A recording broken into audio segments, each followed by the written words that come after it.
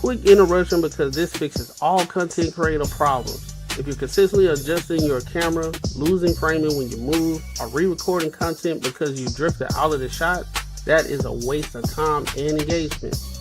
I started using the OBS Bot mini camera and it eliminated all of that. It uses AI auto tracking to follow you in real time, keeps you perfectly framed, and delivers clean, professional video without extra gear or full studio setup. Whether you're streaming, podcasting, or on client calls, this makes you look locked in and polished automatically. Stop fighting your camera and focus on your message. I dropped the affiliate link in the description.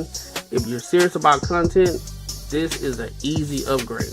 As you can see, I'm testing out the camera and everything, and it's working out pretty well. Hit the link, get yours. Yo, what's good? Welcome to another show with the Banter and Barter Show.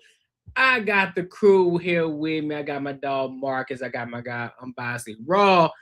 My dog Macaroni. He'll be here when he pop up in here. You feel me? What's poppin', Twin? How's it going? Hey, you doing? What's good with y'all, bro? How y'all feeling? Yo. Good, man. What's good for a Tuesday. good? I know, right? Tuesday. We back eating there. wings. Feeling good. You say you over there eating the wings? I said he waiting on the wings. Oh, shit. Hey, you know what's up. 10 o'clock, baby. What's the word, Lupe?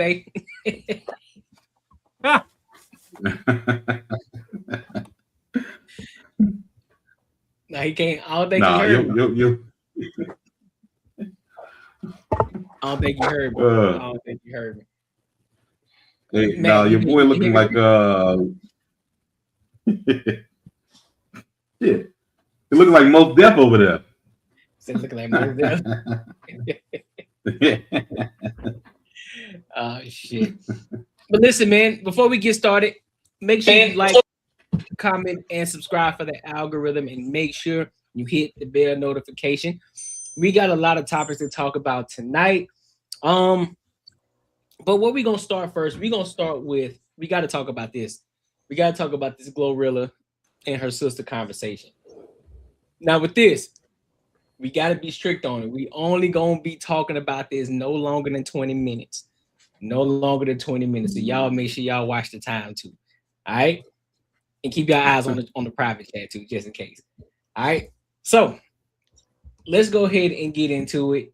I'm gonna play two different videos. I'm gonna play the original from her sister, and then we're gonna play the video of Glorilla talking about the situations where she responded to it. All right. So let's go ahead and rock out.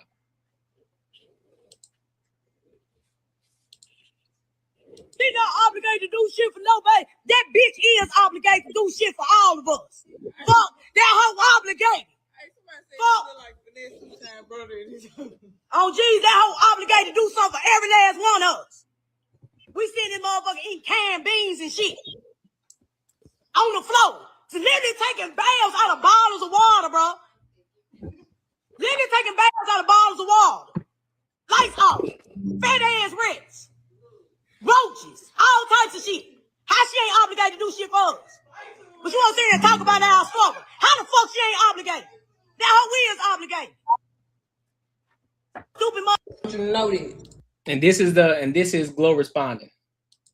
Like, I could have got on there and told them how you broke out of Lakeside, how you had to take an IQ test and they determined that you had to go to the mental hospital, and how you broke out that bitch. And they had to find you and come bring you back. You're a mental patient. So I'm not going to sit here and argue with you. And the world is making fun of you, and I hate that for you. But continue to get your money, continue to do whatever you do, but do it on your own, of your own name. Or you can use my name, but not in no bad way. Don't be on no, oh, I'm Glorilla. Don't lie on me with it, bitch. You could have kept going with the stud realist shit. People saying you look like me, the stud version of me. Bitch. Do it like that. I might would have went ahead and did something with you, but I don't fuck with you. My siblings that I don't fuck with, they know why I don't fuck with them. Me getting money don't make it no difference. If I didn't fuck with you 7 years ago, I still don't fuck with you no matter that I got money, bitch. Go get your own money. Go get it how I had to get it, bitch. I don't owe you a fuck ass thing. Bitch, Now, I hope this run you up too, bitch. Go live screaming at the phone with your goddamn schizophrenic motherfucking ass and make you some money, bitch. And keep my name out your mouth, keep my mama name out your mouth, keep my daddy, keep my whole family name out your mouth, bitch. Go do something with them bullshit ass friends you got over there. I want you to know this.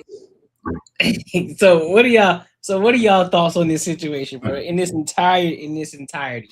I'll let you rock out first, Marcus.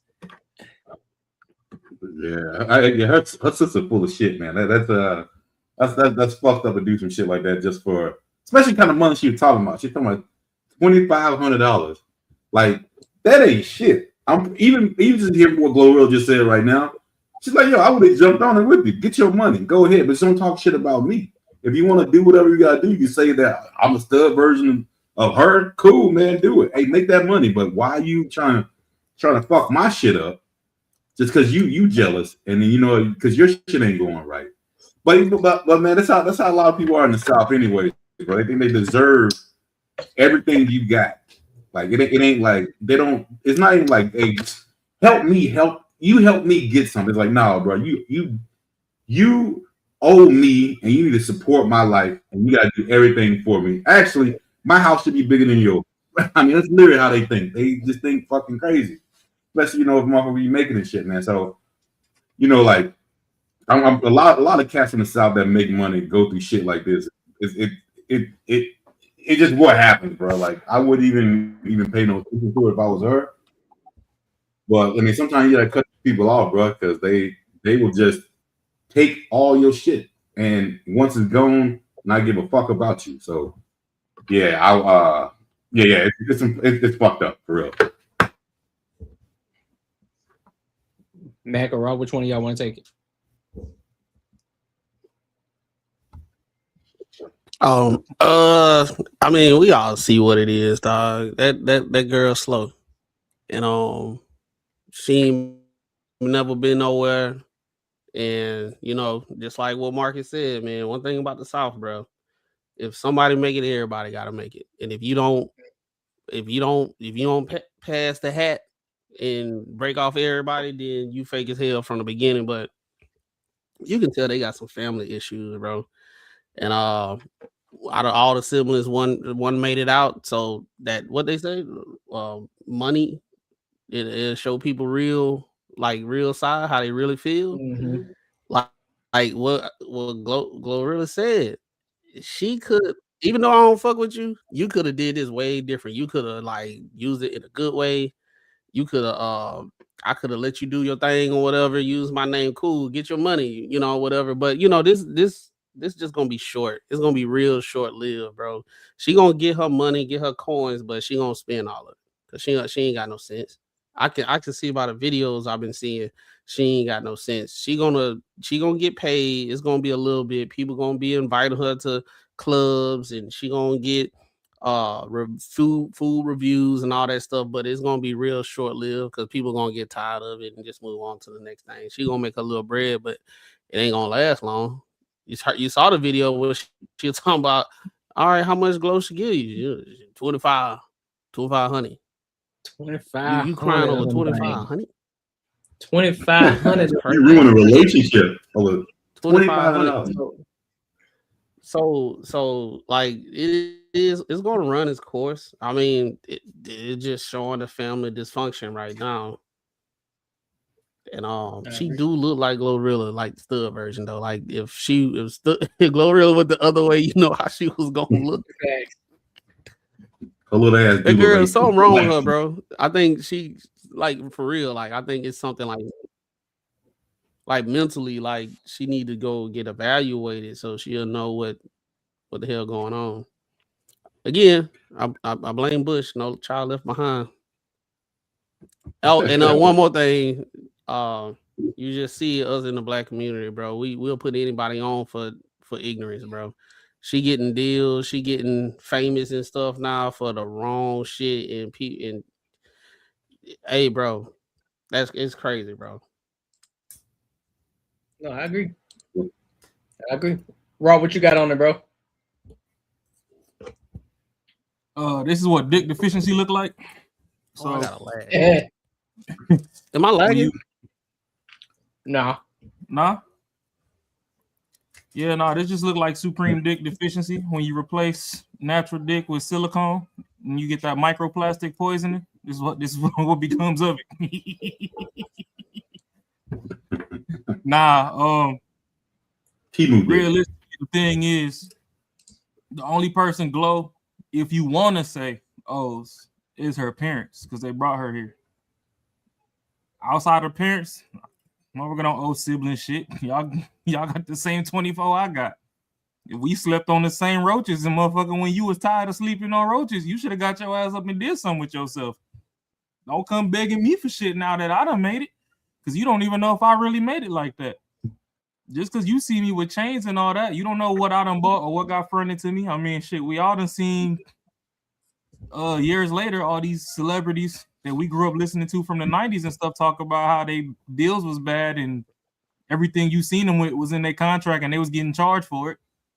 Motherfucker done bought a new car, but you know, the money was coming out of their deal. So now they got to drop 3 more albums and they keep finding ways to sneak shit into it. So just because it look good on the outside don't mean it's good on the inside. And hell, if I buy you a car, she was complaining she bought her dad a car and it ain't got no gas in it.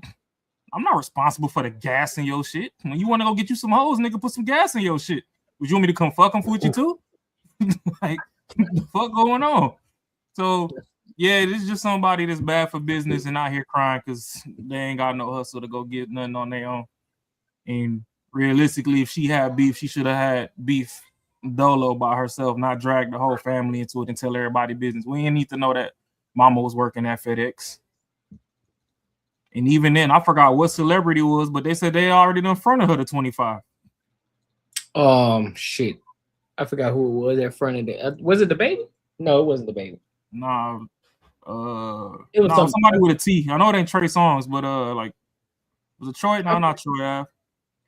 One of these with a T. I don't know. But let me ask you a question though. Do you think that she's obligated to pay the parents too? No. You ain't obligated to pay nobody shit. But out of the goodness of your heart, if you appreciate that they looked out for you when you was down and out when you was growing up, you understand the situation that, you know, you couldn't get everything you wanted, but all your needs was provided, being that you had to split with 9 other people. You know, I do feel it's noble for you to reach back and bless them with a little something, but you're not obligated. It could be big fuck you to everybody if that's how you feel, but you should be humble enough to where it's like, oh, okay, you know, y'all brought me here, y'all didn't abort me, y'all ain't put me up for adoption or nothing, y'all took care of me.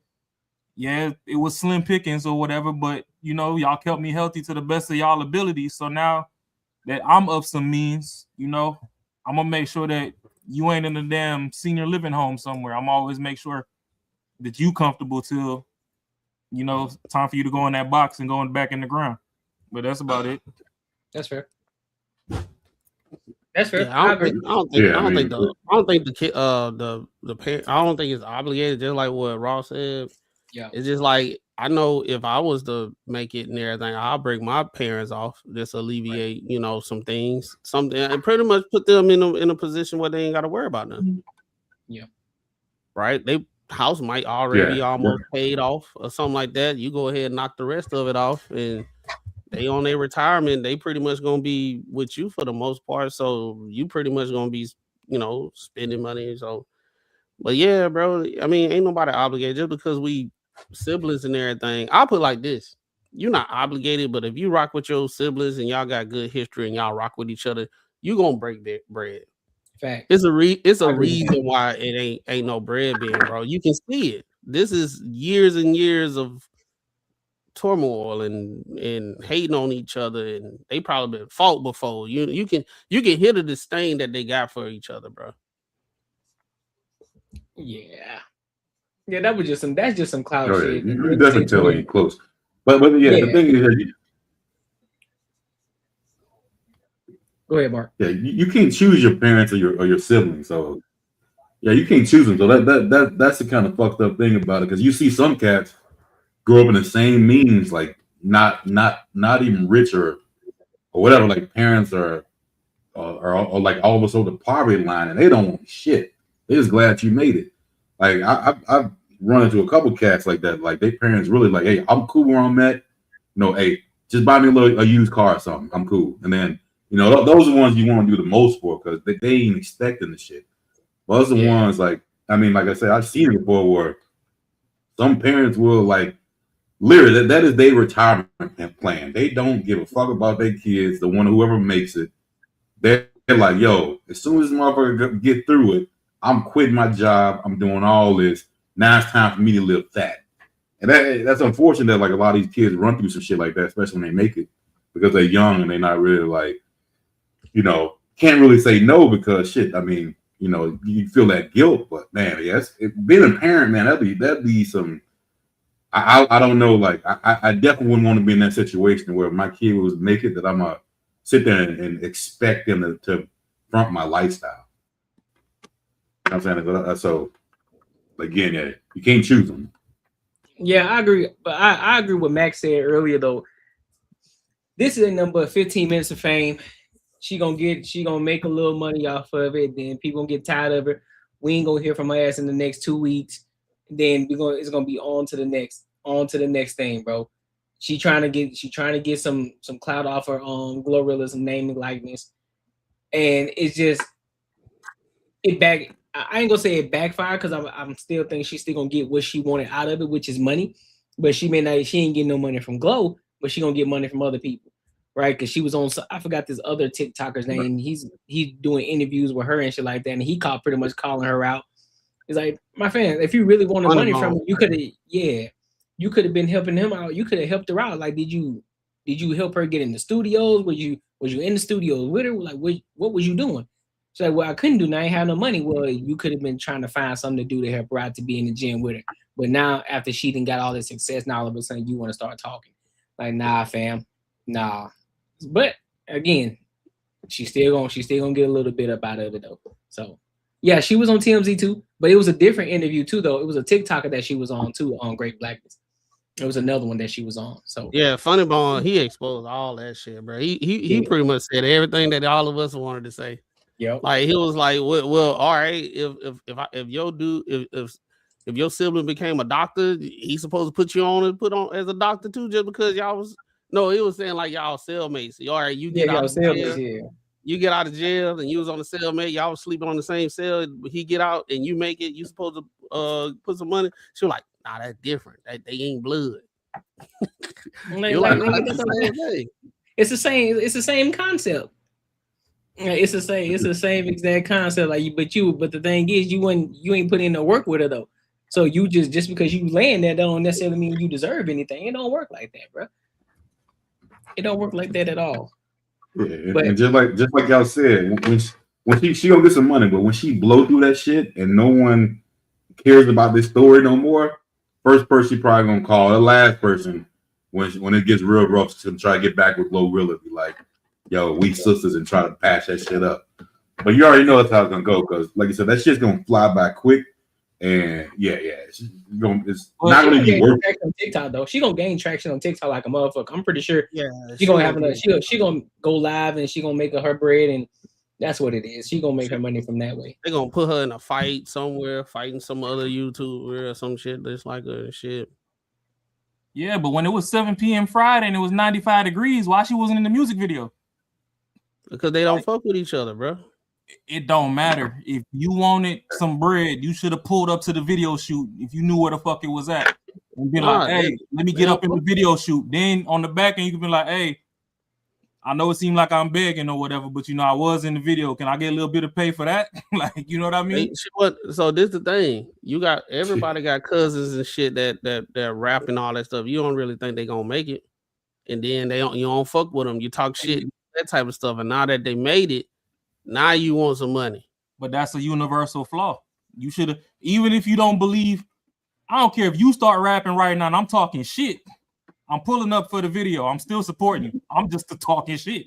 Like, bro, I'm gonna support you in public, but I'm clowning you on the back end. Like, boy, that shit trash. But nigga, I'm gonna rock with you. I'm gonna rock with you in public though. I'm right there beside you. I'm gonna defend you and everything.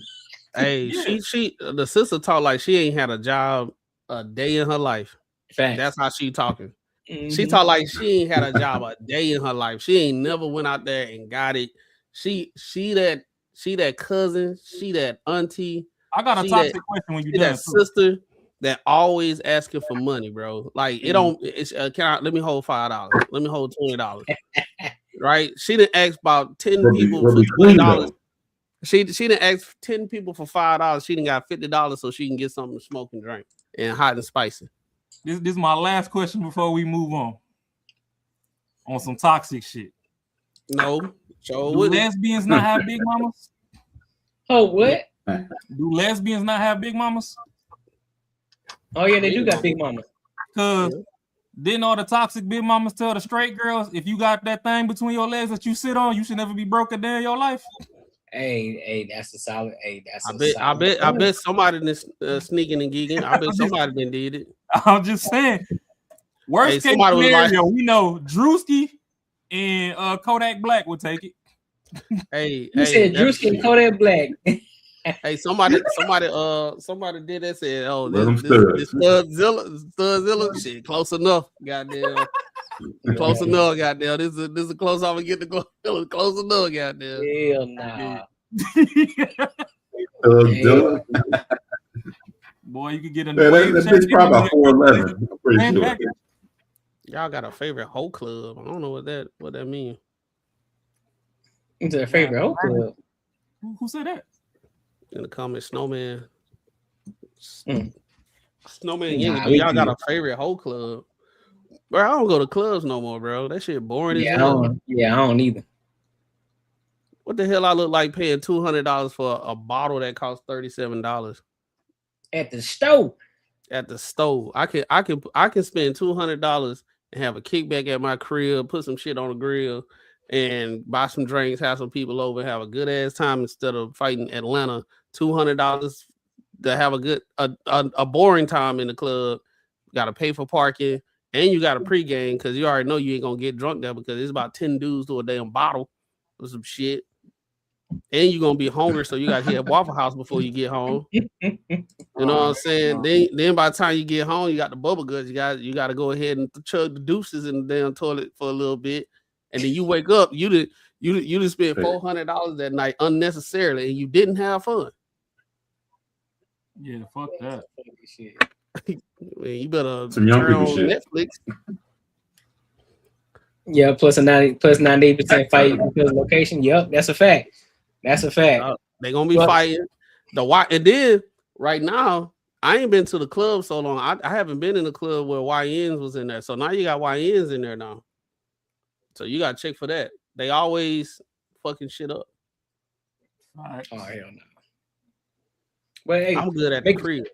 But make sure y'all like, comment, and subscribe for the algorithm, and make sure you hit the bell notification. So I want to go to this next topic, bro. I want to touch on this too. We ain't gonna spend too much time, because we don't want to give it too much energy. But there was something that happened on the Corey Holcomb show, right? And Darlene, she made a video. Yeah, but she didn't say any names. Bro, I think it's hey, I had to take the white off. You feel me? I had to get it. I had to get it with the black. You feel me? Goddamn, boy. Yeah, I feel you. Inconspicuous. Yeah, the black one. Inconspicuous. I'm on black cloth touching me. My question is, how in the on hell that black cloth touching skin? How you gonna fuck up the introduction to the video, money? Oh, my bad. Let me.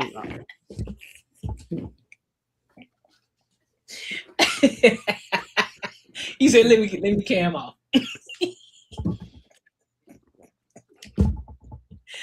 Nah, but now we're gonna dive into this video with Darlene. Based off of the video, I don't know if y'all seen it or not, but Corey Holcomb basically was just saying, you can basically say in a nutshell, I'm paraphrasing here, you can be replaced, all because Darlene didn't want to hold up a shirt that Corey Holcomb had, and so I guess he got in his feelings about the situation. All right, I will play the video, but I don't want to play the video. because everything is real sensitive right now. So even if we put it up, the shit might get a strike. I don't know what he got going on over there. Man, fuck him. Put that video up. Man, hell no, you fucking up with the bread. I ain't do no hell no. You not fucking up no bread. Ain't nobody worried about his little crying bitch ass. Listen. I ain't having no strikes on no videos. How he gonna strike something that he did? It ain't AI. Like he was trying to lie last time. Like we ain't see the That's shit true. live. But he can still do that though. Okay, we could dispute it. Like it's fair use. He gonna have to learn the internet. I'm good. They're gonna have to go look at it. Here you go, being don't be Weenie Hut Jr. because of this bitch ass nigga. All right, when your money gone, don't say like, oh damn, we win the money. I'm saying, see, I try to tell you ass. I'm looking out for everybody. And I'm gonna have the address and I'm riding out to LA. It's up the street. Oh hell no. See, you doing too much. See, now you spending money. Now you spending more money. See what's nope. Listen, let's get to this video. From the hood, baby, ski mask way. This nigga, man. Let's get to this video, bro. All right, there we go. There we go, dog. Something called misplaced anger. This is when someone is genuinely angry or hurt about something or someone, but instead of directing that anger at the real source, they unconsciously aim it somewhere safer, easier, or less risky. For example, right? Someone might feel powerless, rejected, or disrespected. Seriously, David, that was crazy. I'm not that was feeding. crazy. I'm not feeding. I'm not Okay. feeding.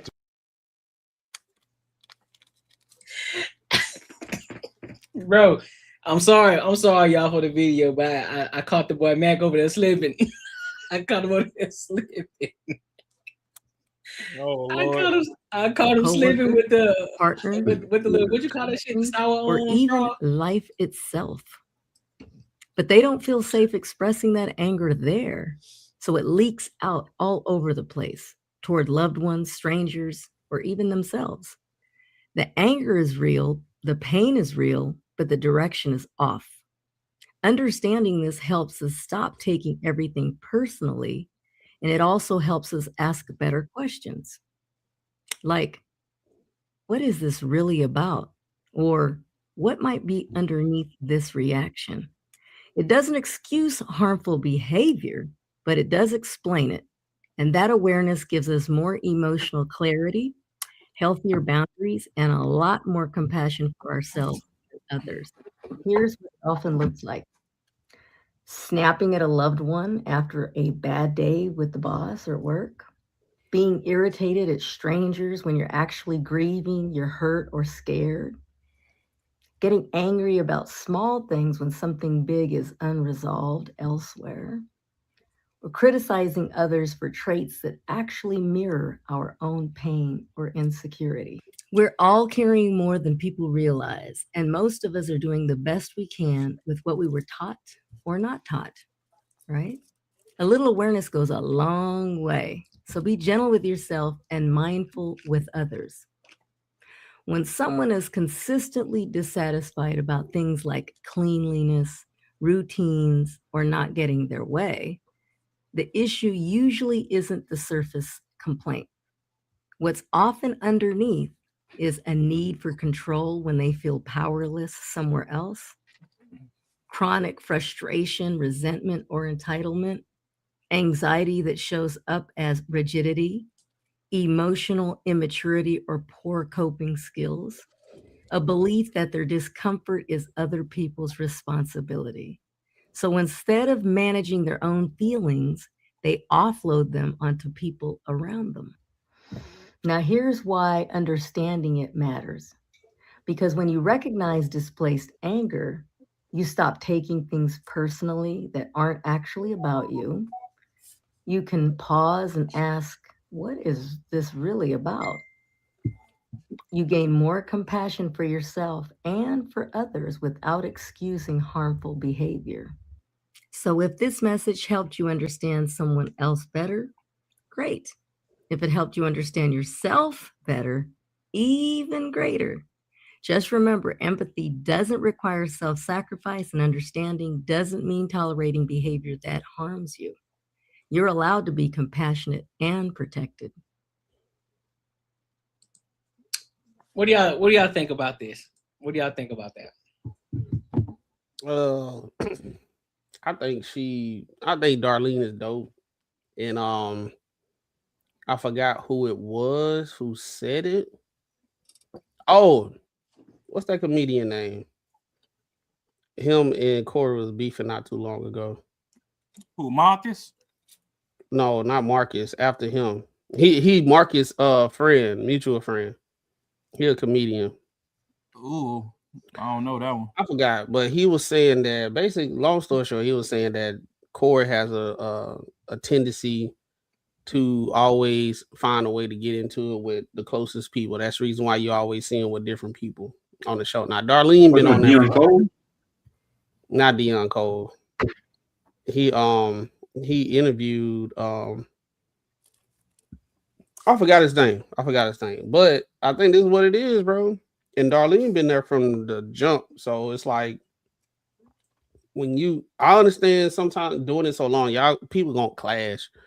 But I think that shit with Corey, I think everything she said in the video was right. That displaced anger, right? He getting hit from like he got the Anton situation.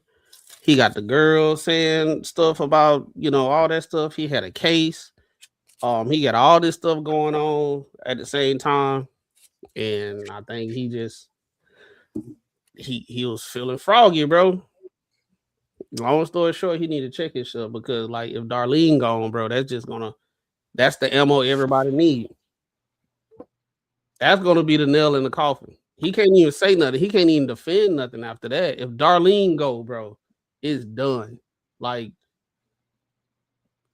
but I don't think she's gonna go though. Yeah, I don't think she's gonna go.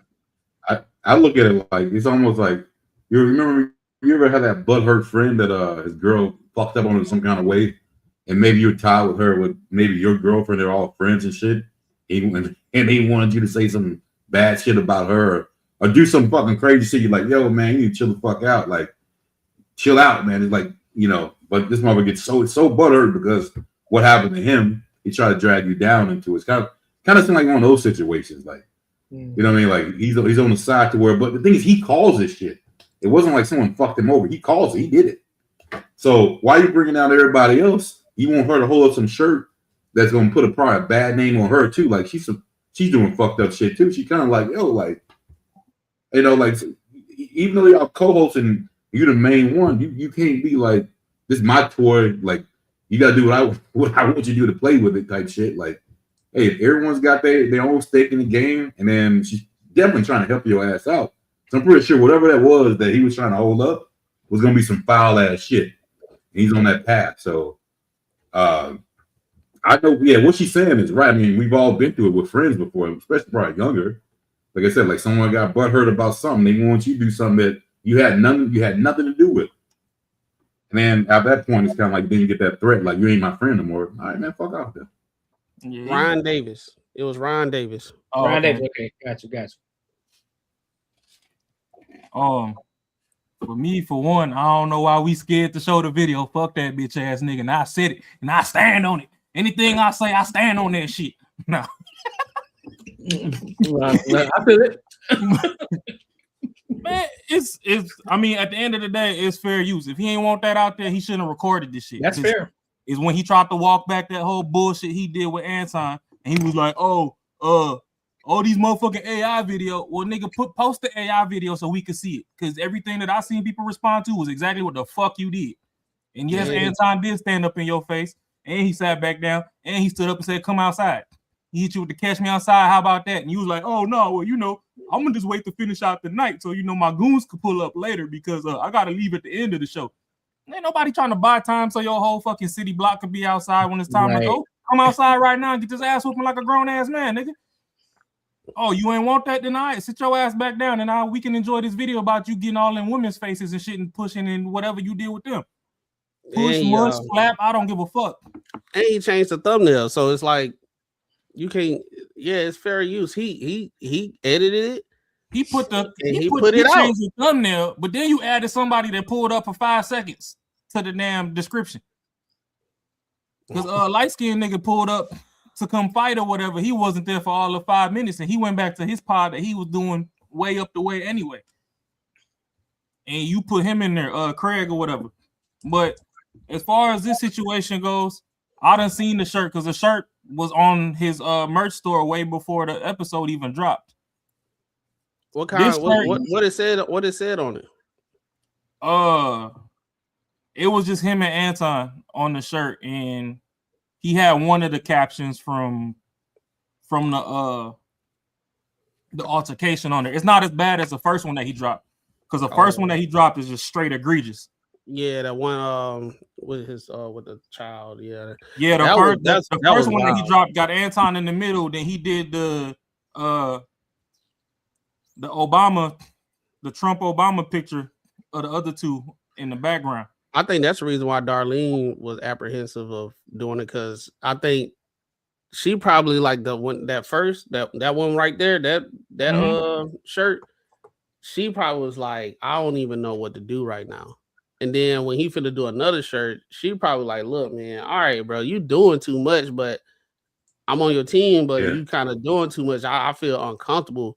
And he trying to pull her card, saying, well, she's scared to show the shirt.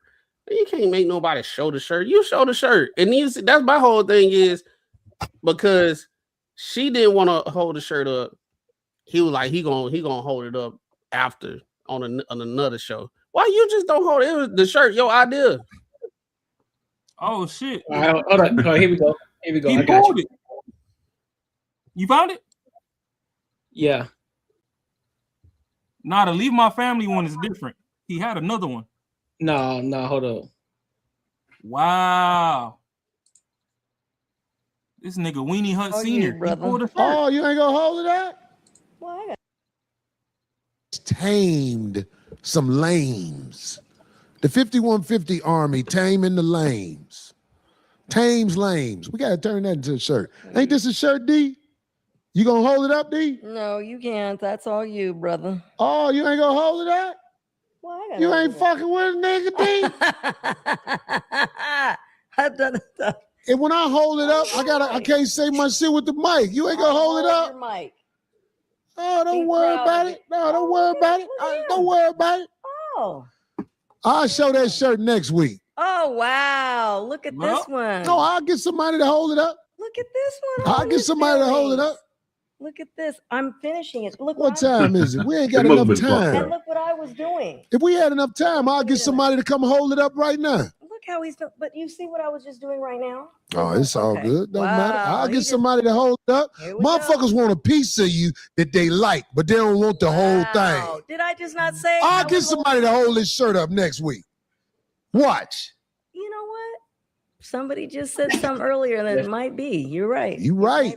Might be. Shit, I don't need nobody to do shit for me. I'll get somebody else to do it. As everybody who I deal with like that. If you won't do it, okay, I'll get somebody else to do it.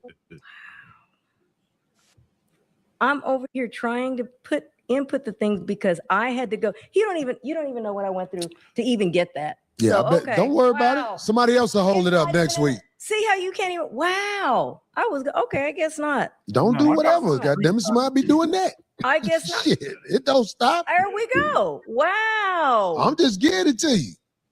I'm telling you the truth. I see.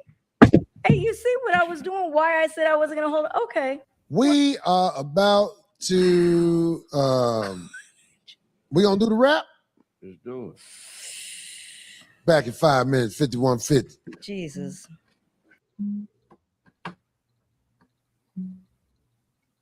Oh, that's Darlene. Yeah. That's some bitch ass shit, bro. Hold on. That's like she left. Hold up. Here that a lot of people don't know that, but we ain't said that in a while on the show. Yes. 5150 is crazy. I called this the 5150. Oh, she left. Well, I don't know if she stormed out or no shit like that, but she definitely left though. But hey, so the shirt, it was like him and AD like in each other's faces, but it was characters. It wasn't like the actual people. So you know how like it got AD looking like an archaeologist on the other shirt. It was still that, but it was like him over him. And I don't know if it was like say it again or something was the tagline or something, but it literally was on the merch store. And I went there now, and it's just the other one, which I believe is way more egregious than, to me, if he would have, the one that he was trying to get held up, if he would have sold that, in my opinion, I don't think AD probably would be too mad about it, because at least it's the two people that's into it versus the one that's actually still up on there and is bringing other people that ain't got shit to do with shit on it. But yeah, I don't know, bro. My name is Unbiasedly Raw. You heard it from me, man. If you want to fucking make a review video and call out Unbiasedly Raw, you can leave the rest of the banter and barter fucking panel out of this. Use a bitch ass nigga for all this shit that you be doing, because you be doing shit and trying to delete it. Don't post and delete. You swear that you stand on shit, stand on it. I know I seen this shirt on your merch store and it's gone now, all because Darlene ain't want to hold it up. But you got this other shirt on there that's really totally egregious, and you ain't with it. I said it. Courtney Edgar ain't say it. Marcus ain't say it. Macaroni Tony ain't say it. Because you into it with motherfucking O'Shea Duke Jackson, and that nigga been fucking damn near sucking doo-doo out your damn fart hole trying to protect your ass. And you into it with him because you ain't watching the content. You just mad that you see your face 30 times on his thumbnails. Swallowed up. Have you ever been swallowed up?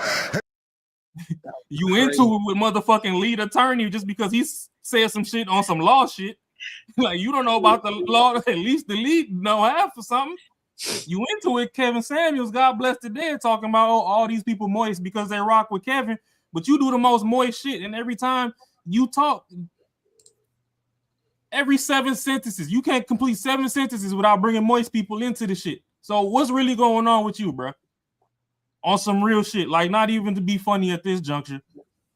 Like, we appreciate the jokes, you know. Everybody want to go spend a little money on the hood rat and get some head or whatever when times is tough. We get it. That's why the hood rock with you. It's funny, you know. Lil Ada Mama needs some money on the lights too. We get that. But even after the AD shit, you talking about, oh, you finna do a Moist Academy or whatever to fucking get the sassy people to check. You trying to create sassy schools. If you also worried about the sassy people, why the fuck you would want to deal with them to begin with? Then you want this goofball ass, man, get the fuck up out of here with that shit, man. That's all I gotta say. Like it's okay for him to call people sassy, but then when somebody say something that remotely is close to it, and all of a sudden you want to get all up in arms. You had a whole bunch. Listen, I'm going to continue to keep talking about it. I know there's, you got all these so-called, listen, bro, you a grown man, you supposed to act out this way. Listen, bro, understand something. I got to call a spade a spade. If you gonna come at somebody a certain way, I'm going to need you to hold that same exact energy that you hold against those women. The same energy that you came at with Darlene during that time when Anton was there, and that same energy you had with that old chick that we saw in that video. Where was that energy when Anton was there? It ain't even about who's hood. It ain't about who's gangster. Ain't nothing. We ain't talk about none of that, because we ain't talk about who's hard, who ain't hard. At the end of the day, you say you a man, well then stand on it, bro. Don't go at no woman like that. You should, if anything, you should back down from the woman aspect, and then if it's a man coming at you that way, you should have already been ready to go. Especially when the invitation was there. So why he keep trying to bring in third parties? Ain't that the same person he told to sit down when two niggas is into it? Well, nigga, you into it with the niggas. She sitting down. She not gonna hold the shirt up. This hypo. What's up? What's up, big dog? But yeah, bro. And then on top of that, to take it out on Darlene, and she been rocking with you this entire time. Like, and I get it, regardless of what, man, that's how we do it on the 51 to 50. Nah, big dog. Nah, not like that. Not like that, you goofy. And I stand on that shit. That shit wild, bro. That shit is wild, bro. But hey, anybody got any final thoughts? Hey, Marcus, hold on. That camera looking kind of different, big dog. Hold on. Yeah. All right. Hold on. Shit. Hey, y'all can hear me now? You sound like you in the garage, but we can see you, nigga. Oh shit, bro. Hey, this man Marcus, he always have one or the other, dog. Hey, it's either one. Hey, at least now the shit won't be choppy, y'all. Hey, the nigga mic on Ant-Man, camera on Thor now. Your mic, you just got to change your mic setting, bro. It sounds like you got your mic on your computer instead of your the microphone. God damn. That nigga Mike in the fish tank with Dorothy. Figure it out, man. Anyway, Anyway, bro. It feels good not to be all choppy and shit. Yeah, I know. I'm telling you. But now we just got to hear you now. That's the difference. We'll yeah, we can damn near see your neighbor's house with this camera. You ain't lying. Hey, you look like you in a whole new place. Right. Bro, yeah. I didn't even realize you had a TV on the wall. Hey, watch out for that fuchsia color though. Gotta watch out for that fuchsia color, player. But you got any final thoughts on this, bro? Before we move on to the next topic? No, man, no. I think y'all nailed it. That's pretty much what it is, man. He fucked up big time. I mean, if anyone could take any sort of like lesson from this shit, you are not invincible. Even though like the shit that he was doing, I mean, he had to know. I know he's a comedian. I know like in the comedic world, bro, you can say whatever the fuck you want to say, and people shouldn't get offended. But bro, when you do some shit like this, then you start hitting at somebody's kid that ain't a comedian, and you're doing something totally different. It don't like transfer into that world. Like not everybody, I mean, is untouchable, and you can see he's crashing out. Like I said, I like the motherfucker as a comedian. So, bro, I don't know. I mean, yeah, I think in his best interest it would be to fucking humble himself, to fucking just say, yo, bro, yeah, even if you say he fucked up, I don't think it'll fix shit. So, yeah, man. Now, yeah. 7 Gate, it was good. My bad, Mark. Yeah, 7 Gate, it was good. Yeah. Yeah, I ain't got nothing else to say because you see you talk a little too much and he getting his feelings. He gonna need a depends. Bad Bunny, it was good on TV. I feel sorry for the people that was at the Super Bowl, bro. I saw the view for the people that was at the Super Bowl, bro. They couldn't see shit. Oh, because all the bushes and shit? Yeah, dog, it looked like they put up a music video in the middle of the field and everybody was just watching a music video being taped and you couldn't see shit, bro. On TV, dope. If you was at the Super Bowl, a waste of a halftime show, bro. I ain't gonna lie. Man, halftime for you to go piss and shit anyway, so they be all right. I mean, they spend a lot of money. I got a question before we move on. What's up? What was y'all favorite commercial? Oh, my favorite commercial was Ben Stiller, bro. Ben Stiller was funny. Ben Stiller was funny. Because that one, it reminded me of like how Super Bowl commercials was supposed like how they used to be. Yeah, these new everybody's so scared to offend people and stuff. It's hard to create, and it's twofold. It's hard to create stuff because people get so offended, and then you got the new age of like commercial creators or marketers that was raised and already in the mindset. They don't think they ain't got the same kind of comedic kind of timing as like the people back in the day used to make. Like they used to do some crazy stuff back in the day. It used to be funny. Like everybody used to just sit up and watch. Now everybody don't care because they already know it's gonna be some bullshit. Yeah. Now that Ben went crazy, but for me, my favorite joint was the 50 Cent DoorDash joint. Yeah. Oh yeah. He crazy. Hey, not only is he petty, but how legendary do you have to be to have a company pay you to promote their shit, and in the middle of promoting their shit, you promote your shit? That's just dope. That boy is good. He still pulled that yak out the bag at the end. Yeah, he did. He had to. He done roasted by 3-4 of his ops and still pulled the yak out the bag like, and his brown says cognac. I was like, nigga, ain't no way. I was like, yo, I was like, bro, how did they clear that? Like, damn. Hey. They're probably getting to it, bro. Like I guess I think they're getting back to it. That's how you know 50 about to something about to be in a pipeline. He's gonna be making a lot of money. Yeah, that's how you know. Yeah, because you really can't. He talking about a whole bunch of people, but yet and still we haven't heard anything come out about him yet. And I'm still saying but we haven't heard anything. And he going at everybody's head. Can't too much come out when you really that nigga. That's a fact. That's a fact. Because the thing is, if you want to drag it to hell, you're gonna realize real quick that it's levels beneath hell. 50 gonna take it there. We're gonna take you right there. You like, you want to go there? I say let. It's like in the way he do it. It's like he know what the outcome gonna be, and he just do the plan. You know how people like, I'm gonna do this and see what happens. No, it's like he methodical with it. It's like it's gonna happen exactly how he thought it was gonna happen. Like, but at the same time too, how do you beef with somebody that came in the game and on his first tour into the game, he fucked everything worth hitting, just off jump? Yeah, true. That man came in and plugged every bitch hole that was worth plugging. For round one, they was like, all right, now calm down. He was like, I'm tired of seeing y'all in the magazines. Let me see what it's hitting for. All right, we all good now. I got out my system. That's a fact. Well, look, let's go to this. I want to go to this next topic, bro. I want to talk about liberal women versus conservative women. And this one is, and the question that's being asked, or the one phrase, deodorant and one don't. Nah. This phrase says, there's no shame in having a high body count. There's no shame in having a high body count. Now, this video is a little bit longer, so therefore, we're going to give our opinions and thoughts in between if y'all need to pause. All right? So let's go ahead and rock out, because this is kind of... Cordy, can you put the speed like one time up?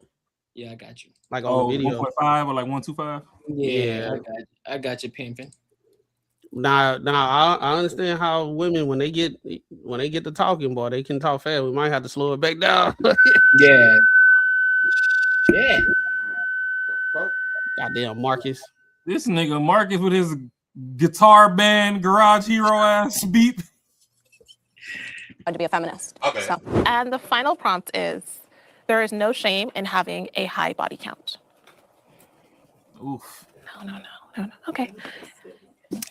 Well, I think that shame leads to repentance, and repentance leads to changed behavior. And so having a high body count, like, for example, I talk to people in my community, in the Christian community, and I speak with people, and women that do have high body counts, they tend to struggle with like BPD, borderline personality disorder, other personality issues, comparison, even struggling with being satisfied in the bedroom with their husbands because they had so many other sexual partners. So I do think that there should be shame. I think there should be shame if men are sleeping around. I will say that there's accountability for that too. That's not right. So, but this is like our Christian beliefs. So in my Christian beliefs are both of us should be waiting until marriage. So yeah. Well, I want to address the statistics there, because people with higher body counts do show higher satisfaction in relationships. Specifically, also like couples who have more sex over time experience happier sexual relationships like that. The other thing, I want to make sure that we're getting the causation right here. Women or people with BPD struggle with higher slow it down on her, impulsive sexual behavior. It's not people who are more sexual struggle with BPD. I want to make sure we're not like saying this thing is causing like high sexual behavior is causing BPD. It just happens to be that this group of people, that's like saying that people who have like hallucinations struggle with schizophrenia or whatever. We're like, okay, well, yeah, you're going to look at a population that has a high level of that and say, oh, well, they have high levels of this. Well, yeah, that's like the population you're looking at. That's like saying also that men happen to be more suicidal, and then saying like, oh, it's a thing with men.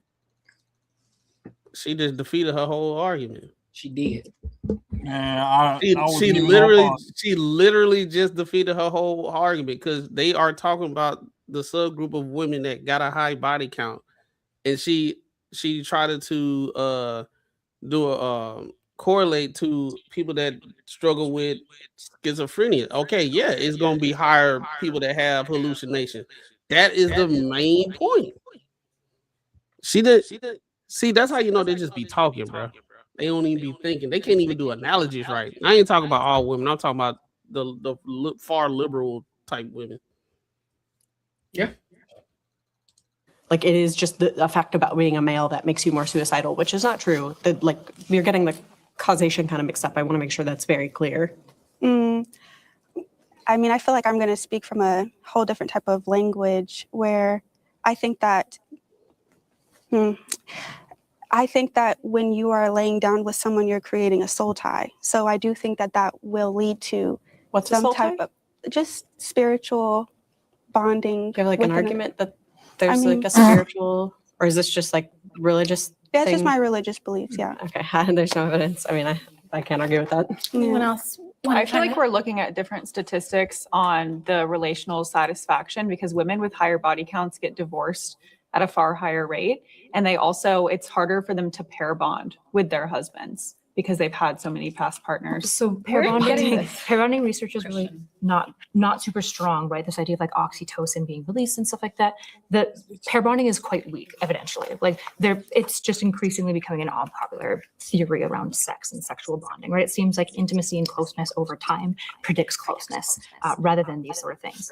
I guess to kind of speak to the shame piece more directly, being Christian as well, there is immeasurable amounts of sexual shame in the church.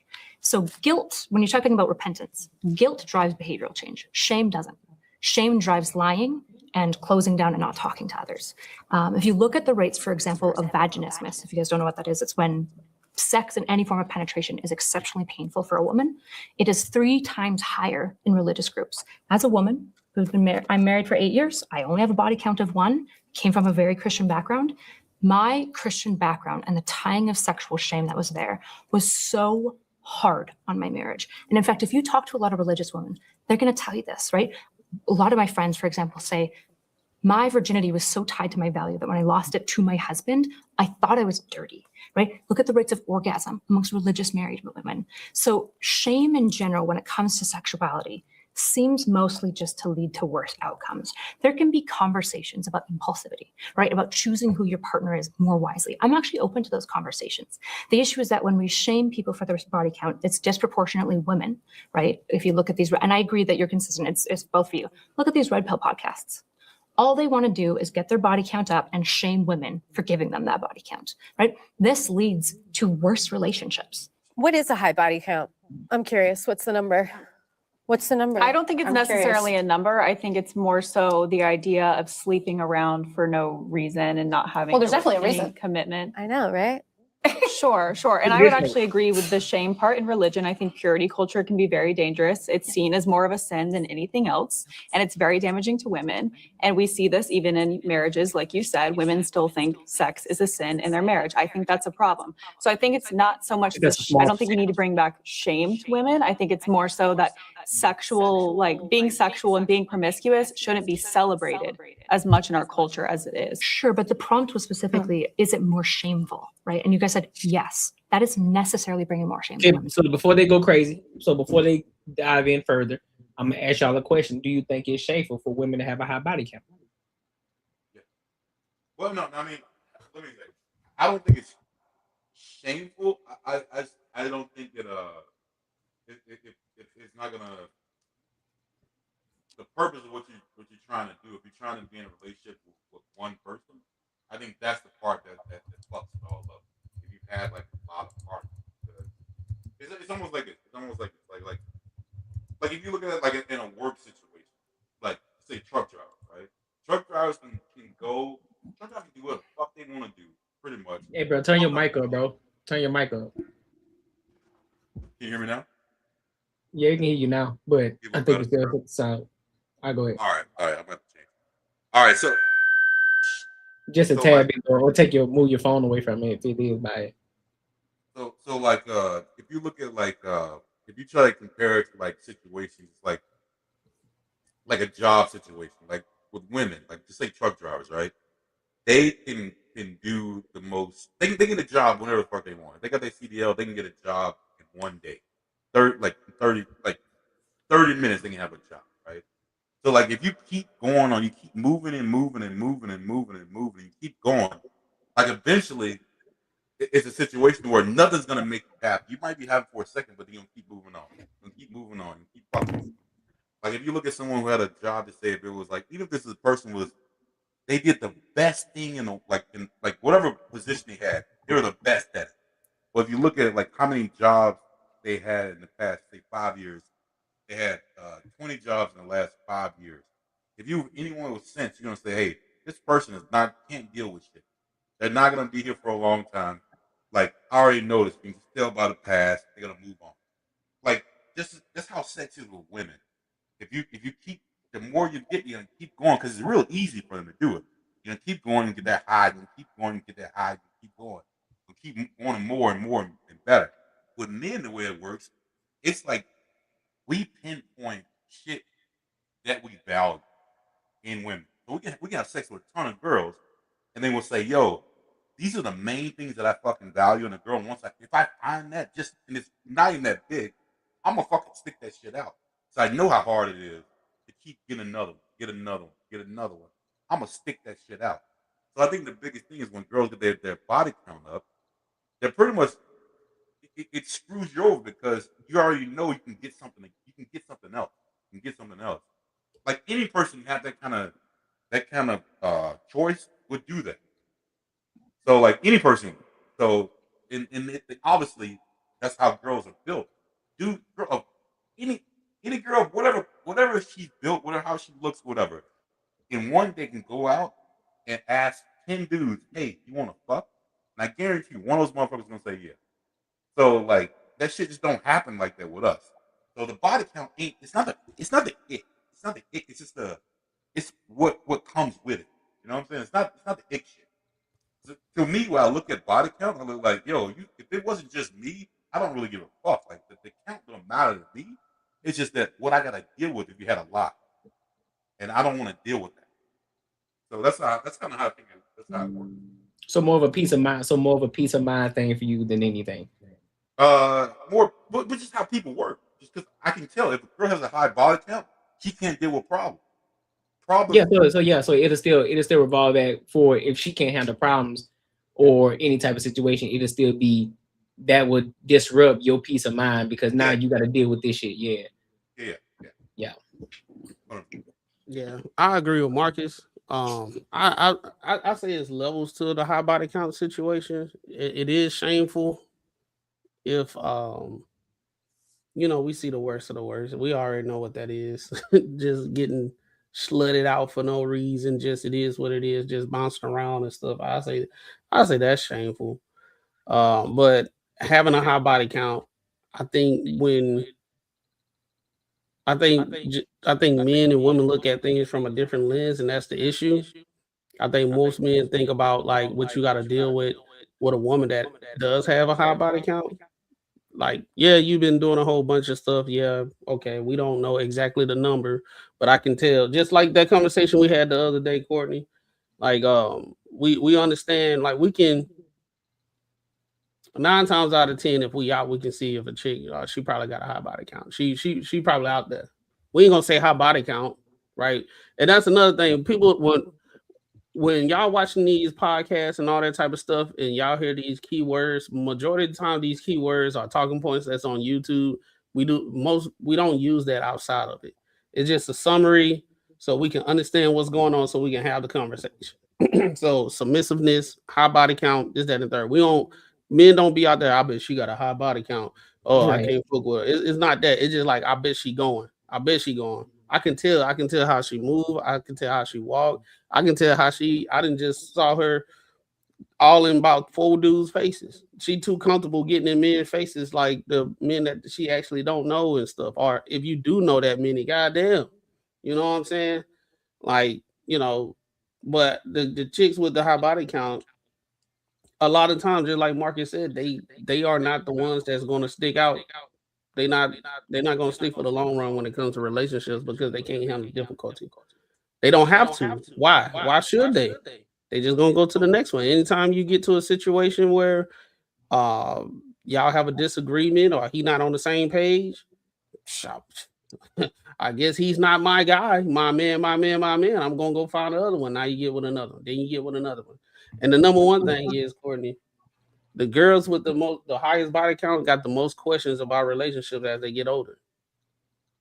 They always asking why this, y'all mean. And then when you hear their rhetoric, like how much experience you got with all these type of guys, and it sounds like you're not good at discernment or vetting process because every time you talking about men, you only talk about negative stuff. You got the Eric Jackson syndromes where we can talk about one man and we'll say, well, he's a good man, and then every time we say, yeah, that's a good man, these are good quality, but he can still cheat though, and then he'll do this and that third, and they'll run off. They'll go universe 7.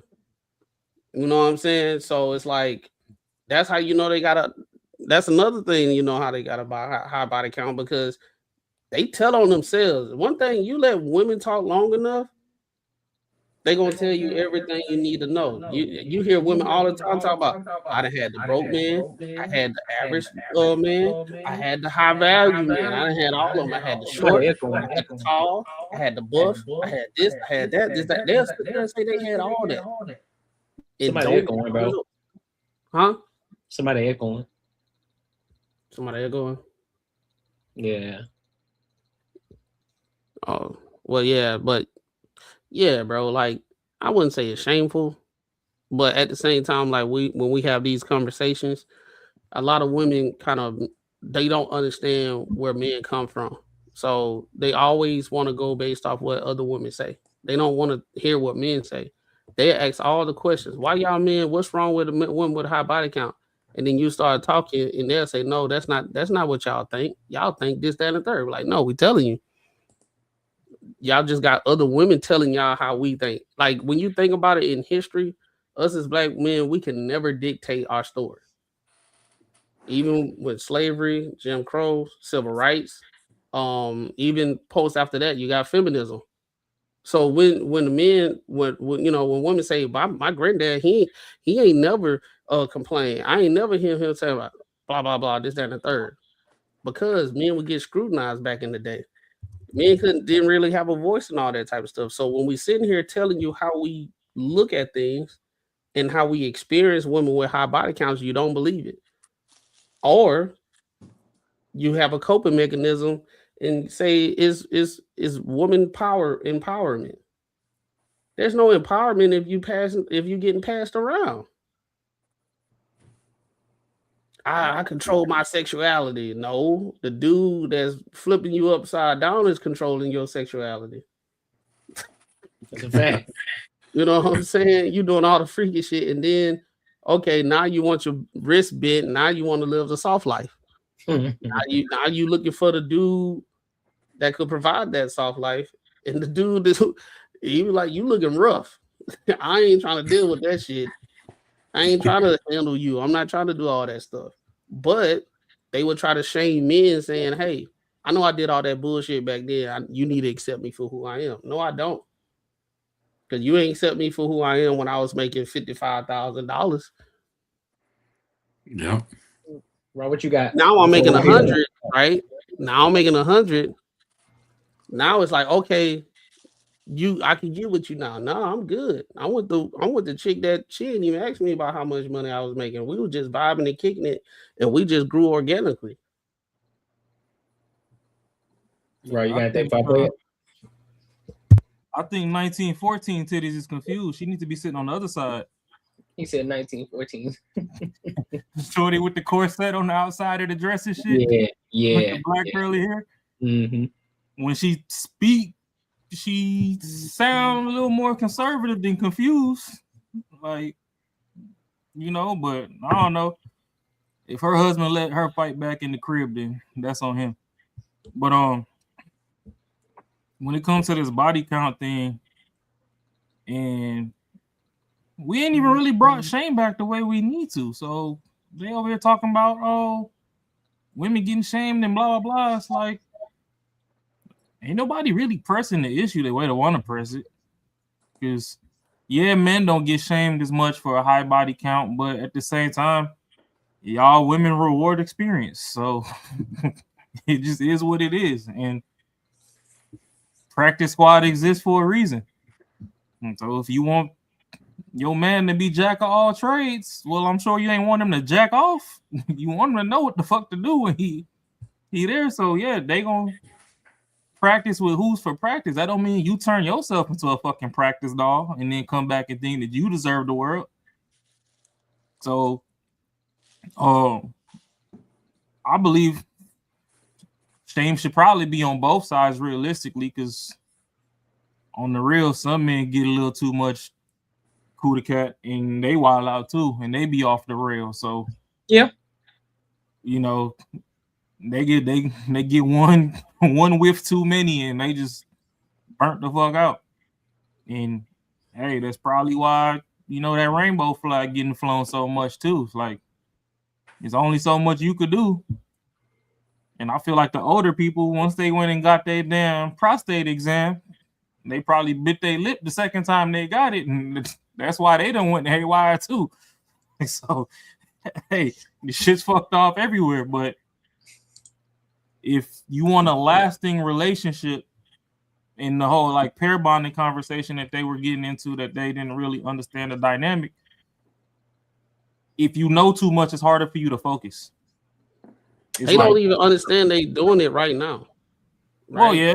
They don't even really understand they doing it right now as we speak, as far as how you are putting yourself out there. You might got a bunch of bodies, but it's based off how you how you talking and presenting yourself. The girls on the left, they talking fast, they coping, they trying to make everything okay for it. You had the women on the right, they were being kind of more objective. They was like kind of coming to even ground on a couple things, you know what I'm saying? The other ones on the left, no. And that's why it's difficult to try to talk to people that are really not objective, because they're not there to learn. They're not there to listen. Throughout this whole, I haven't watched this whole thing. I saw clips throughout this whole thing. When the women on the left, when they talk, nobody interrupts. They let them go. I was just gonna ask the question. I was just gonna say, look, I was gonna preface it by saying, hey, I want y'all to notice something as this video continues to keep going, because you're gonna notice something about the right side and about the left side. But there's still something else that's gonna pop up too within this entire conversation, because it ain't even got to that point yet. But you can automatically tell the hit dogs and the ones that's hollering. You can tell the difference. You can tell the difference between the two. But I do agree with everybody. I do agree. We need to bring shaming back. We do. I think it's shameful. We need to bring it back in the worst way, because another thing too is nowadays they can cheat the body count by getting all these toys. Yeah. If a bitch to own more than 3 roses, I don't necessarily want her. The coochie burnt out. Yep. The thing about it is, back in the day, the men wasn't really the ones that was shaming them. It was the women saying, "Hey, get out from that street." You were like the women used to say, "You a street walker. You a hussy. Stop looking like a hussy. Do this and that and the third and blah blah blah." You know what I'm saying? The men, they reaping the benefits if you out there doing what you're doing, right? So like the men really wasn't shaming for real. They making music videos calling you hoes and all that type of shit. But shit, the men was still shaming. They were still shaming. They was shaming, but I'm saying the women were doing majority of the shaming, bro. Oh yeah, the women was doing it in traffic. See, the problem is when you done stuck that thing off in them, they don't listen no more. They go deaf. The men was shaming them while putting them through the headboard. Like, yeah, you little dirty slut. You like this shit, huh? Well, I'm talking about. I'd have called you a dirty slut at the corner store. You'd have been like, "What you just say to me?" But she over there getting drilled and put through there. So now she like, oh yeah, I'm your favorite one. But then Monday morning when he got his suit and tie on going to work, you over here talking about, oh, why you keep talking to all these hoes? I thought you loved me. Nah, he just called you a slut like he did the other 3. Like, the fuck you thought this was? I ain't really. I think shaming is like putting accountability. I'm saying I think shaming is more like somebody putting accountability on your actions, not just calling you a slut to call you what you are. I'm talking about like the women would say, you look like a hussy, you dress like a hussy, leave them boys alone, this, that, or third, and blah, blah, blah, because you're going to be looked at as a hoe. That's what I'm looking at, like shaming. The women, Big Mama used to do that shit, but now in today's society, the grandmas are out here. I think it was a video. I don't know if we saw it here or it was a video. The grandma said, I ain't trying to look over no grandchildren. I ain't trying to do that. I'm trying to be out. I'm trying to party. They trying to be best friends with them. And then this the thing. This is the crazy thing. This is kind of off topic, but it just popped in my head. Women shame men of trying to date 20-year-old. Now I ain't with the whole 20-year-old. I'm just saying this is an issue. They talking about men are semi-pedos because they want to be with 20-year-olds. But you got the same 30-year-old women talking about they still look like they 20. They trying to look 20. Right? I'm 30. I'm 35, but I look 20. They say I look 20. I'm 20. I still look 20. 30 is the new 20. So if a dude go actually get a 20-year-old, it's crazy. Yeah, that's true. Let me play go ahead. Hey, can y'all hear me though? Before can you hear? Do you still hear the echo? Nah. No echo. Okay.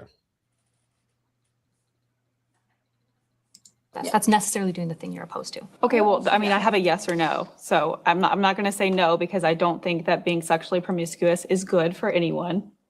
So that's why I said. Okay. So I want to chime in here and say that I grew up in a very conservative religion that shamed you for any type of sex outside of marriage. What did that lead to? What did shaming people about body count lead to in that kind of religious situation? People lied about it. Here's the natural truth about humans. All of us have sex. Even when we pretend we don't have sex, we are all still having sex. I don't care if it's the 1950s or it's 2025. Every person is having sex. That's just the reality of it. Some people want to have sex less than others. Some people want to have sex more than others. And none of that is about who they are morally as a person. I am a person who happens to consider myself to be hypersexual. It's just part of who I am. It's always been part of who I am. And when I was 14, growing up in a very religious church that told me that who I was as a person was bad, that was really harmful for me as a person. I was depressed as a child. I was on antidepressants. I thought something was broken in myself. And when I finally left that religion and the shackles of the shame that had been placed on me by the patriarchy in that religion, I realized there's nothing wrong with me. I'm just this type of person. And here's the deal. People who like to have sex with a lot of people, we like to date other people who like to have sex with a lot of people. And people who don't like to have sex with a lot of people should date people who don't have sex with a lot of people. And it doesn't say anything about who they are as a person or their value as a human being or how good they are. It says you're a hoe. It says you're a slut. That's exactly what it says about you. It says exactly that. You have no discipline because you just want to bust it open for everybody because somebody was holding you and calling you shameful, and just because you had this anecdotal experience of somebody who was being extreme and holding you accountable, you felt some type of way. All of a sudden, you telling me it's that extreme that you want to have sex so bad to the point that you want antidepressants now at the age of fucking 14? Grow the fuck up. Let's be real. Let's be real about the conversation. Grow the fuck up. It's not that fucking serious. Cool. Yeah, we everybody know we're adults. People want to have sex. We understand that. But for you to be on antidepressants because somebody shamed you, yes, you should be shamed because you shouldn't be doing it because that's your virtue in the first fucking place. At the end of the day, I get it. We got to hold men accountable. We got to hold women accountable, but we got to hold women more accountable than we do the men because they are the ultimate gatekeepers of their bodies, right? Their body, their choice, right? You don't hear men talking about, oh yeah, it's my body, my choice, man. You know, they can't tell me what to do with my dick, bro. Nah, it's your body. Y'all the one to fight for this. So therefore, protect your body. Not only when somebody nuts and you, then all of a sudden they tell you, nah, you gonna have that baby. You decided to lay down, you gonna have that baby. No, protect your body. How about that? Protect your entire body, everything that come with it. Don't just pick and choose when it only benefits you and when there's some reason for you to fucking argue. This is first world bullshit. And it's always these white fucking liberal women every fucking time. Like it pisses me off, bro. Like that shit's annoying. And this the thing, Courtney. Equality. That chick, that white chick, she fucking wrong. She's wrong. Because I done met plenty of women. Like women love sex too. Yes. But here's the thing. I done met many of women that say they don't have sex with a lot of people. When they find a guy that they feel comfortable with, they have sex with them all the time. Yes. Yeah. Right? They'll have sex with him all the time. That's the variable that everybody don't want to talk about. Is either you have sex with a whole bunch of people or you don't have sex with a whole bunch of people. And then both sides are looking at like, you know, both sides crazy. But I'd have met plenty of women, they probably had a lot of sex, but they probably had like 6 guys. Because they was probably in long relationship or a long situationship. They just smashed. Now the dude don't know what he doing, but you got a lot of women. They like, I don't care. I ain't that type of person to be riding the carousel. And then in the modern day, that's why it makes sense to ask the fucking question. Listen, how many serious long-term relationships have you been in that's over the course of, to be honest with you, over the course of 6 months? How many of those relationships have you been in? Oh, you've been in 2 of them? Okay, cool. How many people have you dated? How many people have you considered dating? And then y'all done something together, because those two things are different. Because you can fuck one person hundreds of times, and you can learn a lot from the one person, or y'all learn together, whatever the case may be. Versus, and I guarantee you, more men would be okay with the fact that you had hundreds of sex with this one person only, versus having sex with 10, 12, 15, 20 dudes. I guarantee you, the one who had sex multiple times with one person is going to be looked at far more than the other one who had multiple dudes. Cause they don't see the world how we see it. We see the girls that's riding the carousel, and we seeing how their life is. Majority of the times they don't get that end goal. You know what I'm saying? You always see them with a different person. They are the uncle. They got a new dude. They got a new girl at the barbecue all the time. That's you got women that's like that. They always got a new dude who they with all the time, and then they always asking their friends for advice instead of asking the guys. We're like, yo, the way you moving, dudes see it. Yep. And the thing about it is, you have the women trying to tell us we ain't seeing what we seeing. Yeah, but like they trying to tell us we not seeing what we seeing, and at the same time, like I was seeing this I was seeing this video where they was talking about girl trips, right? And they was like I think it was like Jazz and something like that. And then we're talking about girl trips and all that type of stuff, saying if a man have a problem with a woman having girl trip, what's the issue? It's just a girl's trip. And they sit there, act like we haven't been those men that been on the trip, and we see a bunch of girls on girls trip, and we did what we did. And they got a husband. And they got a husband. Didn't even know. You probably get an Instagram, all that type of stuff, and you leave and y'all go back home. Y'all go back to the States and everything. And you look on her Instagram, the husband ain't on there. But then somebody you may know be on Facebook. You click on that bitch, you got a whole family. Yep. Happily married, dude like this. Shit, what they not gonna tell you is the whole time that you was busting them down, it was their bachelorette party. Yep. Yep. Yeah. Oh, it happens. So that's my thing. And then women have this thing that they think like you having a bunch of bodies does not affect you. It does. For you to even have a bunch of bodies, you already have been affected. Right? You done been affected mentally. If you trying to sit here, you already lost when you trying to explain to somebody that having a bunch of bodies doesn't mean something which you can something can affect you. Just like that video we said the other day. You had one woman, you had woman A and woman B. One woman, after she got divorced, she had sex with like 4 guys in 5 days, separate guys in 5 days. Oh yeah. And then a woman said she went to therapy and she thanked God that she didn't do the same thing because she wanted to do the same thing. Oh yeah. I remember that. Yeah. Right. Yeah, it was a while ago. Yeah. Right. So for that woman to go do that, right? That says something. The other woman, she went to therapy so she don't do it. So it has to affect you in some type of way if you go into therapy and you had to get talked out of it. Well, so let's watch the. Let's watch, go ahead. The biggest thing is, bro, you gotta look at legit facts about women. Like I said, like in my past, my younger days, I fucked around a lot of chicks, and I can tell you one thing: when a girl's done with you, bro, she ain't fucking with you no more. Like not even fucking with you no more. So like that right there tells you, and it could be something small, but that tells you when she moves on, she won't circle back. Most times they won't circle back. But with a dude, how sex is with us, man, if we're not locked down on someone, whoever's in the category that we fucked around in the past, we'll do it again.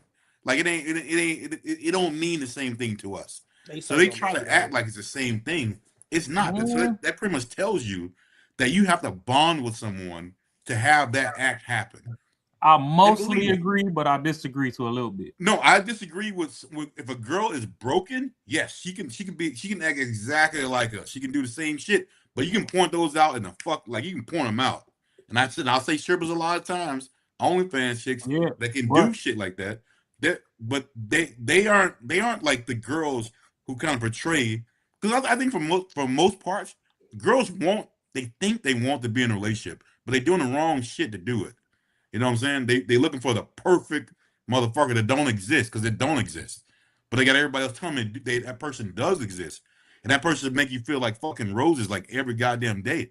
It don't fucking work that way. No, they talking to other women to get other women that don't have the results to get their information. That's what's going on. Majority of times when you hear a woman, you be like, I bet she got brothers and she probably had her dad in her house. I get most of us can listen to a chick and be like, yeah, she probably grew up with some brothers and shit. Those usually are the ones that got more of like more sense. Yeah. They usually have more sense in everything, and they agree with everything that you just said.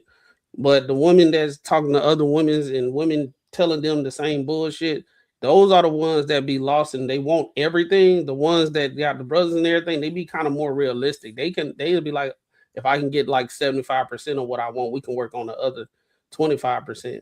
Not the ones that grew up, not the ones that be lying to each other. Like the girls, she be big, busting out the dress, and they be like, "Girl, you fine." But that's the thing too, though, with the women. Yeah. If you on the whore tour, you can't touch the back of the oven because if you hand out mid, that's when they don't double back. If you hit the back of that motherfucking oven, and these women nowadays, they are getting back to a little bit of shaming, to where even the women will tell you sometimes that, oh, hey, I keep my body count low. So if this and this don't work out, I double back on my old. They know who the best tickler is, who touch their spine. So they do double back. It means nothing. Shit, my bad. Oh no, you good? We can play it. I was just saying they double back. It just depends on how far you done went up her damn spinal cord. Nothing. It means nothing. It's just a bodily function that most people end up doing. And that's how I feel about sexuality. And if you want to get your freak on, get it on. And if you don't, keep it locked up in a chastity cage. I literally don't care. But it doesn't mean anything about you morally. Yeah, I agree with that. I think a lot of people are using their personal experiences to define their reality. So you say like you grew up religious, they told you don't do this. So obviously you're going to do the exact opposite. That's not why I am who I am. But I'm just saying. I just like getting freaky. Sure, there could be a middle ground there though. Like I think having multiple sex partners, like loosely having sex with different men, not only is it dangerous because you can catch STDs. This is why you guys are having abortions. This is why you're not desired. It's a lot of things that is happening. I mean, I would say the amount of sex partners I have would indicate I am desired. I mean, that seems like are you getting? But men value women that they marry, not women that they have sex with. So women that they have sex with is usually just a throwaway. But again, men who like to have sex like to be with women who like to have sex. So they actually just partner together. Like that's the reality. I would disagree. They just partner together. I just personally feel like you guys probably don't ever listen to men. Men like women with a low body count. You could just listen to them and they'll tell you this out of their mouth. You don't have to go looking for this. But again, this is the conversation. The men I like to date are like me. And they like to have lots of partners because we are good in bed and we're experienced. But you guys are always and those men want to have a woman who they own their virginity. You're always speaking for the exception and not the rule, though. Why do you guys in all of your arguments today? You represented the exception and not the rule. I'm asking why do men prefer women with lower body counts? Is it just innate? Because these are the women that have to bear their children. Ignorance is bliss, and they don't want to. These are the women that have to bear their children. Oh, you guys seem to have a problem a little bit with men, like just comments that you're making, but yet you. I have no problem with men. I'm straight. Well, I love men.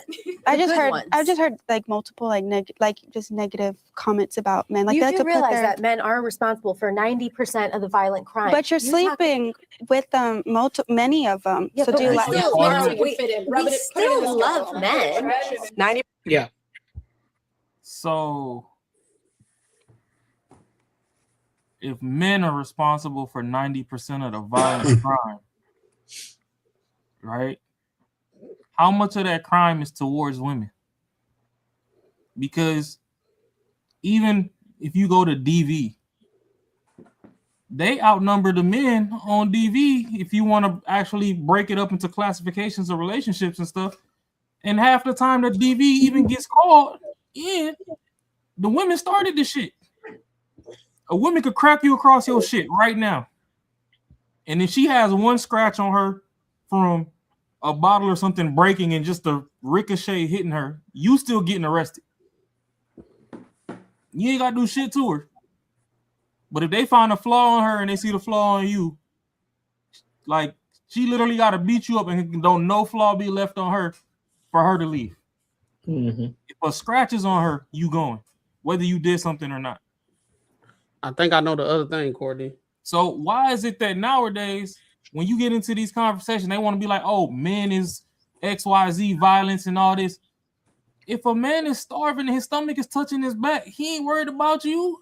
He trying to crack the next dude for what he got. We know that your entire outfit came from Shein and Temu. That man see you walking down the street, you only got $10 worth of clothes on your body. He not worried about you. No money in the purse. He worried about the dude that's walking down the street in the, $5,000 Giorgio Armani suit, or, hey, we want to take it to the hood, the $1,000 Pele Pele jacket. That's where he going. So what's all this? Why women always think that everything violent and they ain't never even seen violence? Like shorty over there that like women with the little white cowgirl boots on, she probably done sucked 1,000 dicks by now from the way she talking, and ain't none of them beat her head in. Ain't nobody took her to Ike and Tina's attitude cleaners. And she probably done bust them open too. Yeah, she ain't never been here. She took percent of the violent crime that still does not represent all. That still would be the minority. Huh? I think I know the other thing that you said. You said you want us to know this. What's that? Is it the women they have every time they talk about relationship dynamics, they have a repertoire of the same talking points? Is that it? That's one of them. But because through this conversation, she just out of nowhere throughout men commit the most violent, majority of the violent crimes, and they're sitting there talking about like sex. Yeah. Yeah, that's one of them. So it's like they have a repertoire and they got bullets and they use it every single time, right? And they pick the bullets back up after they done with a battle, and they're like, I gotta keep these for the next time. We start talking about men, I'm gonna go down the repertoire. Yeah, they commit the most violent crimes, they cheat, they this, they that, they blah blah blah, they the worst, they X, Y, and Z. They have sex. Why can't we do it? It don't affect them. Why can't we do it?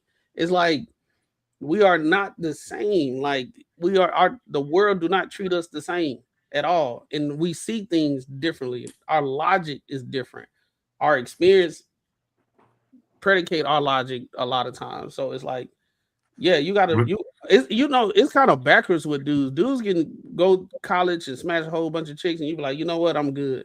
And then when they find a good chick, I'm good. I'm done. I done seen it all. I'm good. Women, on the other hand, they get ran through or whatever, and then they be like, you know what? Get in a relationship. Oh, he ain't perfect. I'm about to go have a whole phase. But dude, because the thing is, because you run into that girl that was good, but you run into so many fucking terrible women. Like if you smashing a lot of girls, you run into just goddamn so many fucked up girls that you get that one that's good, you gonna try to work that shit out. But who the ones that fucked them up though? Who fucked them up? It's y'all women. It's y'all men that can't keep y'all dicks in y'all pants, and y'all one beat. Shut up. Yeah, it's ton of like it's so you just run through so many fucking just horrible fucking the way they act and all that kind of shit. You get that one that shows 25% of what you want. You're like, I can work with this shit. Like. If the main one is you just not a hoe, then we can work with everything else. We good. So is that it doesn't represent so men all are men. None of awesome. us Men are great. against- They protect you just like they We're not assault anti-men. women. They protect women. They fight wars so you don't have to. From other men. They protect you from generally another man. So that enough with that. Okay, that is protecting whom? But I'm saying everybody's I'm not against men. okay, but You they're literally doing just it put to words in my protect mouth their. saying, "Oh, I'm anti-man." I'm not. I didn't I'm say you were straight. anti-man. Men, a lot of them. I didn't say you No, were I'm serious. anti-man. I'm pretty so sure tired that of we feminists all being labeled love as men. anti-man. We're not. In fact, I think feminists help men because we're trying to relieve a little bit of pressure off of them. Like But they're I'm not asking anti-man. for that. They would rather you just respect them. They would just rather respect. They don't care about none Just of the because things we don't you have worship to men offer. doesn't mean that we don't like them. I don't put them on a pedestal. I don't treat them like they're But they princes. should I'm not be like, on a oh, what pedestal. great, They amazing they dudes. are I like men just fine. I'm unfortunately straight too. Question on this side, especially for those of you who love men, right? Right. What can you tell me some things you love about men? Yeah, some of them have great sense of humor. Some of them are super helpful and funny. And I mean, I like men the same reasons I like women. These are all just human traits. You're funny, you're smart, you're good looking, you take care of me. I have girlfriends like that. I'm not by side. But we're not talking about friends yeah, or girls. we're talking because you said that a lot of people think feminists hate men. I want to know without talking about women. Okay. Only talking about men. What do you like about men?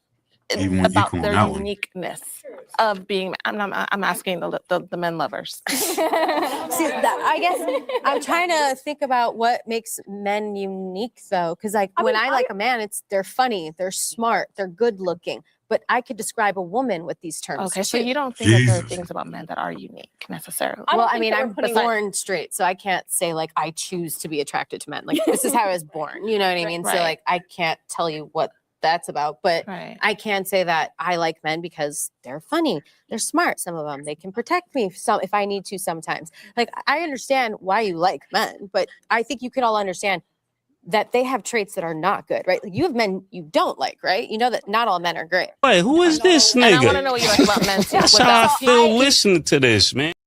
PG. That's what I'm saying, So dog. I would say a lot of my good friends are men. I think men are smart and funny, just like she was saying. I think that I'm sexually attracted to men. I think they're pretty much the exact same as women. But if I were choosing like to hang out with someone one-on-one, I'd probably pick a woman because I'd probably be safer because they probably wouldn't be trying to, I don't know, have sex with me as an ulterior motive. Talking, So it sounds like a lot of. And you shut the fuck up. Huh? Oh shit. Quarter. Ain't this the same bitch that said she like having sex? And she all like now she talking The about contradictory is have real. a conversation without an alternative motive. But she the one saying she likes sex to the point that she got kicked out the church or something. She left the church so she can have more sex. Now she want to talk without having sex. And then she asked a simple question: what do you like about men? And every single one of them went back to the reason why they like women. Went back to what the reason why they like women, but also they piggyback what they say they piggyback and say the same exact thing as the first person said. They same fucking talking points. They demonize the man while doing it, right? It went from, hey, what do you like about men? I like everything about men that I can get something out of. But there are bad men, but at the same time, I can do the same thing with women. But all women possess the good parts that men have. Everyone. Right, apparently, right? You know what I'm saying? We just come to the earth, you know what I'm saying? Yeah. We just that's basically what we're saying. Well, I like it when they're funny, when they're attractive, and then sometimes if I need them, then they can protect me. But yet in the same sentence, you turn around and say you feel more safe with a woman than you do a man. That woman can't fucking protect, man. I'm gonna be 100%, 10% honest with y'all. I don't give a fuck if it's 2 or 3 of y'all. If it's 3 or 4 niggas versus 3 girls, guess what? All y'all getting got. If you want me to keep it 110% with y'all, all 3 of y'all getting got. And mind you, one of them niggas can take 2 of y'all by himself. So it really don't need to be 3 of them. It just be 2 niggas. So let's keep this shit 110% honest. This is why it's so fucking hard to have conversations with women like this, especially liberals. They don't even know how to step. First of all, they get triggered when you say some shit that they don't like. They don't know how to have a real deal conversation. It's very disingenuous. And they get triggered easily as fuck. And then on top of that, they continuously keep contradicting themselves in their own argument. So they keep dissolving their own fucking argument when they're having the conversation. Like, bro, what the fuck are you talking about? Do you like men or do you not like men? But when we ask you to like men, don't mention anything about what women do and what women can't do. What is it that you like about men? Can you thoroughly tell me what it is about men that you desire, that you love about them? What is it? What is the qualities that you love about them? Not the tangibles, intangibles. Let me know. Can you dive in? Can you go on the laundry list? But I guarantee you, if you ask them what it is that they love about women, they can go on a full diatribe about what it is that they like about women. And They have live convenience. They talk in a utopia world. They talk in convenience. Convenience of you can have the same conversation, but it's on 2 sides of the coin. They're gonna flip on they're gonna find a way to be the victim on each side. They talk in convenience. If you say, what do you like about men? They're gonna say something, but at the same time, they gotta be the victim in some type of way. if you say shit, I don't know, bro. Like it just they're talking convenience. You can have a topic of it just depends. It just depends on how they listen to it. Is I hear the question, let me hear how I can be how can I be the victim? And what tends to happen is they contradict themselves all the time because they're thinking about how I can be the victim at that point in time. Just like what we just saw.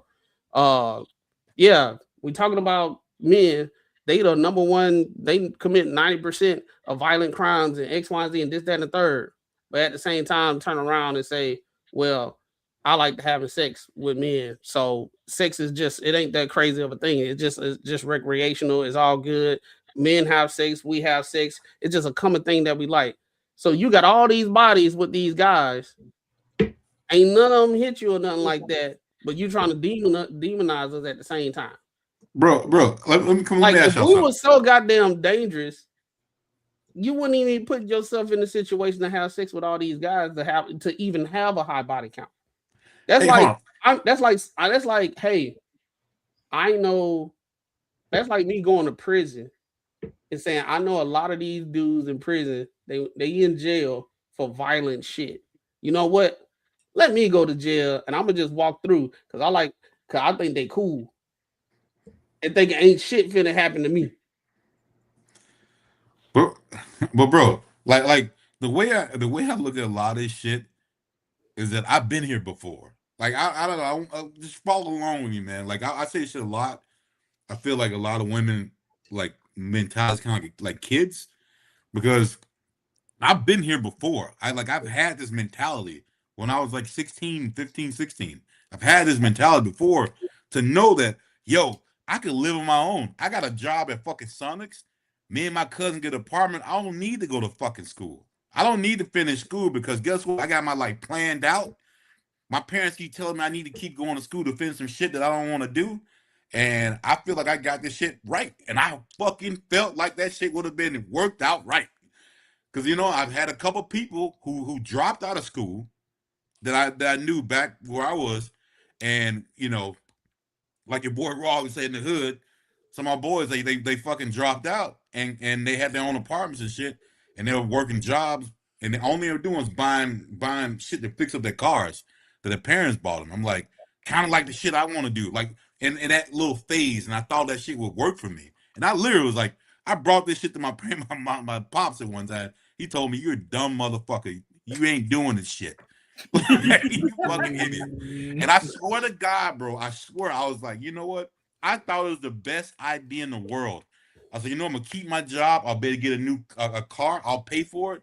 I'll give you. I think I even said I'm gonna give you some rent money. He said, "You fucking idiot!" Like, nah, that shit ain't working. And I swear that's how they think of shit. It's almost like you think of this utopia of the way shit's gonna work, and that's not the world. That's not the way the world works at all.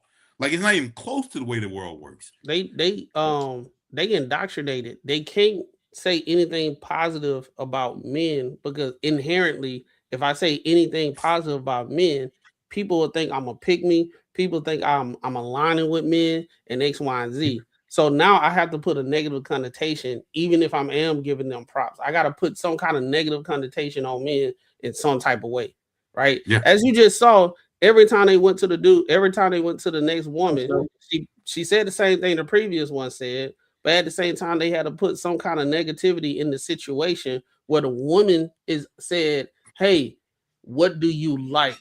Which means something positive. And that's it. She didn't say what is it about men that you like that women also have. She ain't say none of that. She just said about men. And then she even corrected them, and they still doing it. That's indoctrination at its finest. That's like the Trump derangement syndrome type shit. Like that shit is crazy. But Tony, same shit. Same shit. If a woman feels that like she's a stay-at-home mom, her husband's working all the time, she's taking care of the kids. She's doing that. She feels that she's doing way the fuck more. She ain't getting what she needs. She ain't getting all this shit. And she decides, I can get it better. She still fucking thinks that a dude should support her life. And if he's like, I don't fucking feel like I should, or I don't want to do this shit, I feel like I'm getting a short end of the deal. All her friends and she in the same mind will be like, you're a fucked up man because you aren't gonna pay for now it's your kids. You ain't paying for your kids to live in this house. You ain't giving the same fucking lifestyle. Like, how unrealistic is this? You have fucking blown up my fucking life, and you really expect for me to fucking do shit for you? Like, what the fuck? Like in what world does that work? Like, I don't even get. And literally, like, they are the straight face will say, you should fucking get that little ass apartment. Let me stay in this house. My new boyfriend's gonna come over. He gonna be new daddy. You can't see your kids, and you should be cool with it because you didn't tell me everything I liked about myself. Like, what the fuck, bro? Crazy, man. Let me play the rest of this shit. But I mean, I just don't see men as like a special category that they need to be worshipped in some separate way. Like, oh, men are really the reason why I'm here. I think the reason why I'm here is women. I tend to worship women more than men. But don't you know that men allow you to have your rights? Because if it really came down to it, they can just overpower you and take all of your rights. Actually, I have rights because of women. I have rights because women. You have rights because of men. No, I have rights because of women. No, I'm here because of women. Okay, and if they declare war on you because of your rights, what happens? You all die. Okay, you're having a hypothetical conversation about something that hasn't happened. I'm having a real conversation about the fact that the reason why I'm able to vote is not because of men, but because of hard-working women. And who allowed it?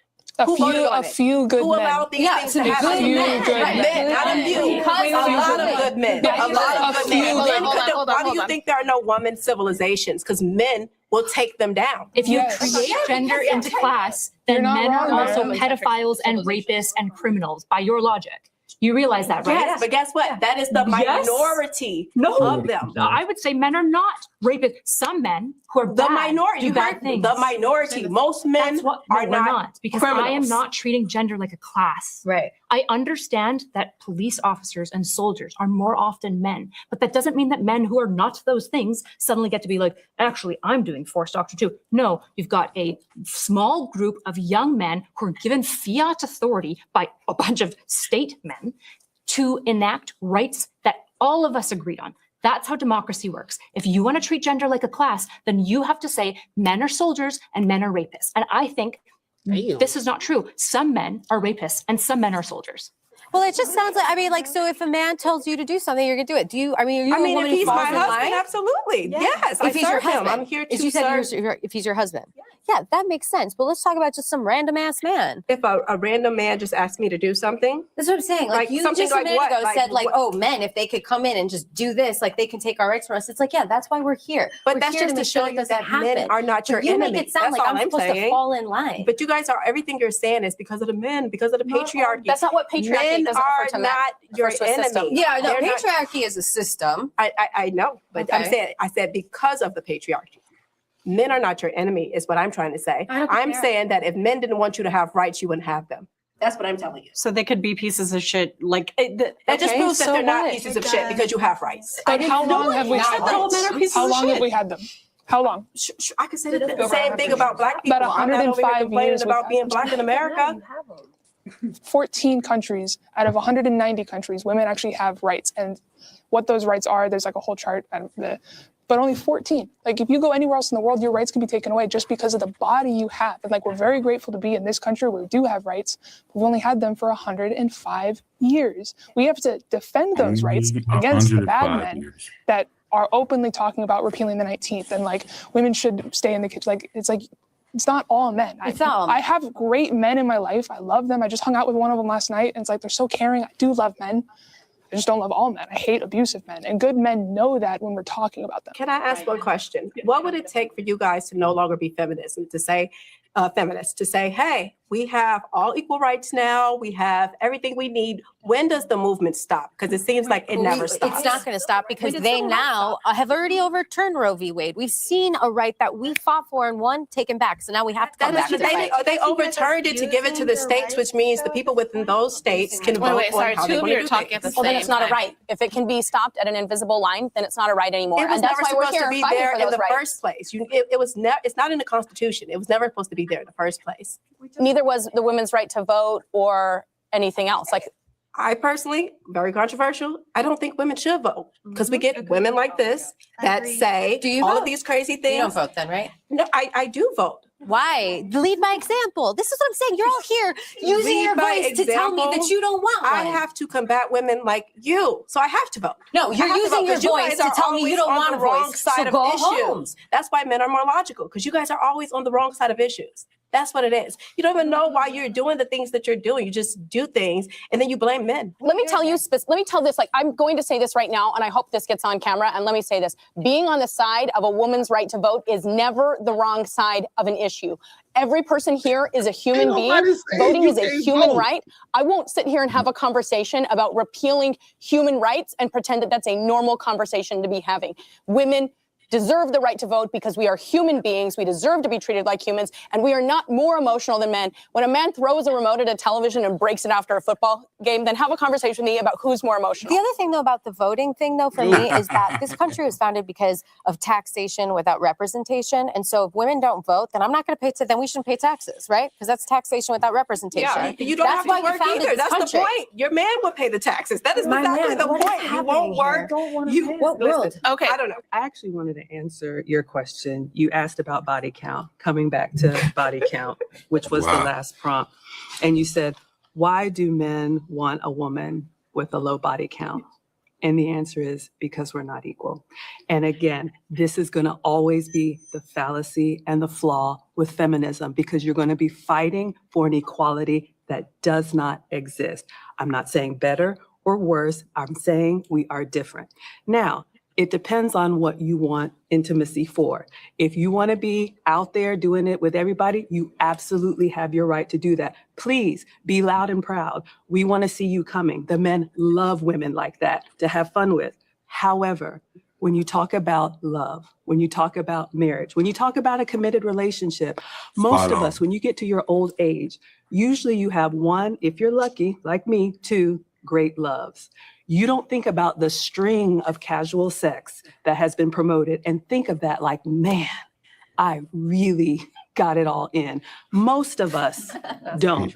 You're free to do that if you want to, but I'm just saying, as we age, what's going to really matter is the relationships, the marriages, the families, the relationships that meant something, the intimacy that meant something. You can do as much as you want to with whoever you want to, but I do agree, the way casual sex is promoted now, it is hurting us. It may be fun in the moment, but it's going to hurt us, and we're all going to pay the price for it. Thank you so much for being here and sharing. This was a really interesting discussion. I thank you for your voices and your honesty. No, that's facts. No, that's facts. Shout out to Auntie, bro. Now she the one that was cooking. Shout out to Auntie. Yeah, she definitely did. The other chick beside her, I'll be honest too, the chick that was beside her, she was cooking too. She was cooking up on their ass too. And this is why you can't listen to these liberal women. You cannot listen to them. You cannot listen to them. They are a danger to society. They are a danger, bro. If you listen to them, I'm telling you, this is why the world is where it's at today. You got first world. I know what it is. Act them. What is it, bro? On the left side, it was white women. On the right side, it was black women. Nah, it wasn't even that. It wasn't. Oh, I mean, that still is true. That's crazy. Because this is the thing, bro. I be listening to. I think right now we got so much information that people don't like to hear history no more. Like I think because even back, like I think when I was in not high school, but like a little after college, I was hearing that they was taking some books, certain studies and stuff out of elementary school and everything. People don't know history no more. The whole situation, like we looking at Jim Crow and all that type of stuff, what the white women was doing. They was the main ones. Like they got a whole picture with a black little girl going into the school, and it was a bunch of white little women kids. They old now, but they had all the privilege in the world. They the ones that was lying on black men and all that type of stuff. They were just sitting there just kicking it. And then them being able to vote, men couldn't even vote. You had to own property back in the day. Them having a bank account, that's a lie. You could get a bank account. It just, if you was married, you couldn't have one because it was illegal for a married woman to acquire debt. Yep. So it's like these are the things when I be listening, when I be hearing them, and then the lady, she just can't like the repertoire. She talking about voting. Ain't nobody said that they were trying to take your rights to vote. Nobody has said we're gonna take your rights to vote. Like, bro, and then it's just so stupid, bro. And then the fact And she couldn't I feel even sorry she for couldn't any get of the approval. black women that think like them, because that shit that they talking about wasn't our fight at all, right? We always say slavery wasn't that long ago, right? So if slavery wasn't that long ago, and we here now, where was the time in between black men being in a good old boys club that we were like white men was like, yeah, bro, yeah, come on, everything's good now. We finna do all that type of stuff. We're gonna put you in a good old boys club. Everything's good. You gonna get this good job or oppress women. You gonna oppress your black women. But you also see too though, Clem, is the fact that the conversation is disingenuous within itself. Even when Shorty was trying to ask them, who gave y'all the right to vote in the first fucking place? Who gave y'all? That lets you know two different answers. She was answering with her emotions. She was, well, the women did, the women who worked and then they fought for it. No, okay, but they still had to get approval from somebody, and who was that? And then they tried to, of course, they didn't move the goalposts again. Well, a few good men. But that's not, you're not answering the question. Then they said a lot of good men. Right. A few good men, then they don't even know. Exactly. That's what I'm saying. That's what I'm saying. The history. They don't know history. They are fed information and they have their repertoire of what they want to talk about, and they just going to keep on that. And then when you want to sit down and you just want to take a deep dive into the logic of how they got to the point, the way they think, it's a done deal. They can't go that far. They can't go in that detail because it's been told to them. Yeah. Right. But yeah, I'll fight this all the time. And I see this and happens in every fucking debate when someone's passionate about something. They bring up fucking history. For me, it just doesn't. It doesn't relate or correlate. Because I look at a situation where if it was something that I have the right to do right now, and the reason I'm not doing it, I'm gonna bring it back on something that happened in the past. To me, makes no fucking sense. I can fucking do it. I can fucking do it right now. Like, it don't matter if it was 2 days ago, like that I couldn't do it, but right now I can. So even if it was 2 days ago, bro. You could not go down the street, but today I can. Why the fuck am I talking about something that happened 2 days ago? I can do it now. Fuck it, I'm going. Let's go, bro. Like, I don't understand this whole bullshit. Like, these are the arguments that people fucking love to have about, like, back in 1945 and shit. And fucking none of us were born back then, and nobody else, like, our parents weren't even born back then. Like, why the fuck are we talking about that shit? Like, it doesn't even fucking matter, bro. Like, at the end of the day, it is progressive, but the thing is, the shit they're talking about is just bullshit. Like, it's just remember what I said, Marcus. Remember what I said. They talking convenience, right? Yeah. They talking convenience, because if there was on the other side of the coin, women are more educated. They do better than men. They better than this and blah blah blah and blah blah blah blah blah blah blah blah blah blah. Then we want to talk about this now. Oh, we couldn't vote. They trying to Roe v. Wade. We can't even have all control of our bodies. And they're like, damn, I thought y'all was killing it. Now I thought y'all didn't need men to pass legislation. What's going on now? But again, we already talked about that too. Like, hey, if something happens, if a woman is up in that position and she got it, and someone for some reason turns her down and says that's probably not a good idea, it is never that it's a fucking bad idea. That will never be it. It's always gonna be, hey, I'm black, I'm white, I'm a woman, or whatever the fuck the shit is. It won't ever be that's just a fucking bad idea, which probably what it is. Like, that's just every situation. It is a bad idea for you to be fucking a lot of dudes because, yo, this shit's gonna affect you in the long run. It'd be like me saying, yo, bro, like, you know what? It's all good. It ain't affecting me right now. I should be drinking 2 bottles of vodka every day. Fuck it. Hey, I can do it right now. Fuck it. You know what I mean? Why not? I mean, it's not affecting me right now. But again, on the long run, it's probably gonna fuck my shit up. So it's like, all right. So like with this whole sex thing, like, again, it's It's what they're preaching. Like that one lady said, bro, she was talking some facts. She said, hey, if you want to be in the street and that's what you want to do, and that's all you want to do is be fucking around, cool, man, do it. But all these bitches are talking about they can't find good men. They talking about they can't get into relationships. They can't fucking find a good husband. Bro, you can't even bond with nobody anymore because you fucking move the fuck on so many times that like you can't even do it. Like you might have some fucking argument about you drink too much Starbucks and it's fucking whatever. And it should be a conversation to have. You're like, fuck, I'm out this bitch. I'm gonna go find somebody else. So it is really not the fucking, it is not the body count, it's not the ick, it's not all that shit. It is what you're talking about. Because again, most men, if you say, hey, I just want to be a hoe, and I want to do this, and I want to fuck a lot of dudes, I'm pretty sure most dudes would be cool with that. They would not be against that. But if you bitching how hard it is and how fucked up dudes are and all this other shit, they're not emotionally intelligent and all this other bullshit you bitching about, bro, this is probably the reason because you can't deal with problems. That's it. Thanks. Well, go ahead. If anybody got anything else, make it brief so we can go to the next topic. Because we still got 2 more topics to hit on.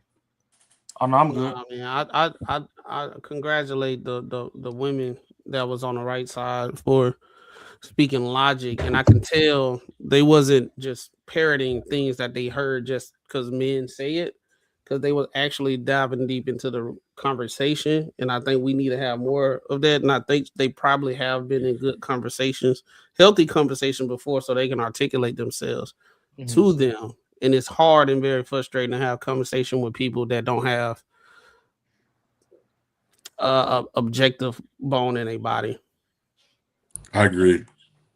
Yeah, I ain't got nothing to say on it because they can't even answer basic questions and stay on topic. I really don't waste my time on confusion. Like even in relationships, I don't argue.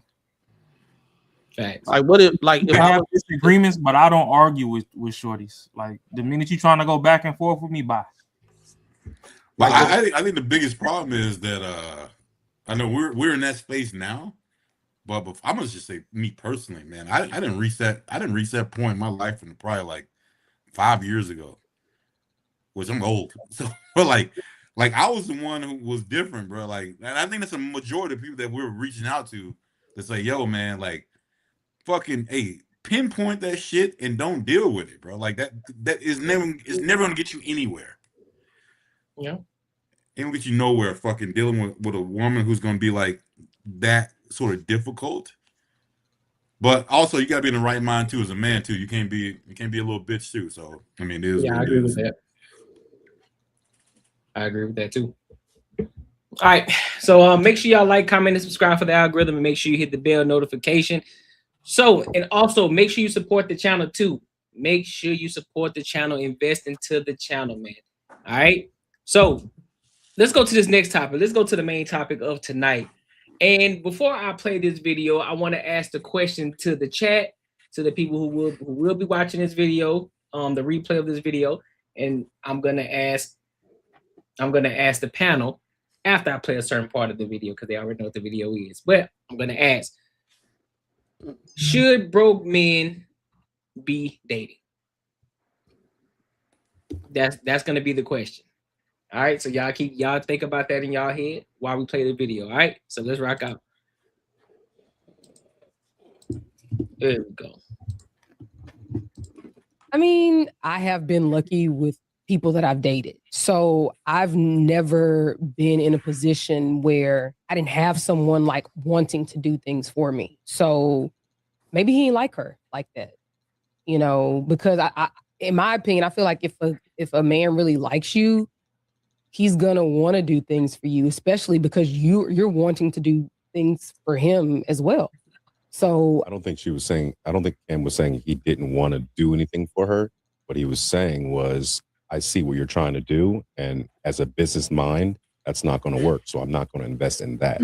But my initial thought, to be honest, when he said that was a bad investment, opening her business, well, why wasn't he the one paying her through medical school or her nursing degree?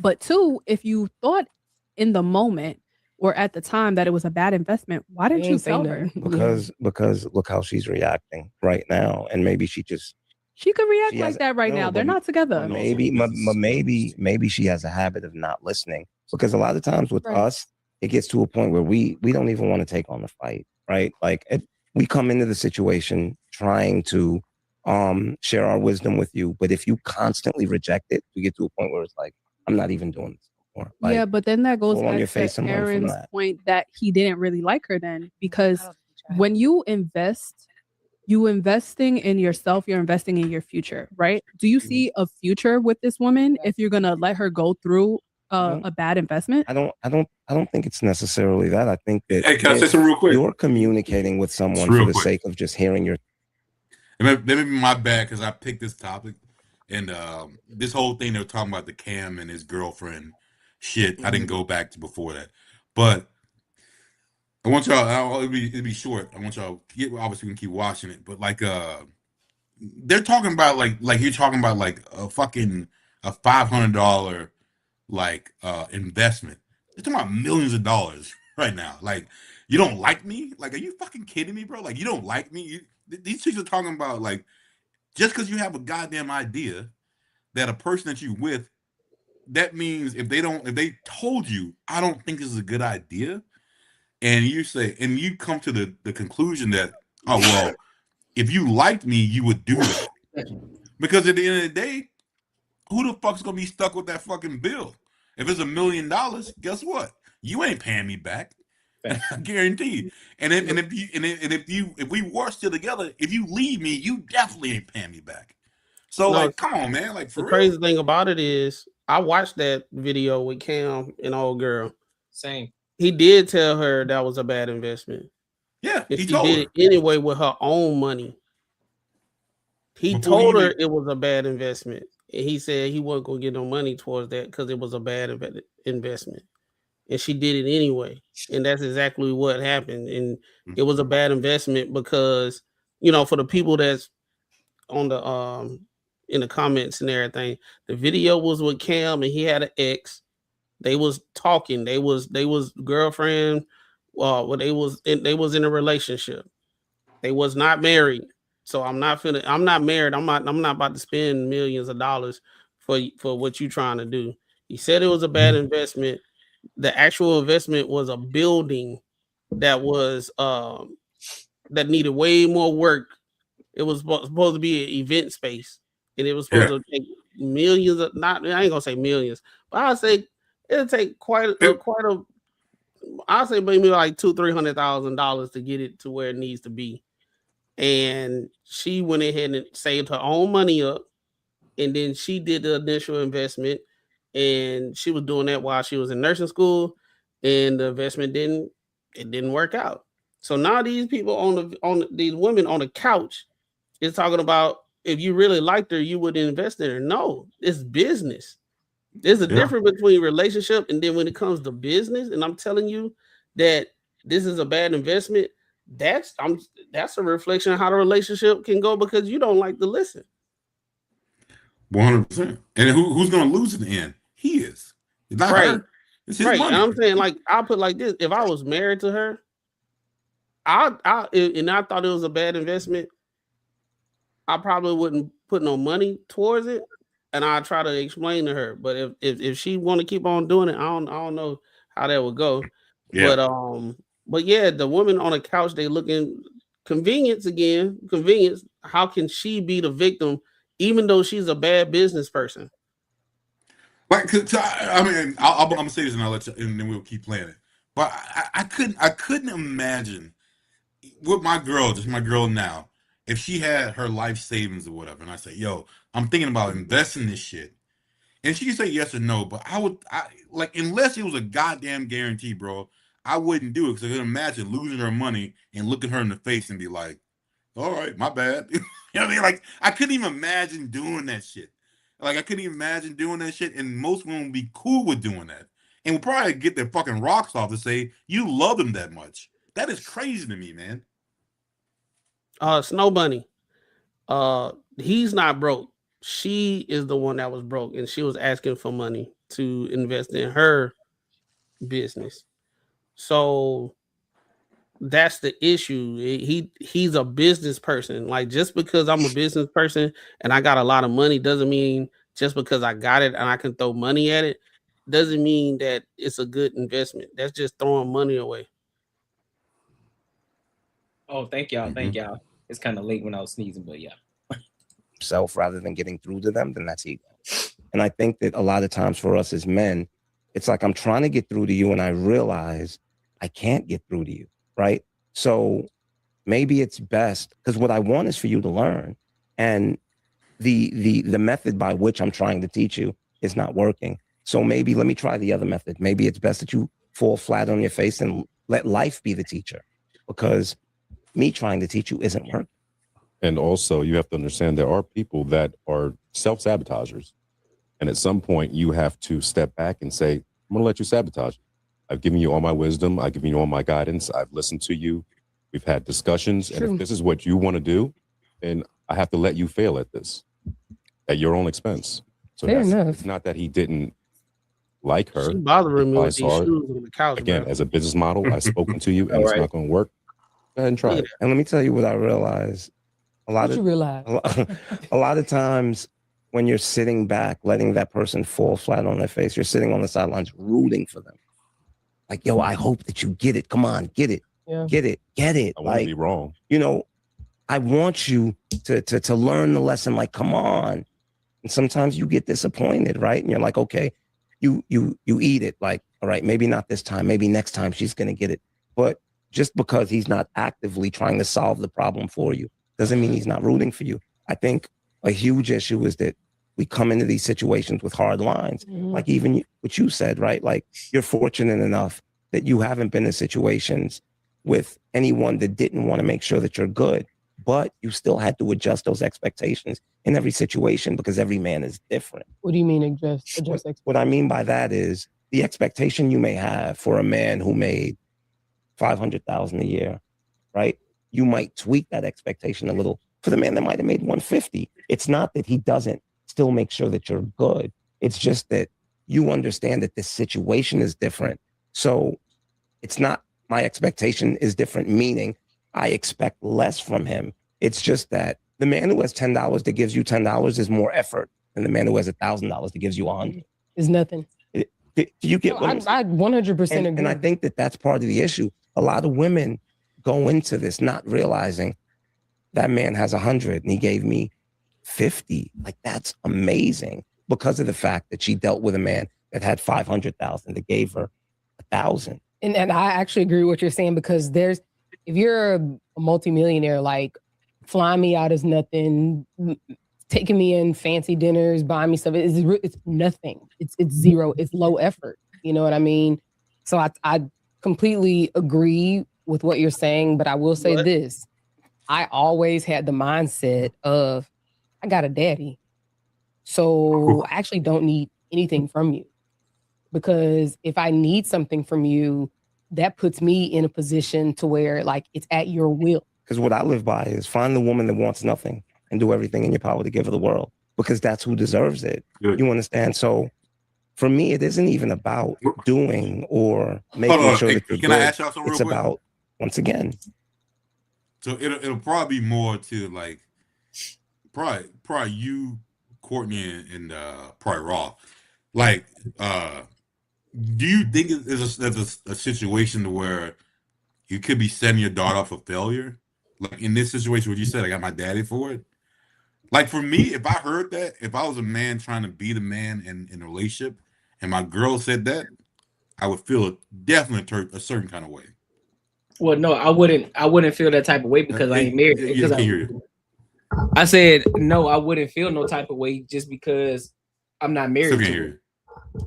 You can't? Can y'all hear me? Is it me? Yeah, I can hear. I Yeah. think Marcus, you might have a delay. It might be you, bro. Do I? I think Marcus got a delay, y'all.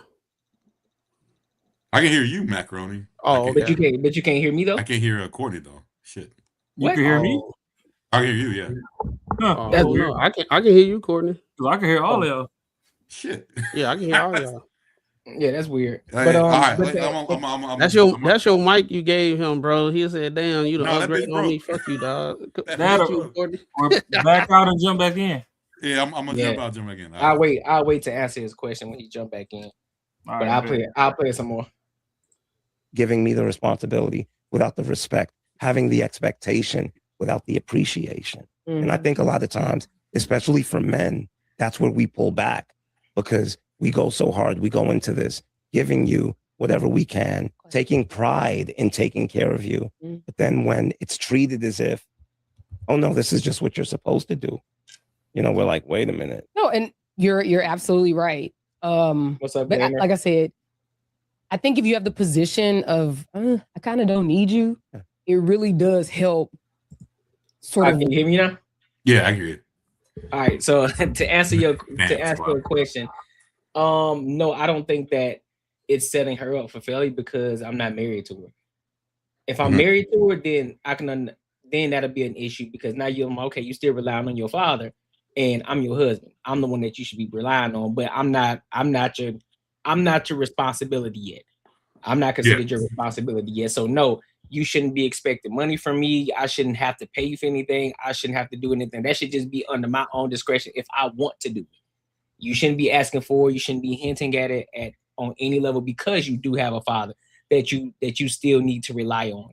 So I don't think that's setting her up for failure at all. It's only until I decide to get married to her and then she then takes my last name and then that's when it's like, all right, it's on me now.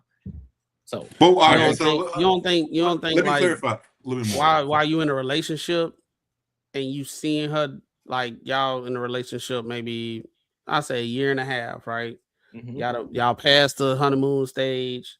Y'all done had real conversations before. Y'all done broke that barrier that y'all ain't feeling no type of way because y'all giving y'all own perspective on what's going on. You don't feel played or nothing. But now you thinking about serious. You thinking about, hey, this might be the one day.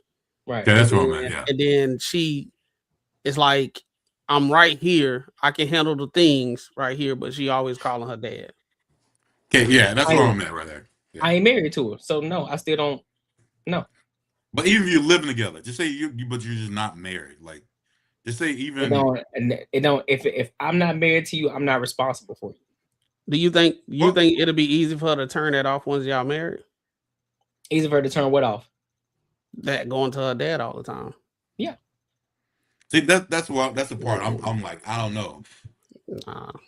Nah, so I'm like, one thing I'll never do. One thing I won't do, and I try my hardest. I do bring personal anecdotal experiences, but I do believe that's possible. I think some women can, but I don't think most women can just turn it well, off. that's because most women that we run into today don't even have fathers. I'm talking about the ones with the dads. We talking about the ones with the dads. No, because here's the thing. If when we're looking at the situation, I do think that they can turn it off, well, flip the switch, so to speak. Now, if they're calling their father to handle serious situations, then that's a different conversation. But if they're calling to ask questions, to get some insight or a little bit of wisdom, I'm not tripping on that. But if we're talking about in regards to what they're talking about, no, I do think that women that are primed for marriage in the sense, and they do depend on their father. So yeah, of course they're gonna have this little hint of, hey, this is how my father is, this is how my father is. And yes, you're supposed to be able to pick that up and understand that this is something that you should be, is this something that you can take on as the man that may be interested in taking this thing further with her. So yeah, I do think that they can turn it off. Okay, and then because again, this is a conversation that's gonna be had. And you would know, you're gonna know if she can turn it off or she can. She can or can. Okay. All right. Let me throw you on this one then. Okay. So do you think it's more of the just say let's throw this part of the scenario in it. Okay. Like you said, like I think if she's asking this kind of money, they're probably living together. So they're probably like at the point where like the next step is the next step. Like so at this point, like, hey, we're doing our thing. Mm-hmm. Do you think it's on the father to say, nah, you need to stop going to me and go to him? Do I think it's on the onus of the father? Yeah. I think the father should say, hey, either his daughter's asking, whatever it is, it could be anything. Like maybe he's not, whatever, he's not doing, she wants something to happen. She knows you'll come do it. You think it's on him to say, yo, y'all, at this point, you shouldn't be calling me anymore. Do I think I think it depends if he understands. So if he's the father and he's vetted that man properly, yes. Okay. I I think that's the main thing I was trying to ask. Because I don't think, because maybe the girl probably will keep going, but I think for the most part, I think the father should be like, yo, you know what? Hey, it's I'm not gonna, if I haven't vetted him, then no, I'm not gonna say that. Because I haven't seen him, I haven't vetted him, I haven't talked to him one-on-one. And so this is why I also think it's important for the guy to meet the father. So 100%. So he can vet him properly. So now he can make this decision. So now if she decides to continue to keep coming back to me, he's like, hey, Dad, listen. You decided to be with that man for a reason. That means you trust him. You want to follow him. He's leading you properly. So therefore, if you got to keep coming to me, then that raises the question mark for me, letting me know, is he actually leading you because you keep coming to me? Now I get it. There's certain things here and there you want some wisdom on, but you should be over there with him. However, that time only comes before the marriage. If you need questions, if you need wisdom about something, and then occasionally after you marry, because there may be some things that you may have some questions about marriage because it'll be your first time. And if the father has been married, so he may give you some insight on what to do in certain aspects that neither one of you can answer. But ultimately, you should be able to rely on the man that you're with, which is, I would say, your husband. You should be able to rely on him because you vetted him properly and you took him around the people to vet him properly. So, what you got, Rob? Well, I mean, if I want to take it back to religious background and upbringing, your daughter is your responsibility until she's wedded. So, in that regard, then yeah, I don't necessarily have an issue with if I'm either dating somebody and they're asking their dad for something instead of me, and we're dating. I don't have an issue with that, or with my children, when they grow up, if they ask me for something instead of somebody that, they're quote unquote are talking to, it's not their responsibility to provide for my offspring until they're married, of which, just like Courtney said, there'll be a lot of vetting involved in that, because as much as we saying right now, should you date while broke, I'd say it's subjective to your area and your background. But when it comes to my kids, I'm not necessarily going for no broke person being involved with my children. But at the same time, sometimes broke is a little bit more than just your present monetary value. Because if I could see that you don't necessarily have money, but you have the drive and wherewithal to go get some, I don't really fully classify that as broke versus like people that are lazy and they just sit around and don't do shit and think like, the world is just gonna hand them something on a platter one day magically, like they finna just hit the Powerball or some dumb shit. But ultimately, to answer your question, yes, until you've handed off that young woman to the next person to be responsible for her, then responsibility, if she's in a pinch or a pickle, should fall on her father. No, I get that part. But what I was trying, and that's right on shit. Well, I was like just going on like what old girl said, she was asking her father. Like I've dated girls from both sides, like black, like a lot of black girls and girls who weren't black. But I can tell you one thing, like shit for me, most white girls, like their dads are a little bit different from the black dudes that I've can't come across. It's more of an intimidation, more kind of shit. Like it's more like, yo, like if she needs something, she got me type shit. Like, but most on the white side of the fence is more like, yo, like, hey, it's not, it's more like y'all got to figure this shit out. Like it ain't nothing. Like y'all got to do this. It's not like I'm here to do anything. It's like this is a little bit different. I just That's want y'all interesting. perspective because y'all Oh, are. you said, but hold on. You saying you saying the white fathers are saying that you need to figure this out on your own? That's They're interesting more, for sure. They're more, yeah, they're more saying like, Well, I mean, if y'all are together, that's what I'm saying. Not just dating. That's my thing. I'm not. Not This just is one thing I dating. can speak on. I can speak on that too. I'm Yeah, able to not speak just on that dating. too. Not just dating though. I'm saying like if y'all like almost like either live together or damn near close. It's like if y'all got some problems, like y'all got to figure that shit out. Yeah, that's what I'm saying. Like I've been on. You know what I'm saying? I've been on that. I'm with you. I've been on the side of that fence too. Well, I've been on that about 5 times, boy. That ain't always the case either. No. Not every black, not everyone. Not like shit. Not all black dads. Not all. No. I ain't talking about black. I'm talking about white dads. Oh no, yeah. Some of them just don't like you. Some of them don't. Some of them love you. You know what I'm saying? Some are willing to help, and some of them. So I think it's the same across the board. You know what I mean? So okay, yeah. I probably shouldn't have brought the race thing into it, which I did it, but that probably wasn't the right. It's just how it is. But for the most, that's what I'm saying. No, what I was saying is like I did. That's what I'm saying. I've dated white women too. That's what I'm saying. So yeah, I'm so like I've been on that side of the fence too. So in other races too. So I understand that it's the same across the board for the most part. But I'll say what I have seen consistent with black dads is more of a I'm gonna scare the shit out of you type shit. Like more like, hey, you gotta respect me. And if my daughter has an issue, like it's more like, yo, like she'll come to me. Like, you know, you get what I'm saying? Like a little bit more like. Do you think that's like more of a southern? Do you think that's more of a southern thing? That's probably more of a southern thing. You think so? I would agree with you. I would agree with you too. Yeah.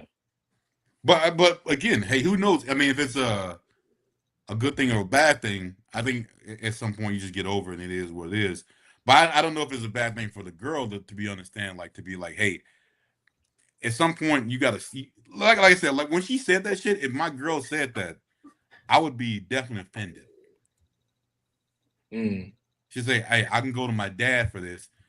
And it's not that I'm gonna get that I can give you money, but it's the way she said it. The way she said it was, I don't need you for shit. If whatever comes around, I don't need you for shit. Like if I don't agree with something you get, I got my dad to give it to me, whatever. Like it wasn't the talking about it, going back and forth. Like again, like I think when you get into relationships, you gotta have those conversations. Like I was saying about a whole bunch of shit like this. Like I could never fathom, I'm pretty sure y'all the same way, that my mom would be like, I'm gonna ask my granddad for some money or some other shit. My dad probably lost his shit. But the thing is, it would have never happened though. That would have never happened. Like I couldn't even imagine that happening. But again, they were married at that point, so before, you never know. Yeah. All right. Let me play some more of this. Level the playing field. You know what I mean? As far as what expectations are. And then it also, I think, kind of confronts the other person. Like, dang, she don't need me. Everybody else need me. Like, what's up with that? And it kind of works in your favor because they want to do something for you. It does, but I think that there's a balance with that, and you have to be careful because I ain't had no balance. Because even if you don't need a man, I don't think you should ever tell a man I don't need you. I'm gonna be very honest. And like I said, I may have been wrong saying this when I was younger, but I would always make it very clear. You trust me. You ain't got to do nothing for me, baby. All right. Well, let me crack the window open and let you take a peek into our psyche. God designed us to be needed. So when you tell a man I don't need you, you're actually denying him. No. But I'm saying, like, we're talking about finances, right? I'm not saying I don't need you to be a decent person. I don't need you to be observant. Okay. I'm not saying I don't need you to like. Now I understand. Because at the end of the day, like I don't understand it either. That's my thing. I don't. See, she's still missing the point, regardless of what the fuck it is. The point is, we don't need to hear the shit. That's the point. Yeah. That's the entire point. I don't care if you don't. I don't care if you don't need it. I don't care if you. It don't matter. The point of you having to say it is the problem in itself. The fact that you gotta tell me, hey, I don't need you for nothing. Hey, well, why the fuck am I here? You feel me? Like, so why the fuck am I here then? That goes to tell you, even take it off of relationships, right? If you used to play sports, right, and the coach tells you, listen, I don't even need you. I can go find another one of you. Well, fuck you then. I could go to another school. You feel me? Like, so that's some shit. Y'all thinking that, oh, well, it's no harm. I'm just telling you that I really don't need you because I want to feel empowered because I'm an individual. No, bitch. What you need to understand is that if you rock with me, I need to know that you need me because now, therefore, let's just be honest. In the psyche, it puts a battery in our back. Like, damn, my shorty need me. So now you really gonna want to rock out for it. But if you tell me you don't need me, so guess what? I'm not gonna put that much effort into you. I'm just like, oh, all right, well, she really don't need me. So when that time comes, when you do need me, and I'm nonchalant about it, you're like, oh, well, where were you? Well, I mean, you said you don't need me, so shit, I'm just here chilling. I thought you had it taken care of. But then guess what? There's another conversation that comes, and they say, well, you supposed to be the man. You supposed to know this. This is what I'm talking about. No. You told me what it was. And I gave you exactly what you wanted. You said you didn't need enough of me. So guess what? I ain't giving you shit. I'm just gonna be here and let you take care of it. Simple as that. But it's more on advice. It's more like advice. I'm telling you, this is not a good idea. I'm telling you, this shit ain't fucking working. Like it's not even about the money thing is different, but it's about literally the most part is the fucking advice I'm giving you. That shit ain't gonna work. This is not gonna work for our family. Whatever the fuck it is. I don't think it's a good idea. It's not gonna work. I'm gonna go to my daddy. He'll give it to me. Fuck you then. This is the reason why I'd rather see a sermon than to hear one any day, bro. This the same lady just not too long ago was condemning Cam for not investing in old girl business. Do you love me? Like, do you love her or something like that? Yeah. Like, why wouldn't it's the same chick? Now, I'll say this lady right here, she need therapy. Because when I watch they stuff, when I watch they stuff, bro, every conversation, every general conversation turns into her how she feel about stuff to prop herself up as like she don't need no man and X, Y, and Z and this, that, and third to do nothing. She do it every time, but they talking about in general. And then that's the reason why in other conversations, that's why I always say when men are trying to give women the game, it could be so easy. They fight against it.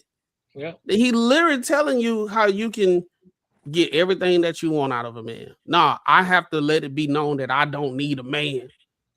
But you don't need one. Cool, you don't have to say it. You stroke his ego, you get everything. That's what he said before earlier.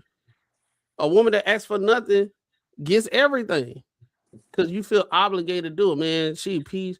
Man, my wife don't ask for nothing. It just make me feel like I gotta get out there and do it and just get it out there and do it. But if you sit here demanding, yeah, then I'm starting to get irritated because you nagging at this point. Then you take it up a notch and just say, I don't need you at all. Now you telling me you don't need me. You ain't even stroking my ego. You just, I don't need you. I'm gonna go get my daddy.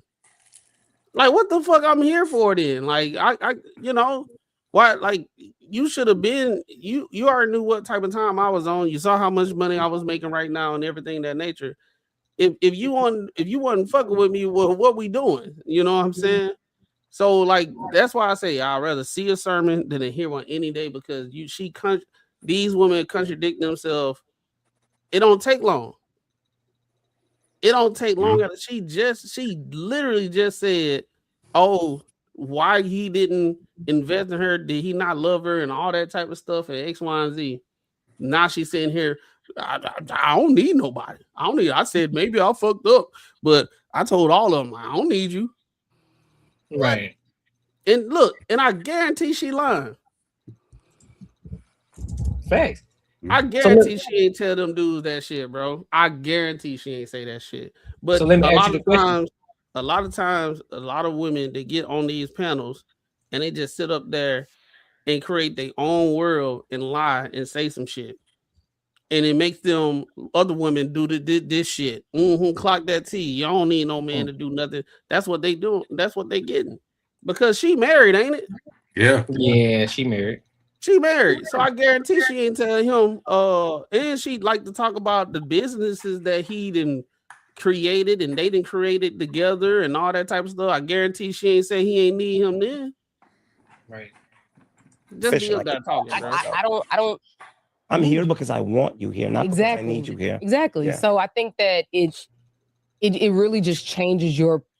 I think it changes the other Shoes person's off the damn perspective couch. based on whatever their experience has been. When you need a find whooping, somebody and dog. they're like, Damn "Oh, shoes she ain't off. asking for nothing. She don't need nothing."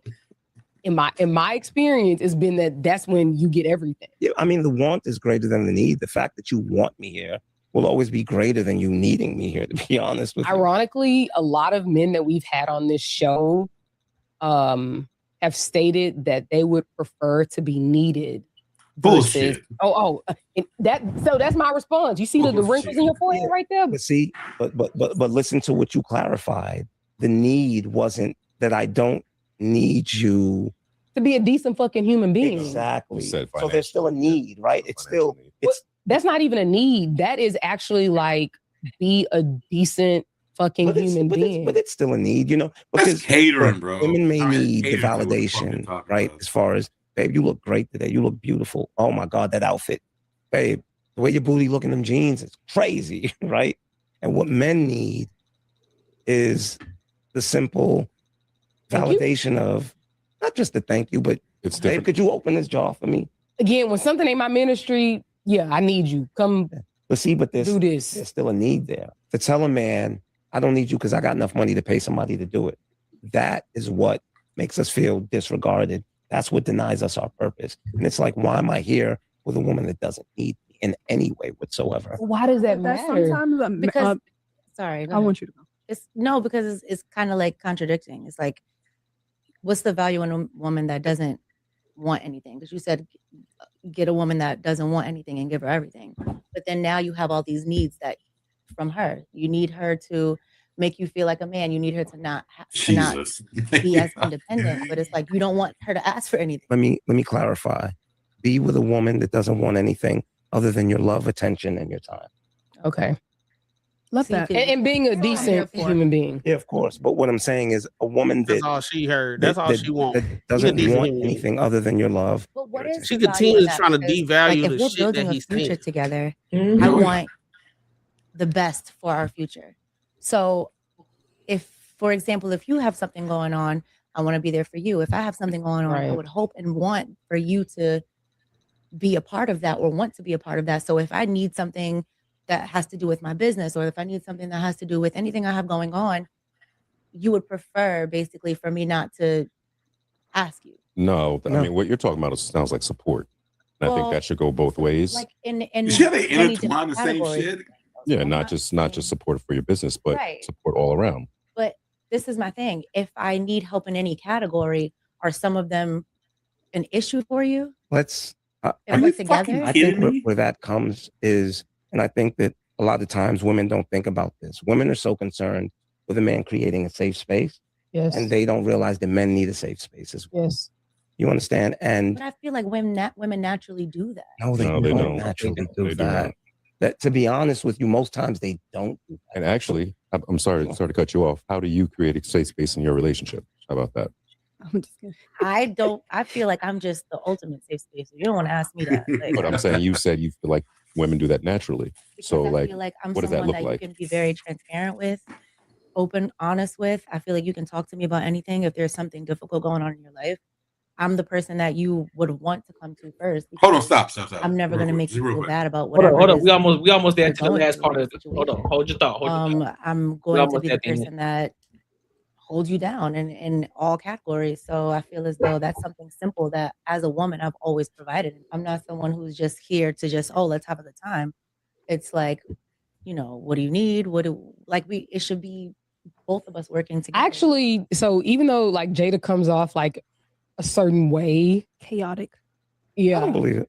Huh? I don't believe it. That's just a show. No. It's my job. No, like it is a job. So like I think that even but I'm saying like perception is reality. So whatever people see generally is what they're gonna believe to be true. So I think even though Jada comes off as crazy or wild or whatever. I do. No, right. And the thing is that she knows it. But I also like just over the years, I can 100% see that Jada is a nurturer. All right, what you got, Marcus? Shit, I think shit. I don't know if I get. All right, no. Like what you're saying is, she was saying, fuck, yeah, I lost it, blood. Well, she's saying that she was saying that she created a safe space. And shit, yeah. Just a safe space. But if a motherfucker was like, yo, like, hey, I want to bring a sister wife into the shit, this shit ain't gonna be no safe space no more. It's gonna be like, yo, I want to bring another bitch in, and she gonna be like, what the fuck are you talking about? Hey, I'm trying to bring my safe space in there. So like that whole bullshit, her saying like that she creates a safe space. No woman creates safe space for dudes to be 100% real. Like it just don't fucking happen. Like it's not for the most part, like it's not like we're trying to be like it's gonna be anything. Wow, we're cool with our own safe space. We don't need to tell you everything. But by saying some shit like that, it's like you can tell me everything and it's gonna be like deciphered the right way and it's gonna come out the good way, and we're gonna walk out fucking laughing and be cool with it. Nope, it's not. So that's bullshit. So let me ask y'all. So let me ask everybody a question. Back to the question before we play the video. Do you think that broke men should be dating? I think it depends on your age. If you like 38 and your shit ain't together, you can't make rent, you behind on rent every month and all that type of stuff. Yeah, you ain't got time to be dating. You need to worry about way more. You need to get another job and catch up, goddamn. But I think in general, when we be having these conversations in the audience, people that's between like 20 or fresh out of college all the way up to like 32, 33, 34, something like that. I think, yeah. I don't think you should purposely put yourself out there to keep going on dates.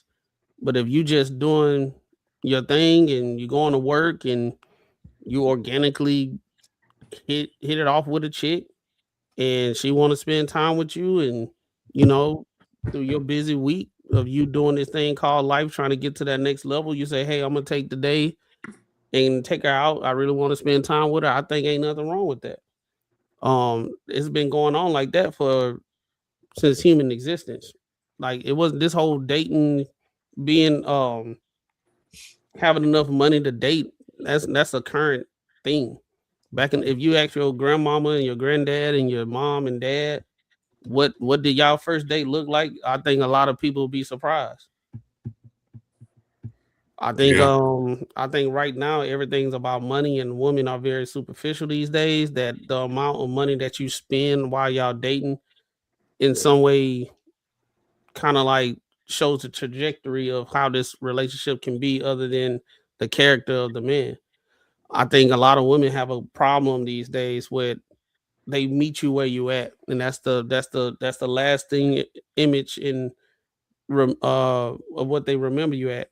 So if you're making 55, you 20, let's say you're 25 years old and you get your first job and you're making 52,000, and they meet you and she found out how much you was making, she say, that ain't enough for me.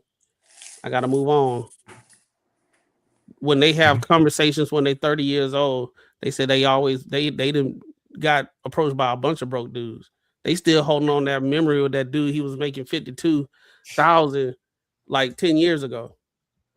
That man now probably making way more than that right now. So a lot of women these days, yeah, I can date you while I'm making what I'm making right now.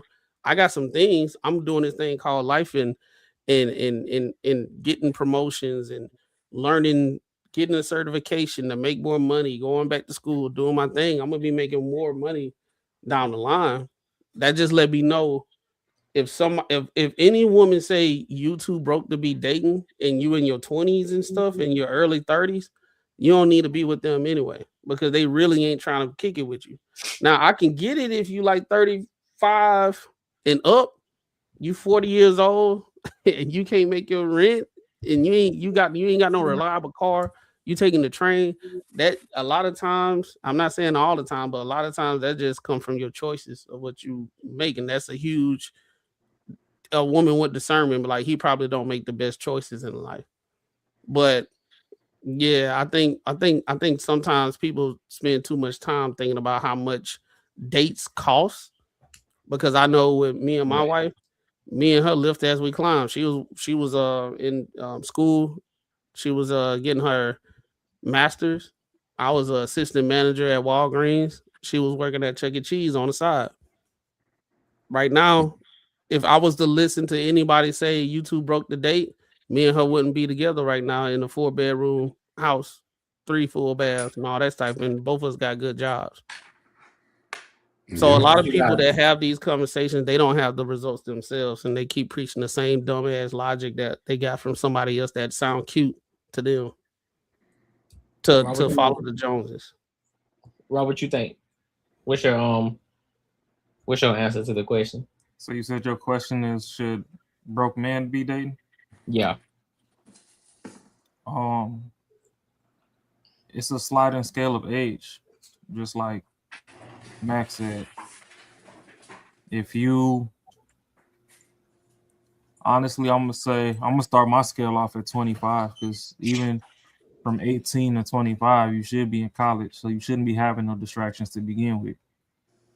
So let's just say 25 to 30, you ain't supposed to be fucking Bill Gates. So you're supposed to have a little bit of financial struggles and whatnot. You still trying to figure it out.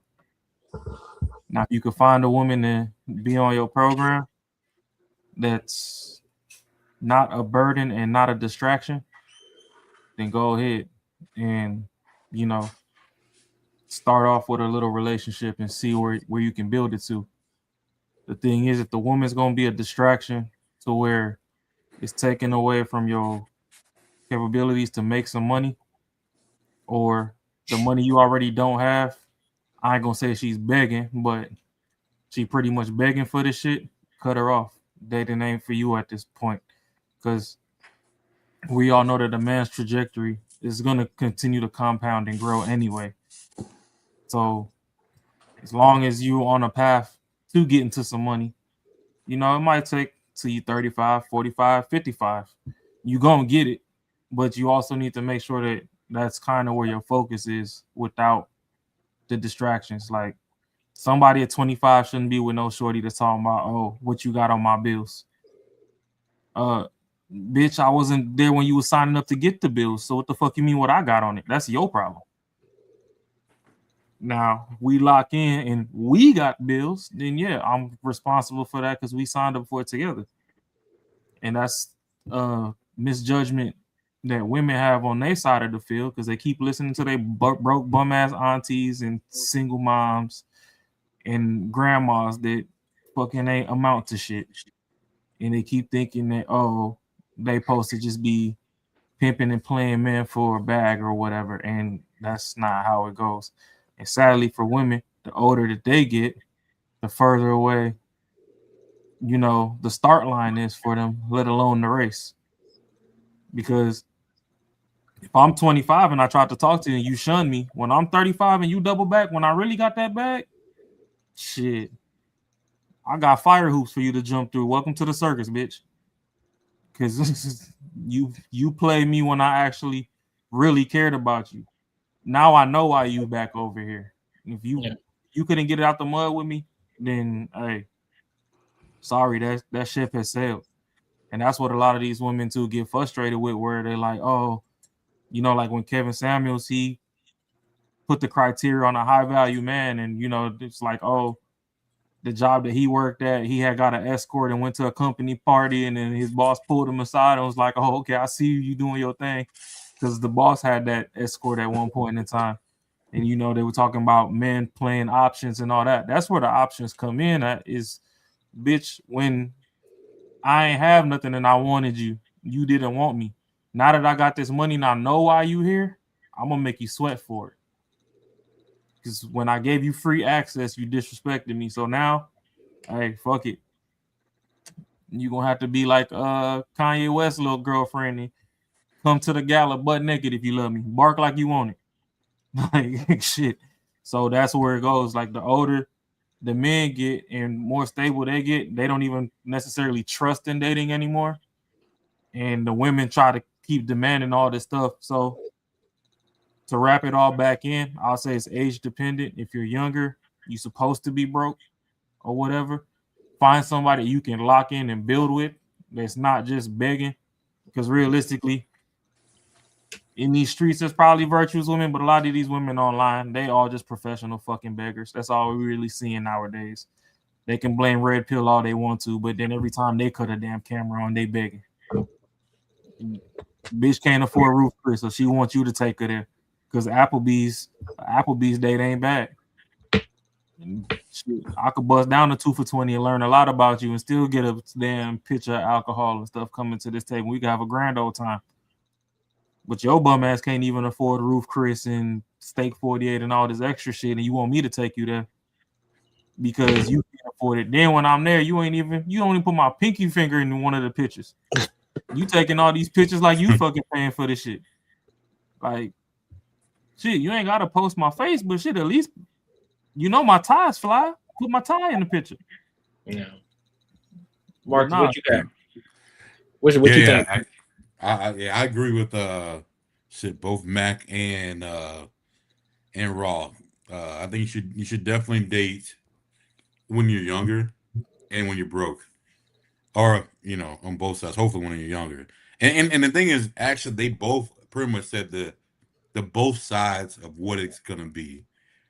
Like Raw, like Macaroni said on his side, yo, like he was going through it. He found a good girl who didn't really give a fuck about the money, and they started building life together. And on Raw's side, he said the same shit. Yo, he's going through this, and girls are like, fuck, you ain't got money, which strive him to go more and more and more and more to make more money. So at the end of the day, bro, that's one thing. Like, a man's gonna do what a man's gonna do, bro. Like, it depends on what's gonna happen in your life, but we're gonna do what the fuck we gotta do. Right. It depends if you're gonna stick it out or you're just gonna wait till you get to the end. But when you get to the end, if you wait till you get to the end, you better be prepared what you're gonna deal with. If you're trying to roll in with a dude who's already got his shit together, you cannot think that you're gonna get some dude who's gonna be, I'm gonna take all your kids. This is a fucking Disney movie, and also the bullshit. That shit ain't gonna fucking happen, bro. Like, I don't understand how y'all think that is a fucking flex. It's not. But I'm gonna tell you one thing: like, most men who got their shit together, it's gonna happen either way. So you find someone who's ready to do it in the beginning, you're gonna find someone in the end. But in the end, believe me, you ain't gonna have too much say so into it. But you still can get a good dude. But you gotta be you gotta be a little bit different. You gotta be able to go with the program. For whatever that man wants you to go through, you're gonna have a good life. But you gotta go through that program. You can't go through that program of like, I've gone through all this shit. You can't go through like someone who worked at a plant for fucking 18 years and never got promoted. You can't say, yo, you know what? Like, I've been 18 years into this thing. I put my time in. Now I need to get fucking, blessed. That's not the way the world works. It don't work that way. So it's literally up to these women who are choosing to do this shit. Like, again, like I would have rather gone through the route that Macaroni did, but I was more on the Raw side too. I had to learn that shit. I was going through like, whatever, trying to be that dude, and the shit wasn't working out. Fuck it. I gotta do my shit myself. And now, you get what you get. That's fair. I'll rock with that. All right. Cool. Well, shit, let's go to this next topic then. Let's go to this last topic of the night then. I want to dive into this. This might be risky. Dive into this might get risky conversation about women being delusional. But before we get there, make sure you like, comment, and subscribe for the algorithm, and make sure you hit the bell notification. And also, I ain't seen none of y'all supporting this super chat yet, so I'm gonna need y'all to go ahead and do that. Y'all slacking big time, bro. Y'all sitting here chilling, and if y'all ain't gave us a super chat, you better make sure you hit the like button. All right. So let's go ahead and get into this. Let's go ahead and get into this next topic real quick. Let me go ahead and let me fast forward it. Talking about women and dating. You know what I'm saying? They say dating, of course, women always saying that dating sucks. So we're gonna get into it and why they think dating actually sucks. All right. So give me a second. I wanna let me go forward a little bit. All right, here we go. All right, let's go ahead and lock in.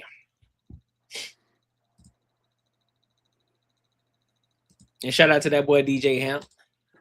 Out of my past experiences, a lot of knowledge I've gained came from other people, other relationships or whatever like that. I always say I learned a lot from any experience I was in. So no, I wouldn't sit there and just say all this came from me. But like that's how life works. Your experiences shape and mold you. You are who you are today because of your experiences. So do you agree that the dating pool is shitty, Tasia? Yes. And you had dope relationships, yet you decided to move on. You see why it feels like oxymoronic, and I'm saying feels. It's not just because I'm not gonna sit there and act like oh my god it was so horrible. Like I'm not gonna sit there and just dwell on the bad moments. Like if we want to sit there and just dwell on bad moments in life, then we can just always just be miserable. But I'm gonna take the good out of whatever experience I had. So, but I can sit there and say that I had a lot of good experiences and I had a lot of good times where I realized like I actually have a bond with this person. This is not just what can you do for me? What can I do for you? Like we're actually teaching each other things. Like I've learned how to cook. I've learned how to just build certain things, just do things that I never learned before from my past experiences. So I've always taken something. And you're absolutely right. I learned a lot from one of the past relationships I was in, right? She taught me how to be in touch with my feelings. She taught me how to make shit. She taught me how to eat right, but the bitch cheated on me. So, I mean, what the fuck we talking about? And that tends to happen. And that's It's like that typically, but that doesn't mean you're not. Maybe she was teaching me, you know what it was? Maybe she was teaching me too much and I should have been knowing how to do all the feminine shit. And that's why she cheated on me with a nigga that was that nigga knew how to do all the extra Philly shit. That's what it was. But then she doubled back. She doubled back. She spent the block. She spent the block. So what, you know, but it was good though. Like you said, it was a great relationship. We had a dope connection, but guess what? I'm still single and that bitch still cheated. And that tends to happen to a lot of us. A lot of us go through some type of probably for that. Like, I mean, I think that's one thing we probably agree on. I just want you to tell the truth, goddammit. But Just no, tell how the many truth, times? man. Wait, no, Uno, because she cheated Tell on the you. truth. She cheated on you that one time. But how many times have you cheated or have you been the cheater? You talking about with her? With her. Like, I'm fucking with you, yeah. I mean, the high school don't count, man. College don't count either. So shit. When I was an adult, I never cheated when I was an adult for sure. I don't know, because him told me But the other you day see, what he I just said that did he at got 18 cheated counted. on. So He just said that he got cheated every on, reaction and you has a making it about reaction. him. And she's making it about me. You see what I mean? It doesn't Crazy. matter. It doesn't matter. It has Because a I reaction. got cheated on because I cheated in a past relationship. But you See how that also works? said that people believe in karma. Karma, nigga. Karma is feminine. But then you Karma also, feminine, huh?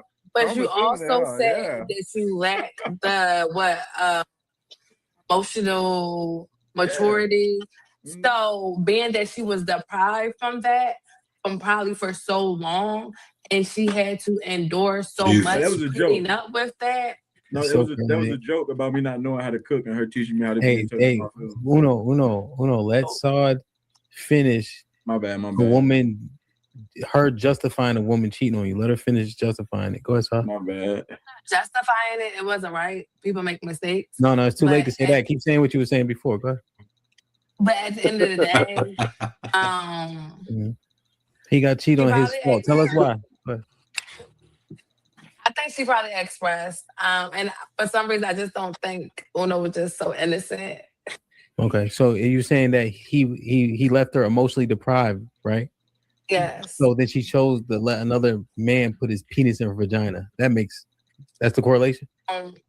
Yes, the same way that if a man is sexually And so deprived, it's his fault. Right? He will go and have sex. Exactly. So the same way that a woman push out a baby and the man will leave to have intercourses with someone else or to do anything, it's the same. No, so one, I just want to make sure you heard yourself clear. She was emotionally deprived, so she had sex with another person. You then try to correlate it to a man being sexually deprived. Hold on. Then you said you tried to equate it to a man being sexually deprived and then having sex with another woman, right? You understand how that's a 1-to-1 and that was a 1-to-none the first time.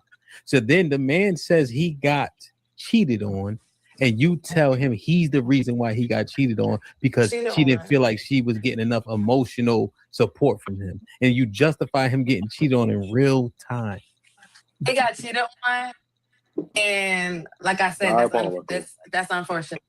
But the person that That's unfortunate. If a girl sat up here and said she got cheated on, you would have been like, "Girl, that nigga ain't shit." No, so first of all, and first of all, you don't know me, so you don't know what I would have said. I would have asked, well, what happened? What did you do? What did he do? The moment. This is why this conversation is so stupid. This again, we see it right here in real time. We see the shit here right here in real time, and this is the exact same thing that a lot of women would pretty much throw men under the mud about. Okay, shorty, he cheated on you. He cheated on you. What did you do? What did you do wrong? What made him want to go out and go fuck this other chick down the street? What was it about you that made him? She doing the exact same thing. Mind you, he talking about him cheating on chicks before her. Now she's justifying it by saying that, oh, because your emotions and all this shit wasn't there, that led her to want to go step out and go cheat on somebody else. Now, mind you, they ain't married or no shit like that, girlfriend, boyfriend. So technically speaking, they ain't cheating. But for the sake of conversation and for the sake of this relationship shit, what the fuck she talking about? She just justifying everything. I think she tried to compare the same thing with the sex and emotion shit. So hey, if she was emotionally deprived, she should have went to her fucking emotionally fucking friend that's very emotional and got that fucking emotion support she needed. Right. But then she tried to compare it to a dude not having sex with a girl and say, hey, he stepped out and did this. It's the same shit. And in both situations, in that situation with a man, it doesn't matter. He don't win. He's still in the wrong. So it doesn't fucking matter. If she wasn't getting sex for a year or whatever, he steps out and just gets that done. He's still wrong. Yep. So how the fuck she's saying, like, she's literally making an excuse for a girl cheating on this dude. He said, I'd never stepped out on her for some emotional fucking shit, some situations. And I mean, y'all already know the emotional situations that we go through as men when we're dealing with women. It's just validation, pretty much. Validation that we ain't gonna fucking give you because it's stupid. It's half of the shit don't make no goddamn sense. And I'm gonna sit there and fucking give you some validation don't make no goddamn sense. I'm not gonna sit here and do some shit that's gonna make you feel better, but may make me feel like shit. I'm not gonna do it.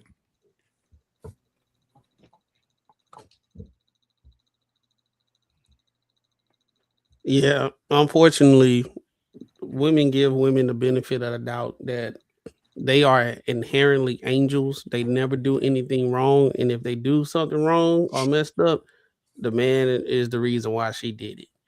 What's the reason That's why? the reason why anytime you hear, oh, well, if she cheated on you, what did you do? Right? And they can justify that. They can be like, you know what? I see why you did it. And they justify it. So if she cheat, it was a good reason why, and she has to put herself first, and she has to put her mental first. Hey, Macaroni, could you imagine going through a whole bunch of situations, and if a lot of situations where dudes were knocking the shit out of chicks, and we were sitting there talking about like, man, I see why you did that. like it's almost justified. Like you doing some shit that you shouldn't be doing, or because I kind of look at it the same kind of way. Like those are two things that we're different. Like men hitting women and women having sex on a man. Like those are two things that we have control over that could be detrimental to the other person. You know what I'm saying? So like it's like one of those things like, hey, yeah, my girl's talking shit to me and I just fucking knocked her out. She said, yeah, I don't like your holes in your underwear. Popped her. And then you'd be like, yeah, I see why you did that. Yeah, Like, that's. what I the mean, fuck? that's the girl code, bro. Just like, and look at her face. She Oh, she she gonna keep talking. She thinks she right. Like she thinks how hemp showed it right. Oh, he, She's like, yeah, like she's like, what's the issue? Yeah, what did you do? what him said was what would make a normal person be like, shit, I should reevaluate what I'm saying because this doesn't make any sense. Yeah, this is And how you know they don't have conversation with people with opposing views often because they're so used to talking to the same people that agree with them. Now they in unfamiliar territory, so they're not even thinking about like objectively how this looks, like the shit that I'm saying, how it looks. Like Mhm. she literally like, okay, what did you do? And no, she didn't even say what you do. She was like, did you cheat? Right? He said he did all this stuff and she still cheated. Most people like, damn man, you did all that stuff and she still cheated. What a piece of shit. Nah, she was like, what you must have did, or did you cheat? And I'm waiting. So inherently, she, his ex cheated. In her mind, she don't think that the girl was wrong. It must be a reason. it's a reason. There was a reason. There was a And reason mind why you, there's always a reason. There's always a reason. it's always a reason, but the fault of the man. That's what it is. The fault. It must be his fault. But does the reason really matter? Like, well, the reason is, like I said, like I want to hit you because someone hit me 3 days ago. Like, just because I got a reason, don't mean it makes sense. It doesn't mean it fucking. You know what I'm saying? Yeah. Like, I think women think like as long as you got a reason, that is justified. Like if it No, didn't hurt me, it should hurt you. it ain't about a reason, bro. It's just accountability, bro. They're gonna find a way to use a coping mechanism or the convenience that I mentioned before to be the victim in this situation. Because women are not there's no such things as women degenerates. There's no such things as bad women. There's no such thing as women with bad morals or decisions or something. It's gonna be. The reason why they do something is not gonna be on them. They the most powerful women in the world. They smart, intelligent. They got women intuition and all that type of stuff. But when it's time to be used, it's somebody else's fault. If she get pregnant, it's the man's fault because he should have knew better to wear a condom. So she don't have any dominion of her body, right? Until they go march in the streets of my body, my choice and shit. But making sure that dude got a condom, can't do that because it's the man fault for me getting pregnant. You know what I'm saying? The dude get cheated on. What you do? Well, she must be right. You know what I'm saying? So Hey, we Mac. can't make her look. We can't make her look bad. Why would we do that? But this thing though, like what if you did some like bad, and let's say if you did something bad, just say like, hey, you did something like you killed someone, and what if you had like so many people that came to you and said, bro, you did the right thing, you did the right shit, you fucking that motherfucker jumped at you, and you shot him, and you did the right shit. At some point you're gonna be like, yeah, fuck, you know what? I probably did the right thing. You're gonna feel too bad about doing something fucking terrible. Nah, we'll give you something more realistic. If I went through her phone and she was texting somebody, I go to her job and get her fired. Right? Yeah. I would be the bad guy. Because I done got her fired. She was talking to some other guy. I shouldn't have been in her phone in the first place. This is what they'll say. I got her fired. I'll be the worst person. But if I was texting a chick and if I'm dating a girl and she go through my phone and she get me fired, I shouldn't have been cheating. I shouldn't have been sneaking around. That never would have happened. Yeah. I think their consequences are different. Our consequences. Yeah. So it's women get the benefit of that of everything. So I see that. Like I didn't got to the point when I see stuff like that, I'm not surprised no more. It's like I'm trying to study how women logic is, and it's like, okay, I get it. They more in tune with their emotions and feelings, so they talk in the emotion and feelings. That's the reason why feelings always fluctuate, and that's the reason why contradictions happen. You got anything wrong before I play it again? Nah, it get a little more spicy, so I was gonna wait. All right. I was trying to get the full story, but to just go on this I hate women train, I'm not about to do that. Like I said, give us the full details. But to just act like everything was just shine the rainbows and he just so happy to got cheated on, I'm sorry, Uno. But it's more to it. Right. So I just want you to realize real quick. She was emotionally deprived, so she went and had sex with somebody else, and you think And then she entered a 100%. relationship with him. Well, no, you can't add that speculation on. What we do know, based on what he shared, is that she went and had sex with another man, and somehow you're saying he emotionally deprived her, so she had sex with another man. You think that correlates? Because before she probably sexually had that experience with that man, she probably emotionally attached herself to him.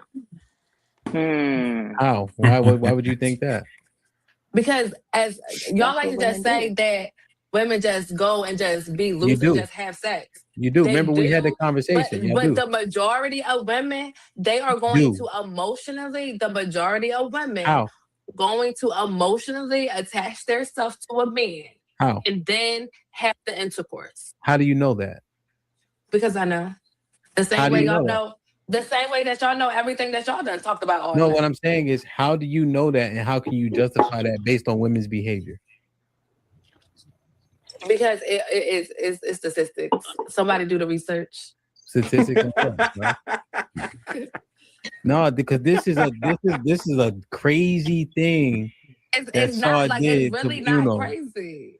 It's really bad. It's not crazy. Like it's bad, beloved. It's bad. Most of the time, most of the time, I can see where you're coming from. And I'll be like, say no, you didn't. Say no, you didn't. She didn't. Okay. But at the end of the day, fuck that. I did. And at the end of the day, that's exactly why she didn't say nothing. No, it ain't even about that. But it ain't even about that because we always like to negate what the other person does. Like, yeah, we would like he's to the think that we victim. You're victim like, blaming. he's not. You're victim blaming. Oh no, I'm glad you got someone on your bandwagon. You're victim blaming. But to ever think that Uno was a victim, no ma'am. I would not. But does the context matter? She cheated on him. She could have just left him. Like when women talk about a man cheating on them, cheat on women. Men cheat on women all the time. Yup, hey, I know, and y'all don't all the time. They don't never leave because they can leave too, but they choose not to. Why the nuance? The context never matters. Everybody care about nuance. The context never matters. All I'm gonna tell you, Miss Alexis, is Aaliyah. I don't go. Yeah. Alexis, Aaliyah, yeah. No, don't do that, son. Don't do that. Don't do that. Same name, son. Yeah. It's not. Because I did it incorrectly the first time, and she wanted to get all with the don't get into it. So yeah, I ain't come at you like that. Don't come at me. Okay, but you was so hype and you was extra. You ain't had to do all that. Do all the what? We need to replay it. Do all the what? You need a motherfucking cat sound on the soundboard, man. Hey, so Yeah,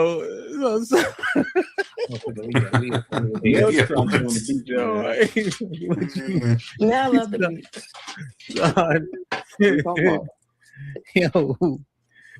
Saad, now here's the thing, right, Saad? She doubled back, Saad.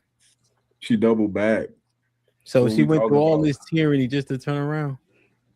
Come on. Sometimes you have to learn a lesson the hard way. Come on, Saad. No, because we provided you the information you needed to make sure you could say if Uno was indeed a victim. You know what I did when she doubled back? What you did? Dog the shit out of her ass. Foot on the head, goddamn. Like I was on my last dollar. And I stopped talking to her. She let rollerblades, not roller skates, rollerblades. I did.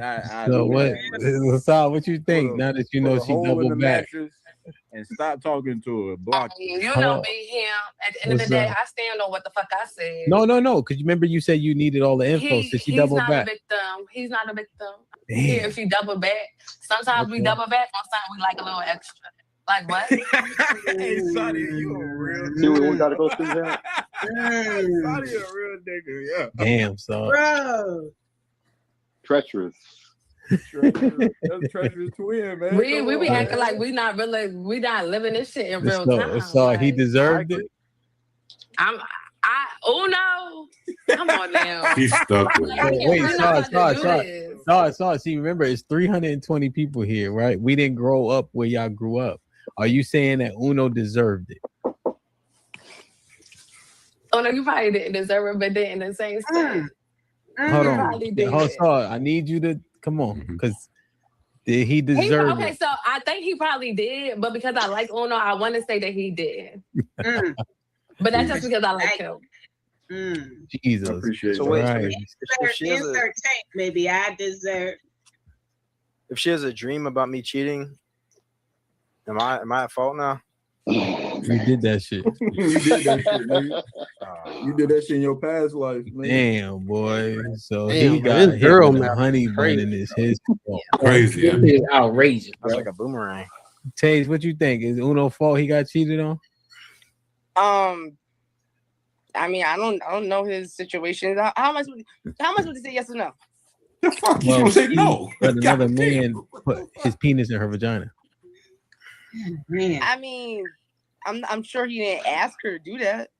Oh. Yeah, he didn't ask her to do it. She just went and did it because or whatever. So I mean, I don't know how necessarily it's his fault unless he, maybe he's seen the signs and just chose to ignore them. But other than that, like, even you saw signs. Yeah. So yeah, he did the right thing. I mean, Was it his fault that she did that? I mean, how could it be his fault? No, I'm asking. Is it his fault? No. Oh, okay. Okay. It took a long time to answer that fucking question. EBD Alexis, man. I've been talking to the kiddos, man, for about an hour and 37 minutes. Damn, it's been that long? Now I ain't no kiddo. You think that's a long time? I mean, it's okay. They don't have to get caught in the minutia. They microwave generation. Mel, how old are you? 30. Yeah, my nigga. By the time you was born, I put myself on a bus, my nigga. I'm still your generation. I was in fucking what grade was I? I'm 10. I'm in fucking 5th grade by the time you born. Fuck out of here. I'm feeling y'all generation though. I'm just saying, Google Gaga, like we not the same. So y'all been listening. The kids done fucked me up, man. I ain't gonna lie.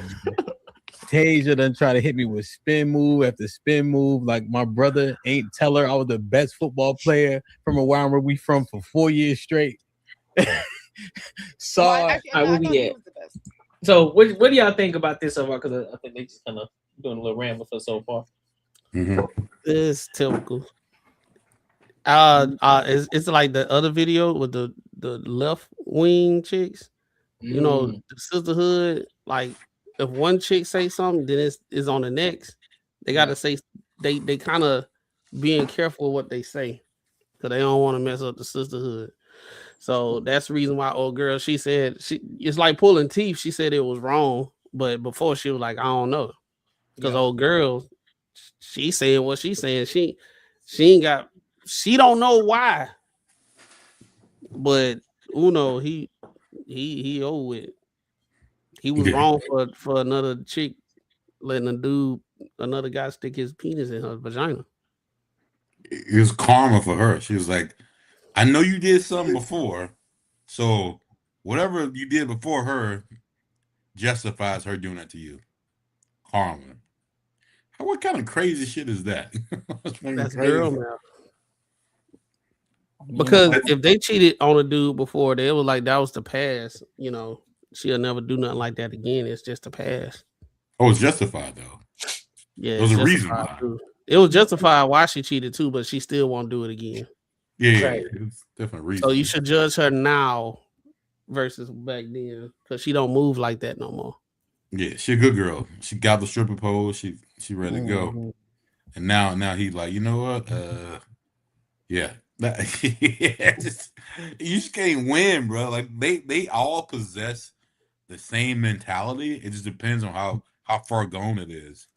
I really think behind closed doors, bro, I think a lot of girls be up here capping, bro. I think a lot of them got morals and shit. And it's just a sisterhood on blast, and it's a display right now. And they'll say some stuff they probably actually wouldn't even do. I'm gonna say the sisterhood bullshit. won't. So the how the sisterhood is, so they can be a part of it, not against it. And when men around, like I said, according to the other day, there's 3 different types of chicks. It's the woman that they know, the woman that they don't know, and the woman that cross them. Now, if that chick that cheated on him on Uno, that girl didn't like that girl, she'll condemn her real fast. Yeah. But because she don't know her, or that could be her friend, she gonna take up for her. Yep. Facts. I think personal morals always the sisterhood, because even on our own pod as it is, we've had 2 women on our pod that they don't agree with none of the bullshit.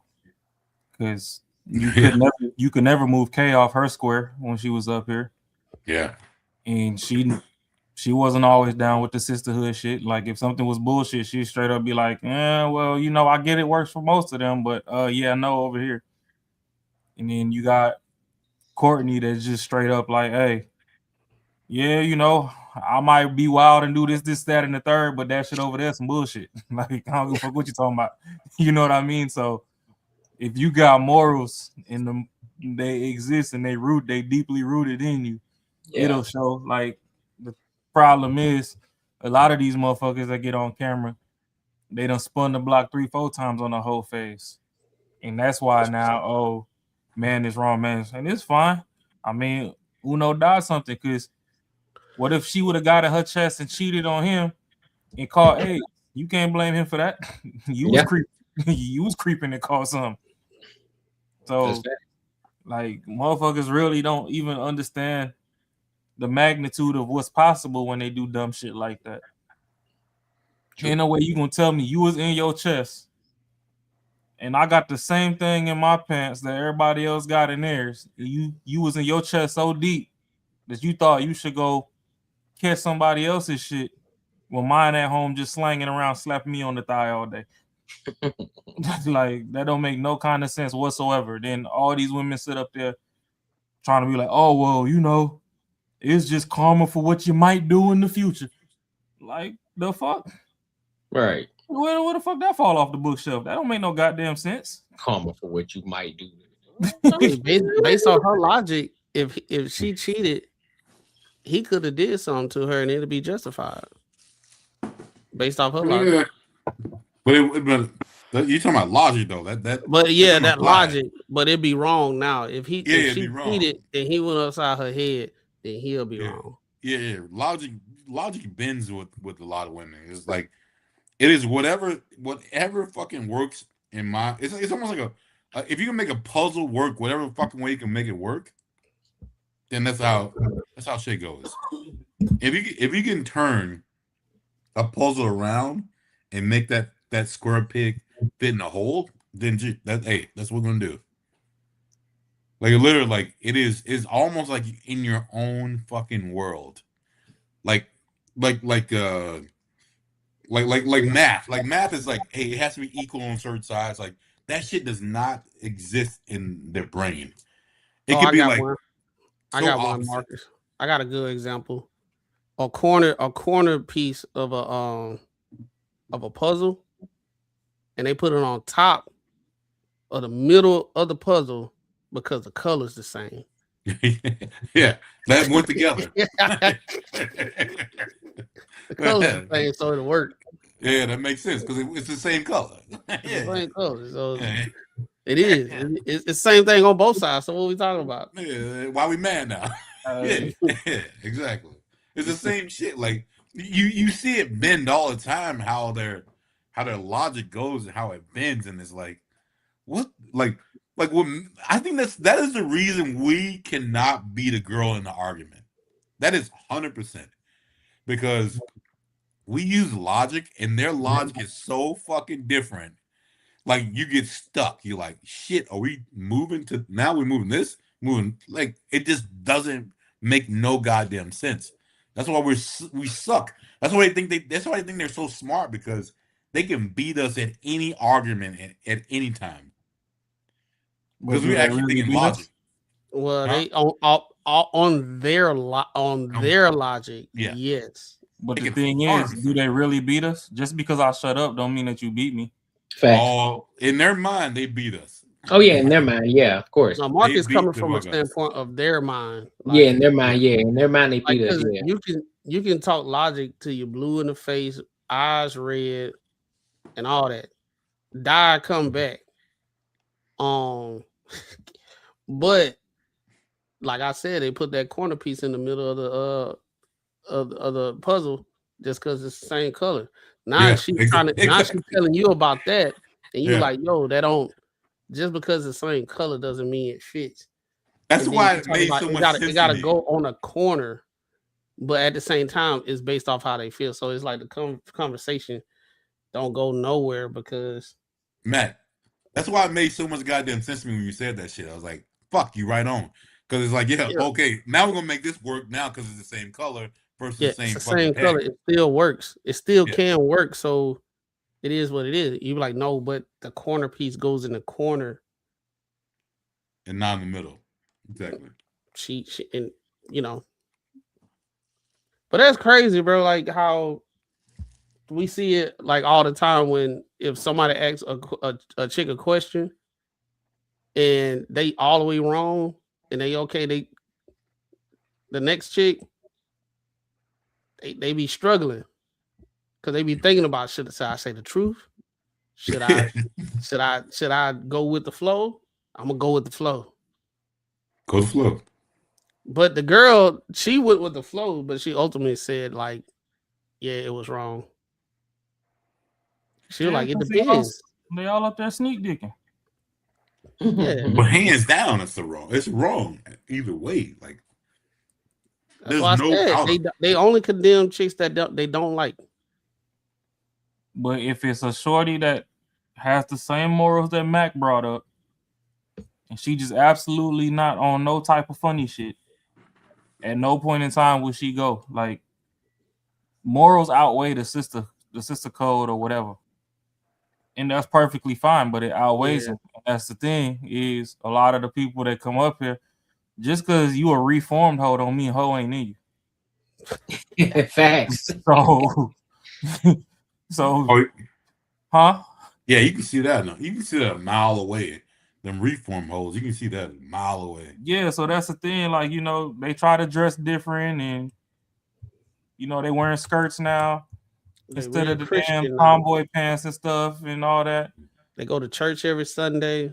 And they forget that when they open up their mouth for more than 20 minutes, we can hear the hoe come out of them. Hey, but who don't hear that, though? The ones that we're talking about, though. They don't hear that shit. Of course they don't. Those dudes don't hear that shit. They don't hear that, like, that shit. Like, if I'm going to tell you, wherever there's a mirror, women can't hear.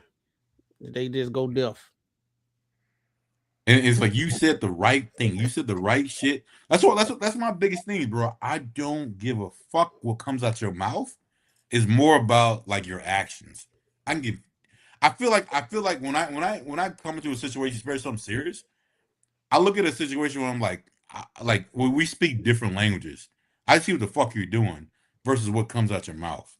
And a lot of people are really based on what the fuck comes out your mouth, which is crazy to me.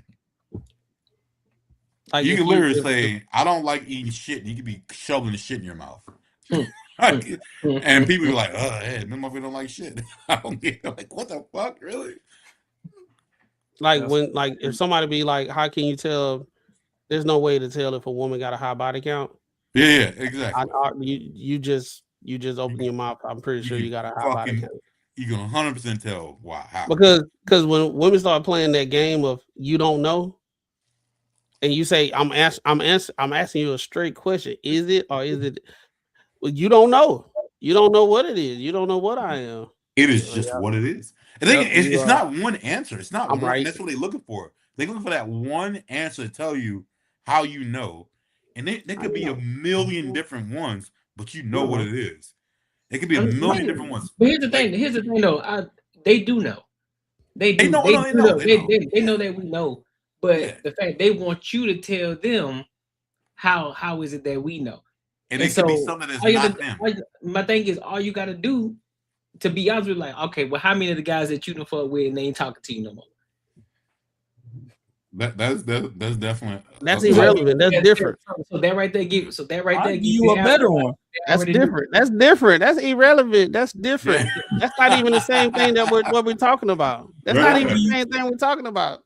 I'll give you the best one in the book. If you ask a lady how old she is, she talking about, a woman don't tell her age. She a professional hoe. 100%. Oh yeah, that's a fact. Because when you 22 or 21, you say, I'm fucking 21. Goddamn.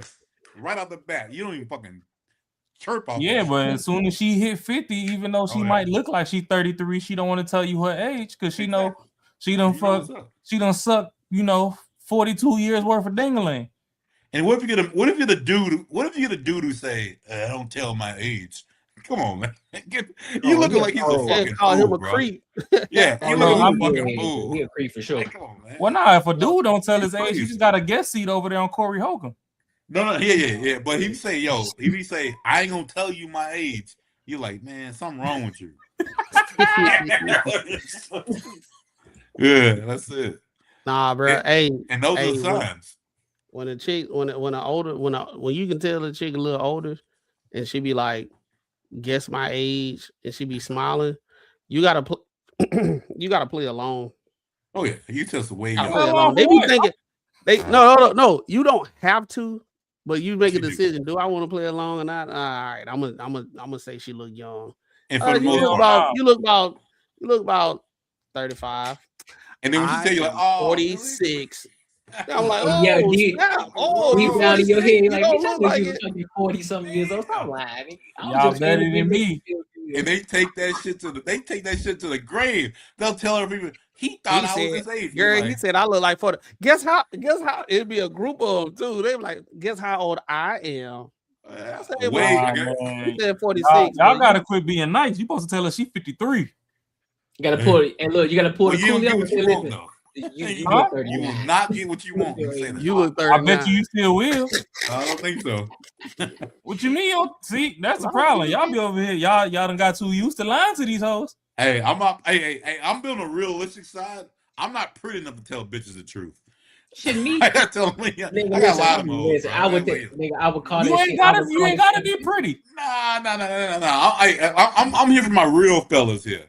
Hey, you gotta lie to them bitches. Hold on. What lie you mean, real fellas, bro? We real. Hey, We ain't AI over here. We real. No, not real. Let me rephrase that. AI over here. Let me rephrase that. Hey, if you ain't built in shape and you might not be the prettiest, lie to these hoes.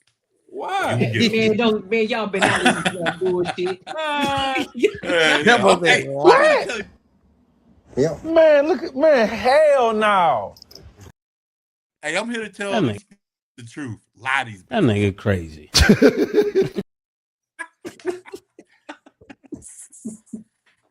Hey, you want to get them pants? Lie to them. Why? Why not? You gonna get it. You gonna get it. You gonna get it. Okay, I was lying when I told her she was 53. You thought I was gonna give you a small number because you said guess? Bitch, you got wrinkles around your eyes. Oh, hey, you told me your age and you wouldn't be in this predicament. She gonna move that one and say, hey, you look like you about 29. She be like, that's the one. That's the one. You can see Yo, it. liar! Liar! Liar! You're a liar! You're a liar! But it's still based on if that's what she wants. She might be like, yo, if you don't, like I said, hey, be realistic with yourselves, players. Be realistic. Okay. You won't get an asshole. You do what you gotta do Say whatever she gotta say. Get in and leave. Nah, that's cap. I'm from New I'm York. I ain't got time for all that cute shit. Bitch, No, you it's not cute. It's not cute. Get in and get out. Mark, you funny as shit, boy. You funny as hell, dog. Hey, you gotta get in and get Stop out. all that cute shit. The fuck? Hey, no, I get asked in, you get a out. question. Now you want me to play games? I'm gonna play the game, bitch. You look 53. Yeah. I see gray hair and wrinkles around your eyes. Realistically, it can only work for two people. If you are fucking just like chicks, same shit. Certain chicks can get away with saying something to you, and some chicks can't. Like if a fat bitch came to me and say, "Man, you look overweight," I'll be like, "Get your fat ass out of here." But if some hot ass bitch rolled up to me and was like, "You look, hey, you look a little big," I'm like, "What's up?" It's gonna hit different. It's gonna hit different. Hey, you know what's up. Get the fuck Nasty work. Get the fuck out. I just told y'all the truth. You know what's up. That's nasty work. Hey, you know what's happening. He said a pretty chick, you know, said I'll let her slide with it, but if another fat bitch come and tell me, nah, bitch, get your fat ass up out of here. Get your fat ass out of here. Get your asshole out of here. You wild. Get on out of here. Hey, we got to tell these people the real shit, man. Well, nigga, that ain't real, nigga. That's lying. You lying. You ain't keeping it a buck. He ain't lie about her being fat though. But yeah, true. He said, "Get your ass up out of here." He said, "Get your fat ass up out of here, bro." Hey, I'm out. Hey, most times you still will take the fat girls, but it's all good. It's all good. Don't say Mo. She still got metrics she got to meet. Nigga said, "Listen, it's a drought, nigga. I might have. You know what? I'm gonna go ahead and fuck with you tonight." Oh, hey, Courtney. Hey, put the core, hook him up. Put the core, hook him up. Hold up. Hold up. Yeah. Hey, that's that look like. Hey, that's that look you thinking about it. You like, I'm in a drought. Yeah, fuck it. She said she talking about going. Goddamn. She was like, you were like this.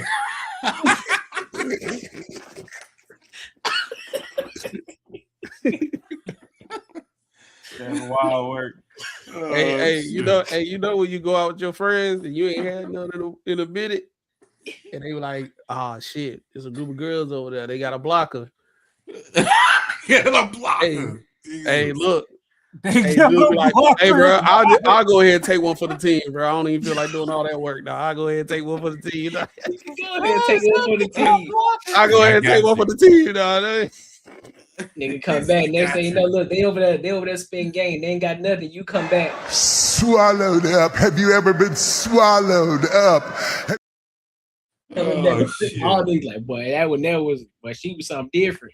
She was something different, boy. Something different. Hey, that high cholesterol throat do hit different. Nigga said high cholesterol throat. Bruh, y'all here stupid as hell. That boy Ross said I can feel the acid reflux. What? That shit burn. Shit got ripples like a bubble jacket on the inside. My shit a little tingly. Y'all ass dumb as hell. I had to take a Tom's when I got home, boy. I don't even need to go to the doctor. I just need to take a Tom's, boy. That's crazy. Hey, y'all wild, bro. Y'all dumb as hell, bro. Y'all got any other thoughts maybe before we close it out? Yeah. Nah. I think Black men don't everything that said was said.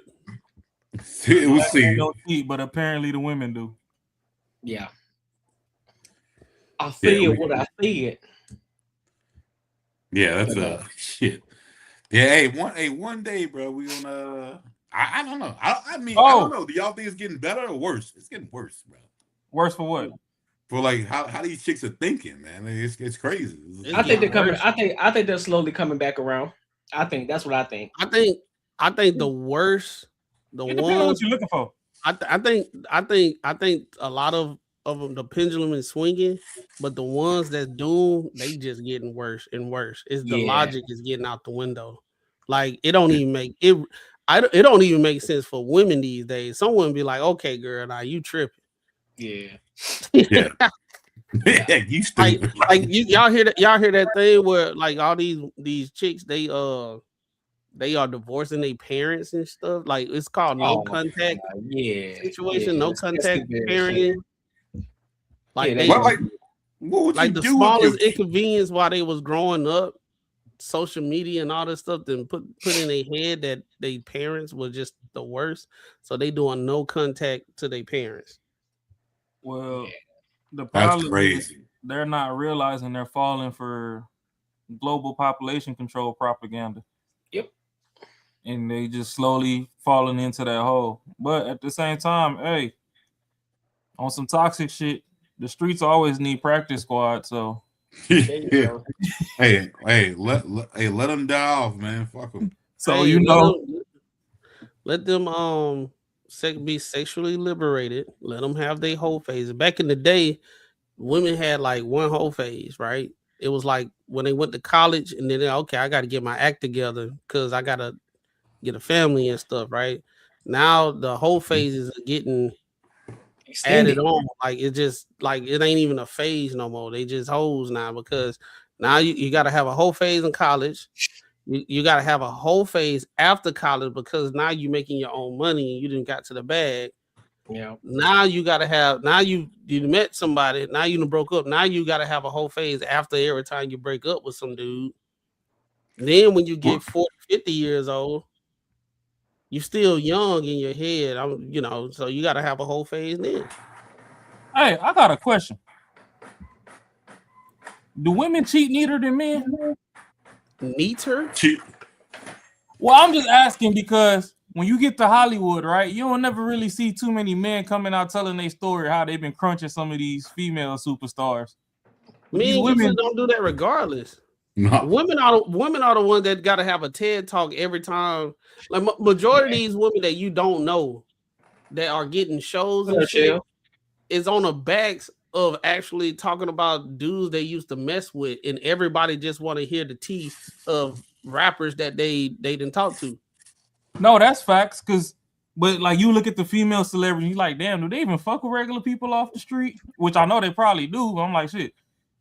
Do they just sign them like massive NDAs off the jump street? Because then you get all these women shit. But not like those girls that was nobodies, they get converted to somebody because then they go to TMZ or they go to these shade rooms and all that type of stuff. Get that little buzz. What's that that sex worker that what his name is? It's some rapper. She took a picture of him butt ass naked after they done got done doing something on the couch, and it went viral. Now there's a story. Now she can start saying all the dudes that she probably with. But goddamn show. I think it's a problem though, because most dudes, if they gonna fuck, just say if you fuck whoever you want to fuck, you're not gonna go in the media to try to expose that person to get money. You just got what you wanted and you're fucking done. Like, but they think that like since men don't do that, they're doing the right shit. Like, because no one reports them, no one says shit. No, there's no dudes out there being like, man, Sandra Bullock fucking came after me and was trying to get my dick all day. Because dudes don't do shit like that. I think women cheat. I'm gonna be honest with you, bro. I'm gonna call the spade a spade. I think women cheat more than men. It just ain't documented because a lot of men ain't talking. No, dude, you just don't fucking do this shit. A lot of men ain't pillow talking like that. I know there are some dudes out here who be pillow talking because they want to say, "Oh, I fought such and such." But to be 110% honest, some dudes still are on code. They know how to keep their shit low key as fuck. They ain't pillow talking. And I honestly believe that there are more women that are cheating versus men. Oh, they get away with it, bro. I think there are more. I think there are a lot more. There are more promiscuous women out here than there are men. Like real talk. There are some. Of course, there are horny dudes. Like real horny dudes. But a lot of times, you ain't fucking nothing if you can't get it. Because a lot of these niggas been jacking off anyway. So let's keep it a buck, bro. Like a lot of these niggas out here jacking off and shit, bro. So like, hey, no, Courtney though. No, for real though. The dudes that are jacking off. The dudes that these hey, bro, y'all saying that shit a little too much. God damn. Hey, no. These hot. Just say you got some shit going on by yourself. You could be just middle class dude. You don't give a fuck about ruining that person's life to make yourself better. Right. You don't give a fuck about that. Dudes don't give a fuck about that.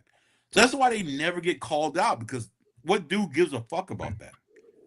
I think the issue. I think all right. What y'all think about this? I think the reason why you don't hear a lot of guys say it, because if they go out publicly and say something, it'll mess their chances up of smashing again. Yep. I don't think so. Whereas women, women, they got it in abundance. They can go get it whenever. All they gotta do is walk in the club and say they suck it and smash, and some dude's gonna be like, but macaroni. But most chicks who are making it known, like viral or whatever, because they're looking for a payout. They're looking for money. Dudes are still gonna smash them though. That's why they ain't tripping. That's what I'm saying. Like, but what we're trying to say is the reason dudes don't say shit, because we're not looking for the money aspect. We're only just a smash. It's not because I'm not. Cause what would be the benefit to say, hey, I fucked this girl online? They don't want to mess up they don't want to mess up what they got going on the roster. Okay. So again, what would be the benefit if you said so it? Once again, men are the best at protecting women. Just say if she would fuck you again, what would be the benefit of saying it? The dude's not going to do it because it'll mess up the roster. Like no.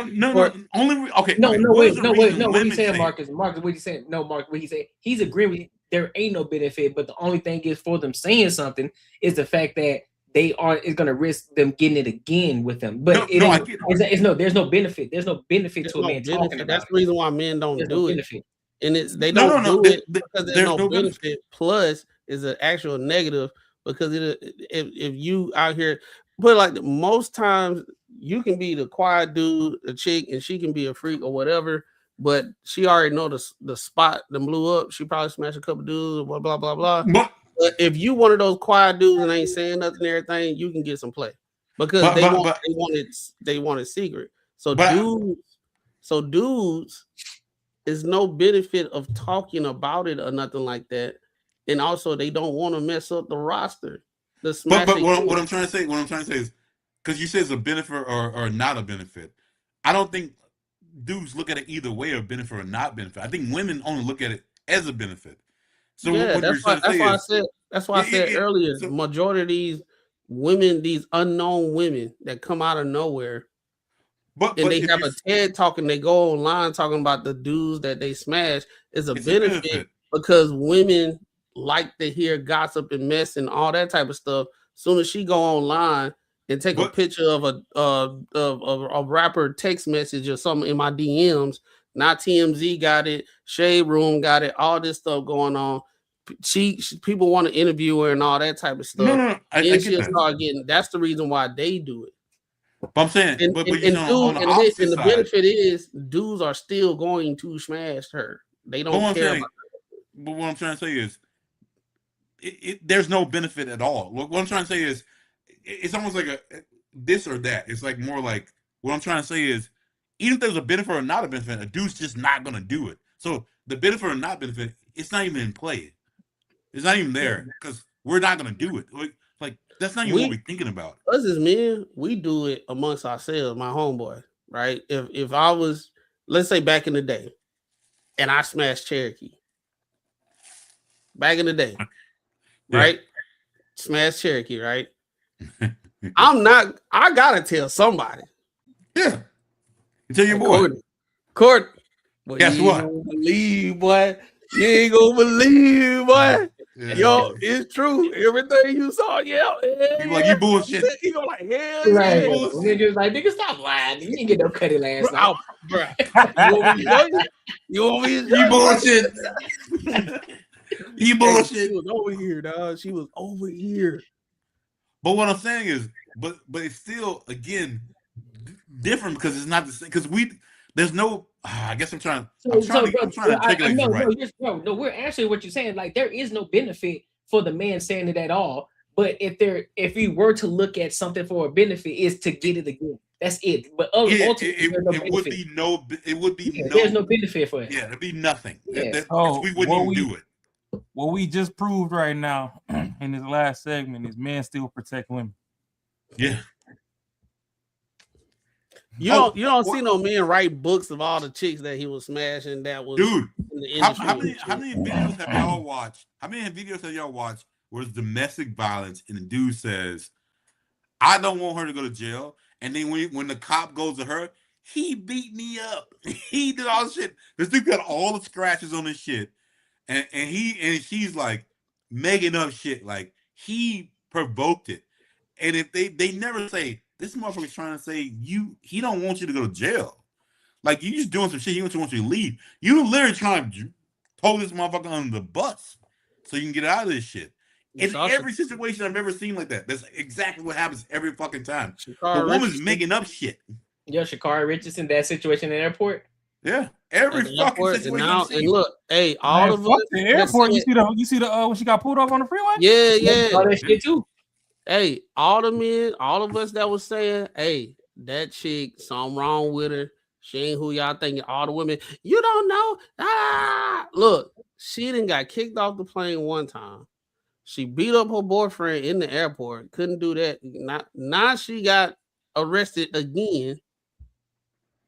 For his dumb ass got arrested 50, going 50 over, and the boyfriend got locked up too. Well, as far as going 50 over, that she ain't do no wrong there.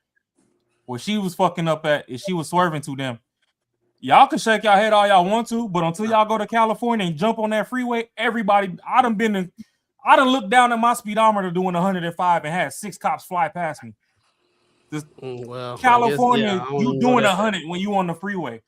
So the 50 over, that shit ain't shit. Where she fucked up at is she keeps swerving side to side. When you in California, you driving, stay in your motherfucking lane and do what you doing. Don't be bouncing left, right. That's where she fucked up at. I done been to California. I done been to California too. Listen, bro, 50, that's egregious. That's egregious. Go to California, get on the fucking freeway. I have. I done been on that bitch before. Then look down at your speedometer. You doing 80 to 100. Oh, I'm always watching it, and I ain't never did no 50 over. If you keeping up with traffic, you are. Nope. So you out there being an obstruction. 50 over the speed limit is just like fuck. You out there being an obstruction. You been that's 100 miles an hour, man. That's 10 miles. Yes, I'm 10 miles over 50. Hell no. And I'm in the city. If she on the freeway, and it's 75, and she going 50 over 75, bro.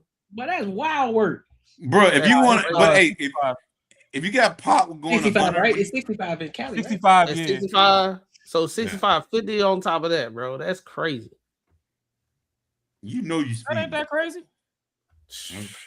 But the thing is, you know, look, at that point, if you gotta going that remember who you're fast, talking to. if you going that fast, you gotta say, It's "I a car hold on nigga. to it." My bad, man. Shit. This a car. This a car dude. This a car man. I forgot. This is got them Toretto with dreads. I can't. Old Toretto. He need to be on Fast and Furious. He's pushing it. 65. So what? You 35 off from 100? She want 50. So she was doing what? 125. So you only doing 25 over fucking everybody else. I guess, man. Shit. No, that makes sense. I get you go 100 miles an hour and still be cool. No, but if you get caught doing it, it makes sense. I'm telling you, in California, that is literally flow of traffic. Unless you out there in rush hour, because you can't do it because they rush hour just stupid. Cali and Vegas rush hour is retarded. Bro, if you go 100 miles an hour, bro, that's fast. I don't know what the fuck y'all talking about. That shit ain't slow. I have no reason to do that in Atlanta. I don't care. Atlanta crazy too. Because you gotta watch out for people. You going that fast, you gonna have somebody. It's 5 lanes. Man, when I he was gonna in come from Atlanta, all the way I'm to the left lane, speed. all the way to the right, try to make a goddamn exit. Bro, when you going about 100 on a motorcycle, you don't see like fucking lights. Just like, you don't really see shit you can pay attention to.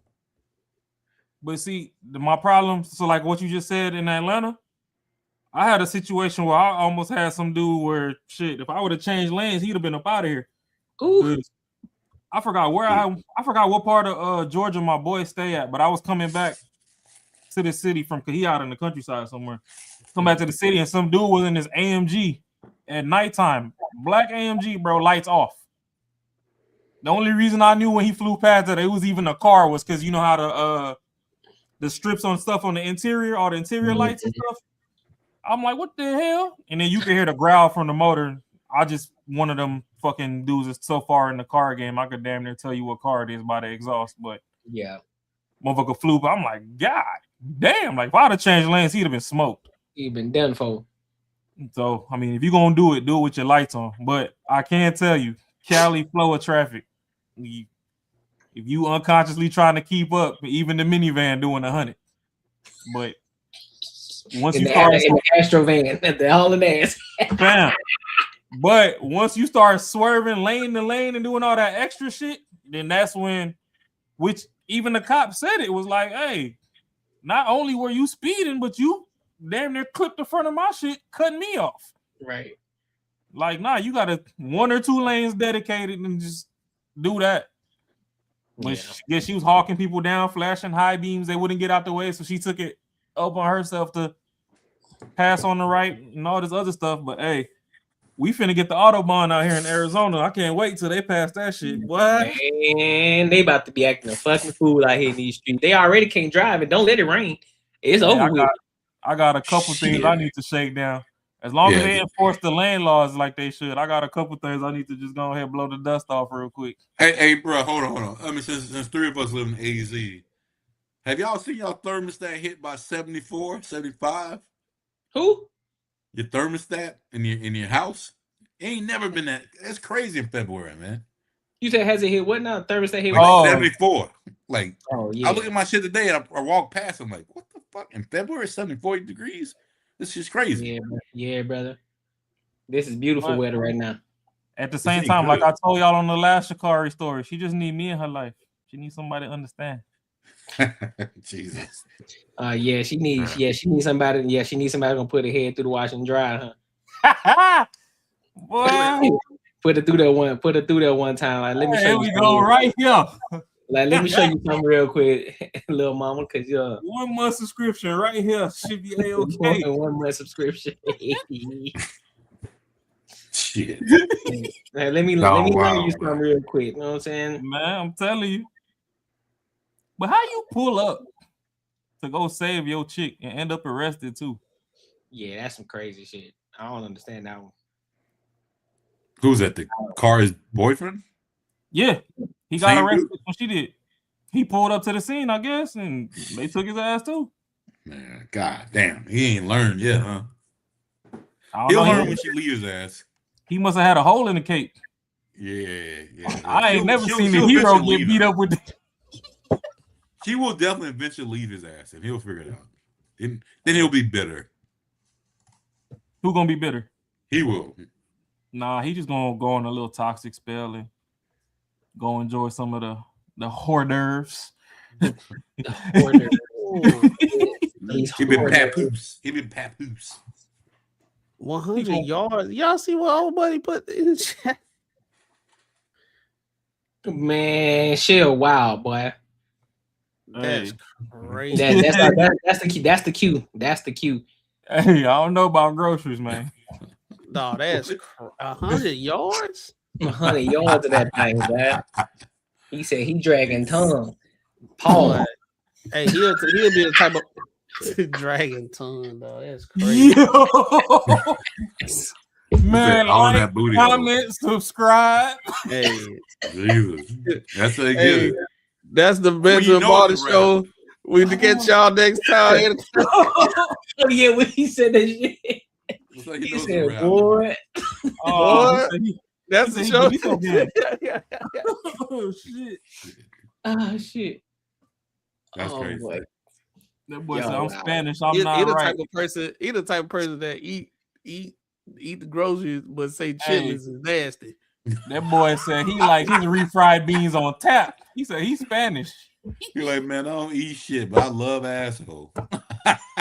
Boy, I'm telling you, shit. Woo. I don't eat chitlins, but I don't like chitlins, but I sure eat some eggs. He said It's it's a booty something hole about in a that minute. not Fresh today. booty. Yeah. Oh, he said he's Spanish. He like delicioso. Boy. Jesus. Yeah, it's funny. Well, listen, y'all. Tonight was fire. If you haven't supported the channel yet, make sure you do so. Also, make sure you like, comment, subscribe for the algorithm, and make sure you hit the bell notification, my good people. Tonight was fire. And make sure you guys are here tomorrow for the Courtney Egger show. We're going live tomorrow. We're going to run it up. You already know. That's how we do it. All right. So until next time, my good people, I will holla.